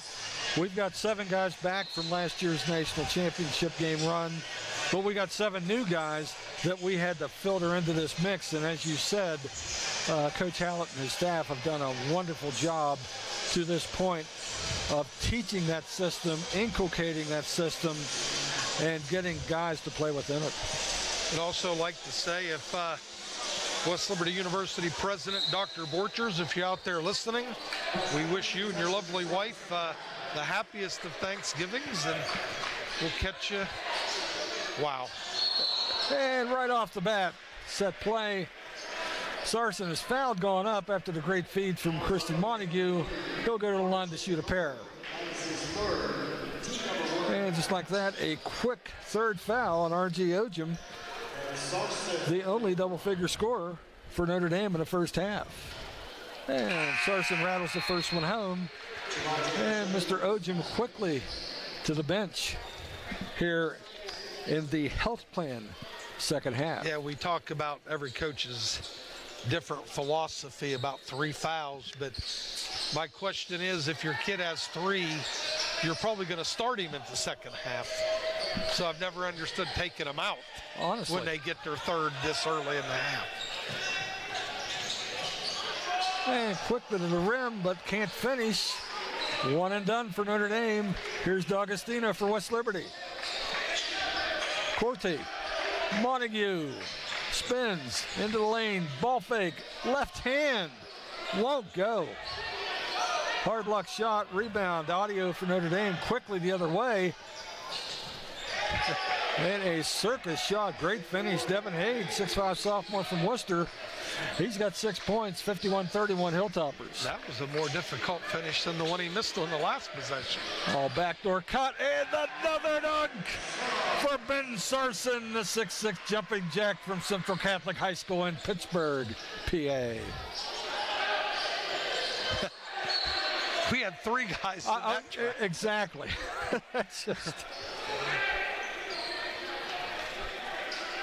Now, if you're a Steelers fan, you probably feel like that was a Kenny Pickett pass.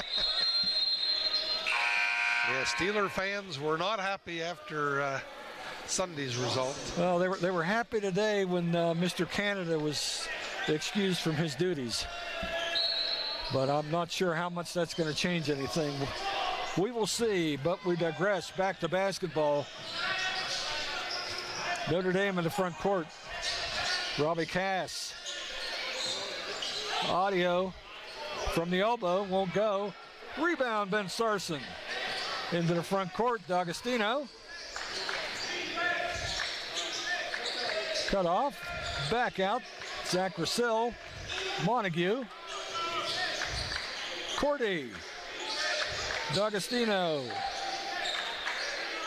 Russell. This is Cordy. Soars down the lane into the corner. Montague, 4 on the shot clock. Left hand won't go. He goes to the deck. And a nice pass from Cordy to a slicing D'Agostino to the rim. The finish, 55-31. Good effort on the offensive glass. Something the West Liberty teams are known for. Well, let me get back to that point after you talked about the foul. Nice strong finish by Andre Harris there. His first points of the night, 6'4" junior from Lyndhurst, Ohio. He'll go to the line to try to finish the three-pointer. Yeah, West Liberty, which is never one of the bigger teams, not only in our conference, but anywhere. Probably an undersized Division II college basketball team, but one of the nation's leaders every year in offensive rebounding. Yeah, fight for the rebound, out of bounds. They say off of Sarson, it'll stay at this end with Notre Dame. Andre Harris with his first points of the night for Notre Dame. He came into the game averaging just about 12 points and 11 rebounds a night. Falcons would like to get him going. There he is underneath. Can't get it to go. Sarson in transition. Pass goes away. There's Andre Harris with the run out flush, and Ben Sarson is hurt. But not bad enough to miss a three-pointer. Honest to goodness, folks, he was barely moving, grasping his shorts. He was in obvious pain. Feels much better now. All alone, Robbie Cass answers with the first three-pointer of the night for Notre Dame. And Ben Sarson appears no worse for wear, shakes it off. 58-38, Hilltoppers by 20. Cordy down the lane, gets it up off the glass, won't go, he's fouled.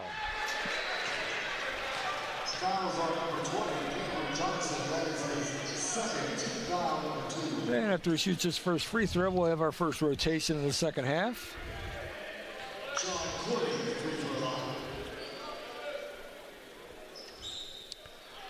And first one's good.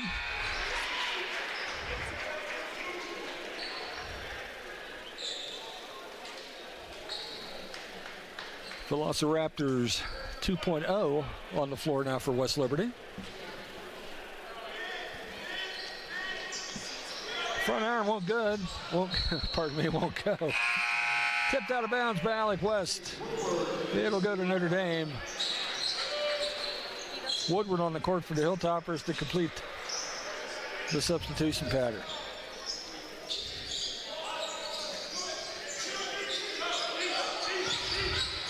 Audio working against Spatafora. Open look for Cass, turns it down. Stop the pop jumper, it's good. 59-40. Cass with 5 quick points.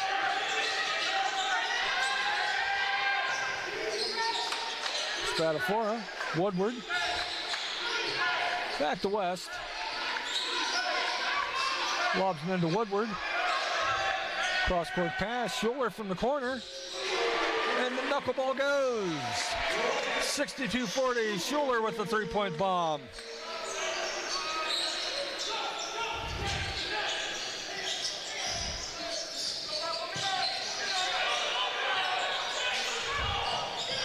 And a deflection and a steal. Here comes Schuler. Behind the back, maintains control. Open look for Spatafora. Front iron won't go. Kept alive by Alec West. Tipped out. This is Chaz Hines. No look pass. Nobody there. I like the idea. That should have been a lob, though. Yes. Trying to throw over top of the defender. And yeah, Finn did have possession.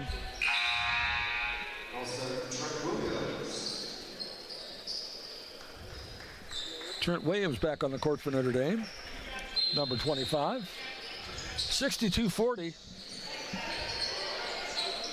Hilltoppers in control. Audio draws the foul. He'll go to the line. See, the whole key is Notre Dame's getting cleaner inbounds passes, which when you're not under duress, it's easier to throw over top. Yes. And they're starting to get the advantage with the numbers. Yes, third foul on Finn Woodward. Only the second on the Hilltoppers here in the health plan second half. Yeah, it might be our first look at Trent Blackshire on the court tonight. San Jose, California, 6'3" junior for Notre Dame.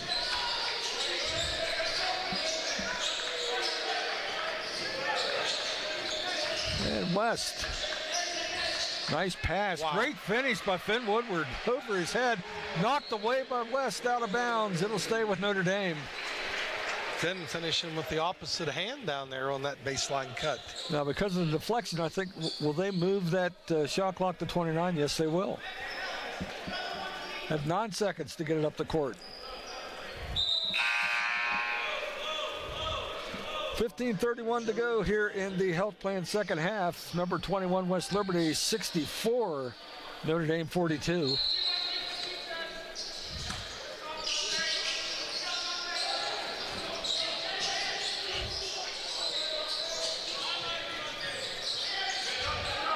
(23, 22, 21). There's your 10-second call. And Coach Hallett applauds the effort. 18th turnover of the night for the Falcons. That was kind of a theme in our women's game as well, Coach. Yes, it was. And Spatafora between the circles for West Liberty. Chaz Hines. Woodward inside. Goes up. Can't get it to go. Rebound to Williams. Trapped. Stolen. Hines underneath. Woodward in the corner. Alec West turns down the three. Gets down the baseline. Hines, Spatafora. This is Schuler. Into the paint. There's Alec West. He'll shoot a three. No go. Fight for the rebound. Coming out of traffic. Bodies on the floor. We're going to have a jump ball. and the arrow will favor Notre Dame. See, Don, that last possession is what I talked about in the first half.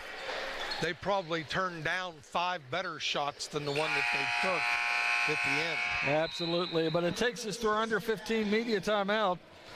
So with 14:46 remaining here in the health plan second half, number 21 West Liberty seems to be in charge, 64-42 against Notre Dame. We'll be right back.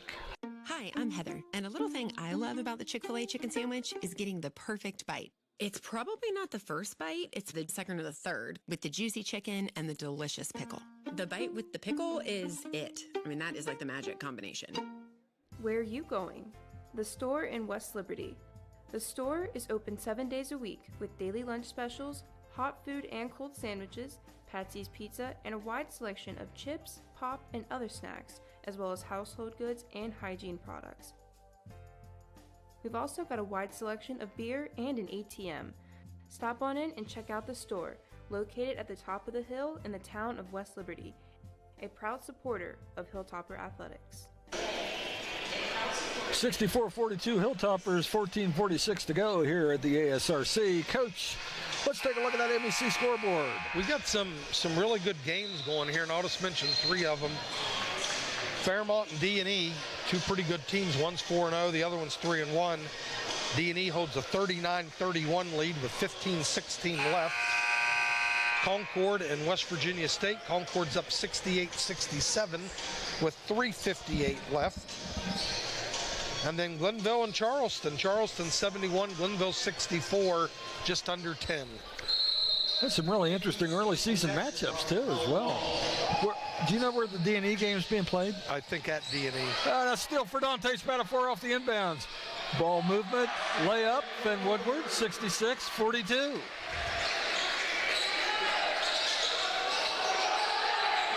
Close to a 5-second call, fumbled out of bounds. They'll say it was knocked away. And see, this is what I talked about just a couple minutes ago. West Liberty has really picked up the heat, denying on these inbound plays. And it's made life tough for them. Nearly a steal by Spatafor again. Notre Dame gets it in, across, and there's a foul in the backcourt. And Finn Woodward whistled again. That's number 4 on the big fella. Yeah, unfortunately it was 4. It wasn't a bad foul because we were facing a 3-on-1, yeah. But I don't think you want to get Finn. No. Only the 3rd on the Hilltoppers here in the health plan second half. Notre Dame in the backcourt, walking it across the timeline. This is audio. And Jones steps inside, shoots 15-footer from the elbow. It's good. 66-44 West Liberty.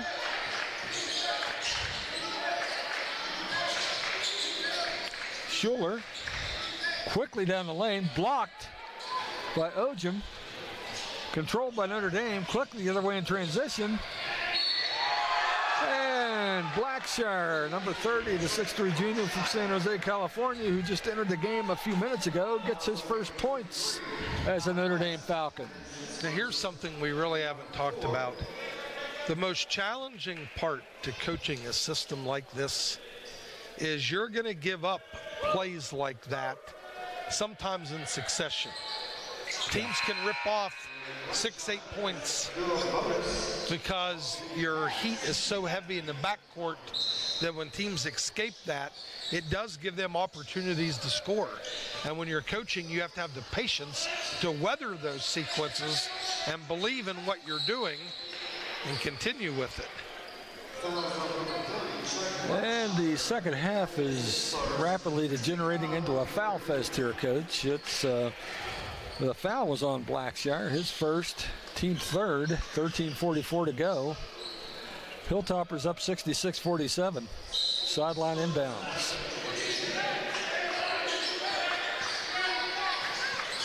D'Agostino lines up a 3. And the banks are open late. 69-47. Another 3-pointer for D'Agostino. And a steal by Christian Montague. I'll almost give credit for an assist on that. 71-47. And a loose ball. Here's Ben Sarson sailing in, can't get it to go. The ball's knocked out of bounds by audio for Notre Dame. It'll go with the Hilltoppers. I think for a second, Ben was thinking his third dunk of the night. Yes, he absolutely was, Coach.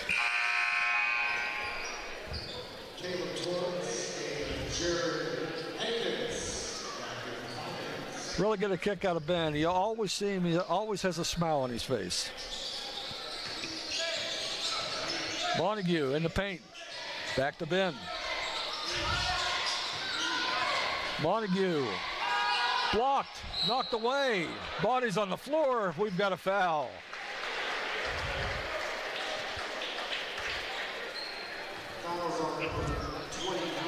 Yeah, foul goes R.J. Ojum. And the leading scorer for Notre Dame just picked up his fourth foul. Does not help their cause in any material way. 13 minutes still to go. D'Agostino might be a pretty good free safety in football. The young man is definitely put together, Coach. This is Rousseau. D'Agostino. How about a quarterback? That was a pretty good pass. And great backdoor cut, great find, layup. And Montague to the line for the bonus. 73-47 Hilltoppers.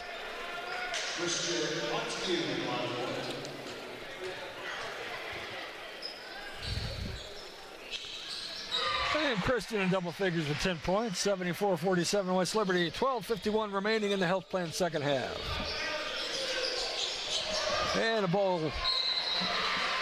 Pressure once again forces another turnover out of bounds off Notre Dame. Baseline inbounds for the Hilltoppers. 23 turnovers for the Falcons, Coach. West Liberty has how many steals? 18. Wow. That's a ton. And the lob to Zach Rousseau. And within the heart of every three-point shooter beats a post. He gets the lob. 76-47. Hilltoppers by 29. Second time this season that's worked. And I'll give Zach credit. He came out of there, he didn't even crack a smile. Into the paint. Hard drive, can't finish. Well, Andre Harris into the front court. Nice transition defense by Notre Dame. Montague. There's the lob, and Sarson can't quite finish. And they tried to run out. Missed connections with Andre Harris, and it becomes their 24th turnover. That was potentially going again for his third dunk yes. night. Well, that was potentially highlight reel material there, Coach. Just couldn't quite get it to go. So he steps out and shoots a three-pointer. He'll take that. It's a 32-point lead, 79-47. Ben Sarson with 14.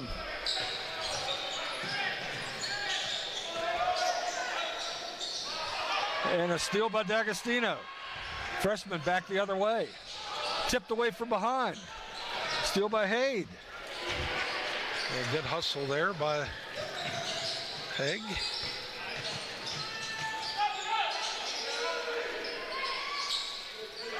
And fight for the rebound underneath. And they get him untangled. And John Corte thought he had a clean block, maybe a tight ball, and he is whistled for the foul. His second foul, team number 5, here in the health plan second half. It will send number 2, Javonte Jones, a 6'5" sophomore from, now lives in Beaver Falls, PA. Formerly played high school ball at Richmond Heights, Ohio. You know, these runs just happen so quick. It just seemed like 2 minutes ago it was a 20-point game. And you look up, it's a 30-point game in a blink of an eye. Yes, makes them both. I have another note about Javonte Jones and a couple of his teammates here. We'll get to that in the next stoppage. Montague, D'Agostino, Sarson inside. There's a foul. He'll go to the line to shoot a potential three-point play. And back to that note, three of the Falcons players, and that's Bullihan, Audio, Jones, and Jamars Talbert, were teammates on back-to-back Ohio Division IV Final Four squads during their high school days at Richmond Heights. And here they are playing together and sometimes at the same time on the floor at the Division II level. Pretty rare, Coach. Yes, very rare.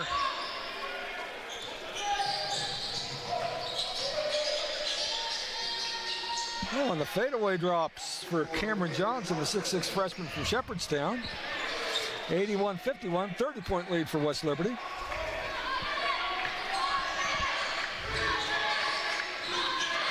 Here's Rousseau. Sarson. And Rousseau stop pop three. Front iron won't go. Rebound. Hayes took a bump to the noggin, shook it off. And three-pointer will fall.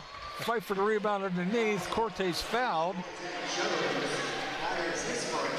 And first foul on Javante Jones. Seventh foul. Yeah, John's probably saying, what do I got to do to get a call here? Yeah, I think he'll be going to the other line to shoot free. Yeah, that is the bonus. So Corte was already in the foul circle, ready to shoot. You know, Don, we had talked a little bit at halftime that this is a team that's so balanced. And you just look at the scoring, 10-9, 16-12, 6-9, 2-10-7. That's our scoring leaders in this game. So.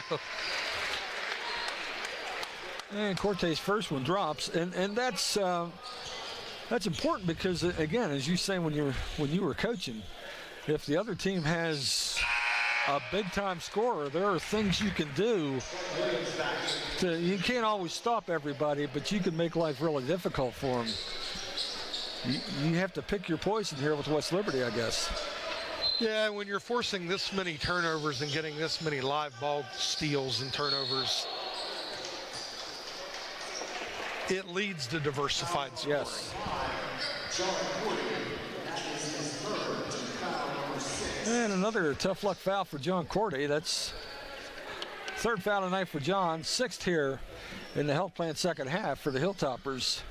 10-13 remaining in this one. Hilltoppers 83-51 in control against the Falcons.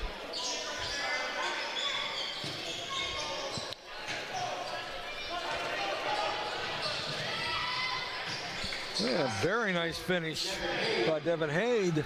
83-53, 30-point lead. Haid with 8 points. And that was an impressive finish. Montague down the lane. Off the glass, won't go. Fight for the rebound. Out of the pack, this is Trent Williams in transition, and a nice finish by Bullihan Audio. And it's 83-55. And Coach, you can see in flashes here with Notre Dame. They ran into a buzzsaw here in the first half, no question. But there's talent on this roster. Yeah, missed shot controlled by Notre Dame. And across the timeline, this is Haid again. Lob inside, nice catch and finish by Javante Jones. And a quick timeout from Merck Richmond. And this should take us to our media timeout. 9:28 remaining in the Health Plan second half. Number 3, West Liberty 83, Notre Dame 57. Glad you're with us here on Topper Station and the MEC Digital Network. During this special holiday season, the Health Plan wants to share a message of warmth, security, and peace of mind. As the snow falls and families gather, we understand the importance of being together and feeling safe during this special time of the year. From all of us at the Health Plan, we wish you and your loved ones a joyous holiday filled with laughter, love, and peace. The Health Plan. We're here for you. The Panhandle Difference. I immediately called Panhandle Cleaning and Restoration to see if they could clean and restore my home. Not only did they do that, but they even made it more beautiful than it was before the fire. If everyone ever has a tragedy like ours, I highly recommend you call Panhandle Cleaning and Restoration.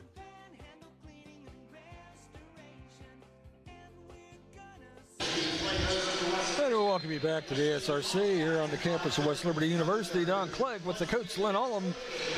83-57 Hilltoppers, 9:28 remaining. Coach, we were talking in the women's game about the magic number, the 80-point number and stuff for the women. Well, the men have one of those too, dating back to 2012, when the Hilltoppers can hold their opponent under 80 points. They are 219-3. That's pretty good. Yes, they'll take that. Back to live action. Alec West, hesitation. Back to Chaz Hines. No good. Hayes soars high for the rebound. Comes out of traffic. Gets it over to Audio. And this is Hayes. Crosses over. Gets the pass away. A deep three-pointer. Won't go for Trent Williams. And here comes Spatafor in transition. Nice dish off to Darren Fergus, who can't finish but was fouled as he went to the rack. And we will take another media timeout because you can never have too many of those. So with the score 83-57, you're listening to Topper Station on the MEC Digital Network. We'll be right back. What are you working for? Do you want to pursue your athletic potential while earning a degree that will benefit you for a lifetime? Do you want to play at the highest level in your sport? Do you want to be a champion? That's what the proud members of the Mountain East Conference are advancing toward every day. Providing opportunities and pursuing excellence. The Mountain East Conference. What if your bank offers CDs with consistently competitive and higher interest rates? That's what I want. What if, unlike other banks, they're normally open more hours? And they don't use high teaser rates on CDs only to lower them later. Isn't that the way all banks should be? And even more, several of their CD accounts have some of the best interest rates. That's money in the bank. The right bank. Open your CD account at Main Street Bank. You deserve a bank this good. 8:46 to go in the health plan second half. Hilltoppers in control, 83-57. Coach, any updates from across the conference? Yes, we do have some updates, and still interesting games going on. D&E up 52-42 over Fairmont, 9:17 left. Concord defeated West Virginia State 73-71. And Charleston's up 83-76 with 3:02 over Glenville. Wow. Interesting results. And we've had interesting results in the PSAC. We've had interesting results in the CIAA. The Atlantic region may be up for grabs a little bit this year. Fergus 1 for 2 at the line, 84-57, 8:46 to play. And they try to get it inbounds, and another turnover forced by the West Liberty pressure. 26th turnover of the game for Notre Dame. Don, we don't want the Atlantic region up for grabs. Well, as long as we can grab it, we're okay with that, aren't we? Yes, that's what I was thinking. And Lance Schuler, his second three-pointer of the night. And, Coach, don't you just love the rotation on his jumper as he comes up with a steal? I have never seen a jumper like that in the game that I called with Todd Ullum here back when you were in football. I've never seen a rotation that goes sideways. but he's pretty accurate with it. It's impressive. Spatafora, Chaz Hines. Spatafora quickly down the lane. Blocked out of bounds by Javante Jones.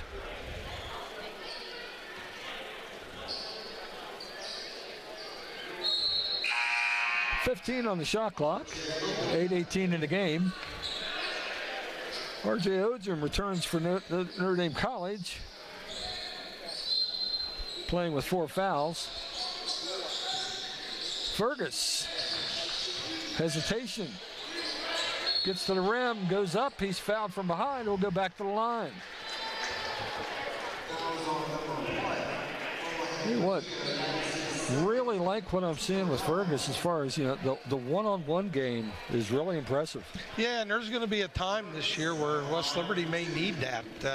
I think if he watches the film there, it was such a good initial move. I think he could have just gone back door. Maybe got an easy one.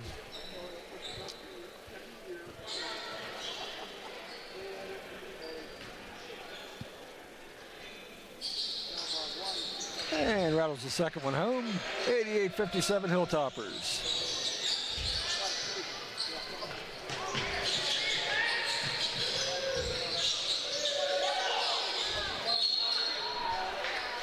And Ojim quickly goes up, can't get it to go, but draws the foul.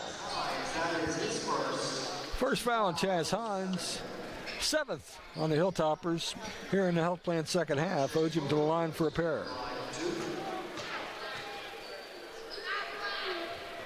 First one's good. 14 points.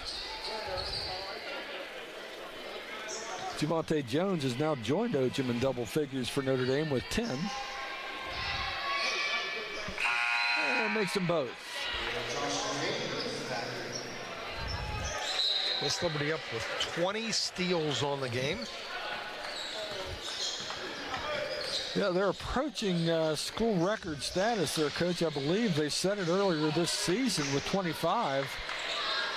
Oh, what a strong finish. Darren Fergus all the way to the rack and gets it to go. 90-59 West Liberty. Spatafora with the steal. They said, oh, he was on the line. He pleads his case with the official, but it falls on deaf ears. So what was the record set earlier? How many? 25, I believe. But live ball steals, not turnovers.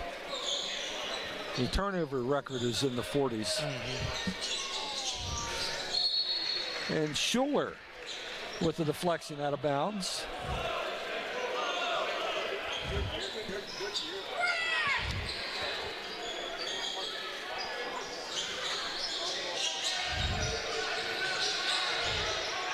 And a deflection and a steal. Fergus gets it away, and he hangs in the air, draws the foul, gets the finish. Now, Darren Fergus was a first-team All-East Region selection last year at Malloy, New York. And we are starting to see some of his repertoire, and it is impressive. 92-59. A little bit of a coming-out party tonight. And completes the three-point play, 93-59. Darren Fergus with 7 quick points. And Mr. Spatafora with another steal. Fergus motions to Coach Hallett. Pats his chest, says, yeah, that was on me. Got a little out of control. Quickly back on defense. So up to 22 steals, correct? Back-to-back steals there since we talked about it. Yeah, I believe so. Yeah, there it is, just registered. And Notre Dame quickly into the front court. The runner won't go. Tip kept alive, and a nice strong rebound and finish by Ojim. He's got 17, I believe, 93-61.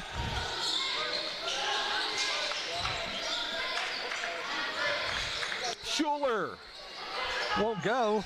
Fight for the rebound. Tipped around, controlled by Ojim, and there's a foul. And they're going to get Alec West in the scramble for the rebound. It'll be his second foul, team number 8 here in the Health Plan second half. Davison Elkins continues to lead 63-52 with 6:14 left. That game is at D&E.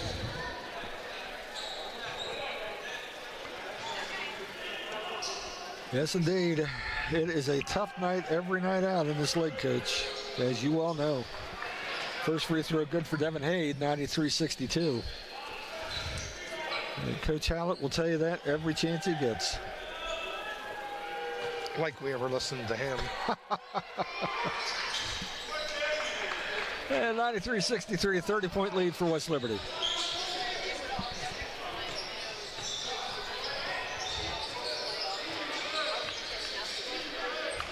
Cordy. To Montague. Back door. D'Agostino. 6:35 to go. 95-63. D'Agostino double figures with 11 points. West Liberty also has 26 assists. This is Ojum with the dinky dunk. And now he has 17 points. I misspoke earlier, but it's 95-65. Montague, Rousseau, Sarson into the corner. The Montague slices into the paint. Tried to get it to D'Agostino. It's intercepted. Back the other way. This is Audio. Tried the Michael Jordan dunk. Failed to execute, but he'll go to the line to shoot a couple. That had been an impressive dunk if it had gone down. Tell you what, we would have called Sports Center. That last possession by West Liberty was one of those you just felt doomed from the start.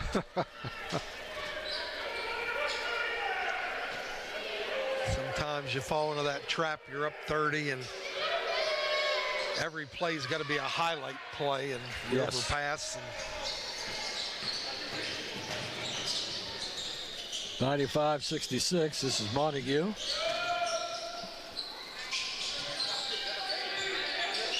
Hand off to Cordy. Montague in the circle, back to Sarson, down the lane. Finger roll won't go. Asked for a foul. And three-pointer won't go. Rebound Rousseau. And they're going to call a tie ball, and the arrow favors Notre Dame. 5:16 remaining in the health plan second half.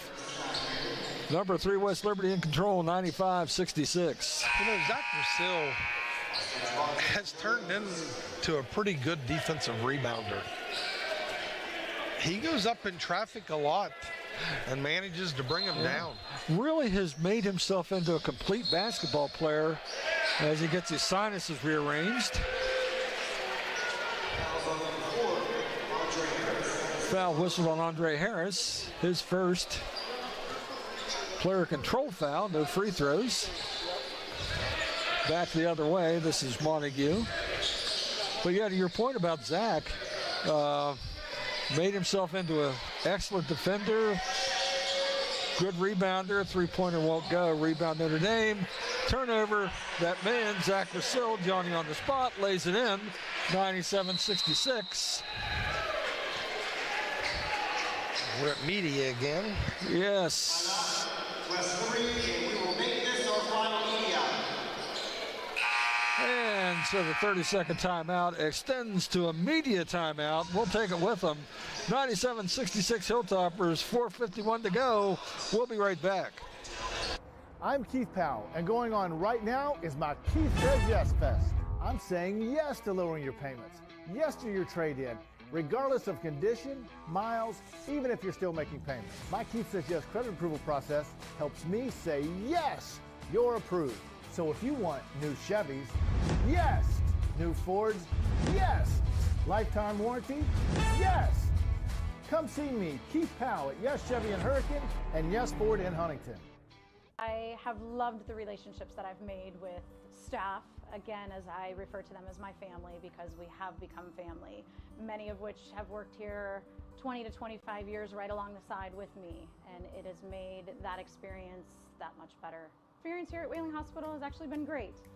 There's been lots of different things that we have gone through. We've seen new physicians, updated technology, new medicine, lots of different faces that have come and gone.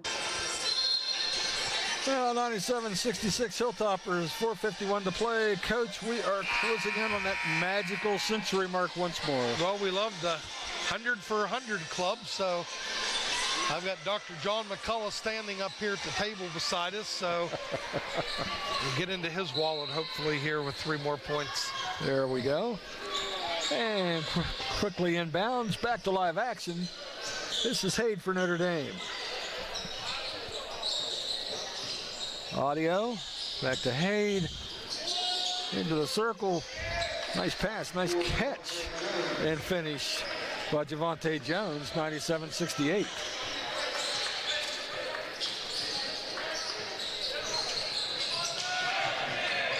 And Finn Woodward tracks down the ball in the back court. And Darren Fergus says, I can make 3-pointers too. There's your century mark, 100-68.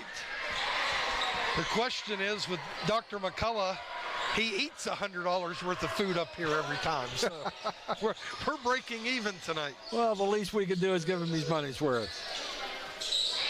And a long shot won't drop. Rebounded by Notre Dame. This is Harris. And the jumper by Blackshear goes. 3:40 to go. 30-point lead for the Hilltoppers, 100-70. And there he is, fresh off the bench. Grant Barnhart, and Barney strokes a 3 from the corner. It's 103-70. He is a crowd favorite, and that's what we look for when he gets in the game. And down the lane, and a foul. Audio will shoot a pair.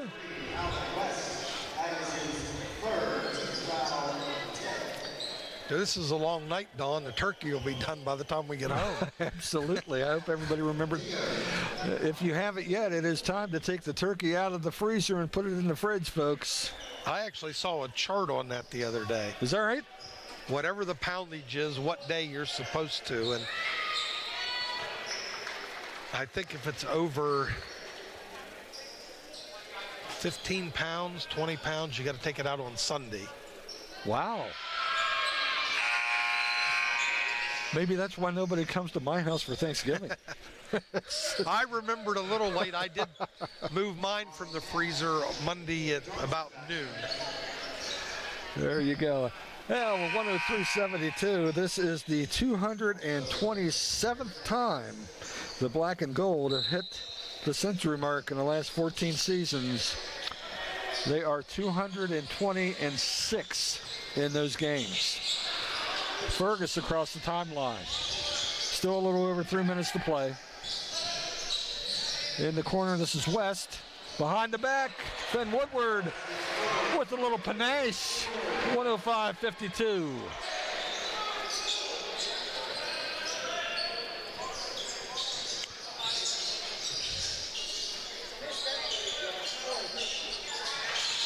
Three-pointer won't go. Tipped around.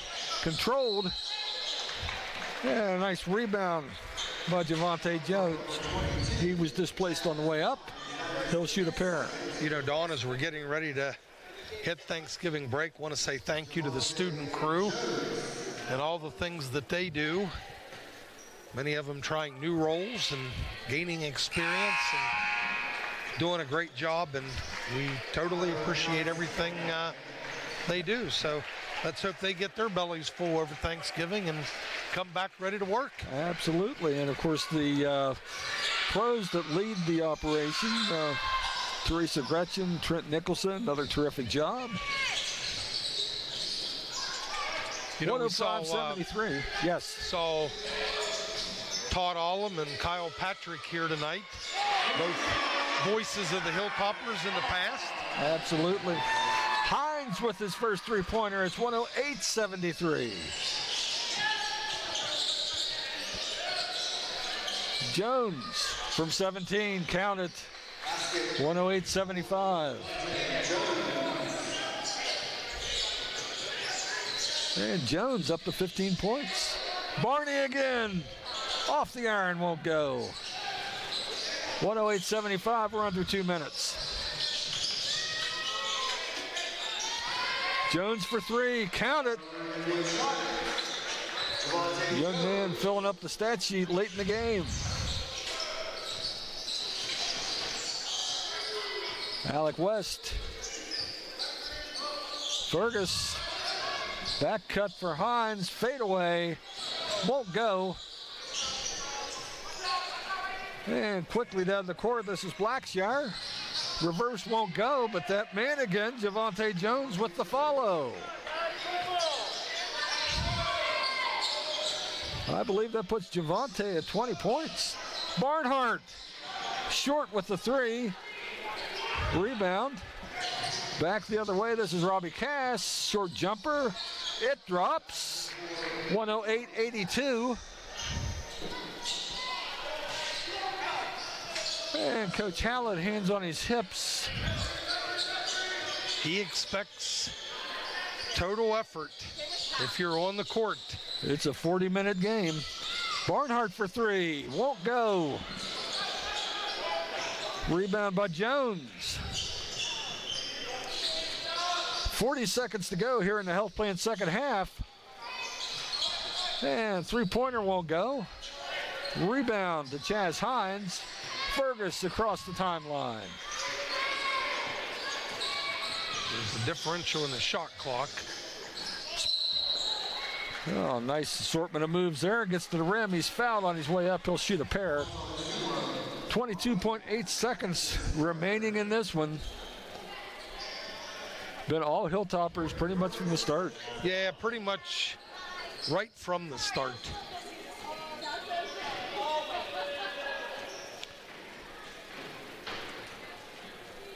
And off the back iron. Hilltoppers ready to go to 5-0 overall, 1-0 in the MEC. Notre Dame evens out at 2-2 overall, 1-1 in conference play. Fergus 1 for 2, 109-82. Fergus with 11 points. And all the way to the rack, and a nice finish for Robbie Cass. And D'Agostino crosses the timeline, and the Hilltoppers will hold this one out. 4, 3, 2, 1. There's the horn, and this one belongs to the Hilltoppers. Final score, number 3, West Liberty 109. Notre Dame 84. Coach, last impression. Well, it's hard to find much fault. Had a lead of up around 35 points at one time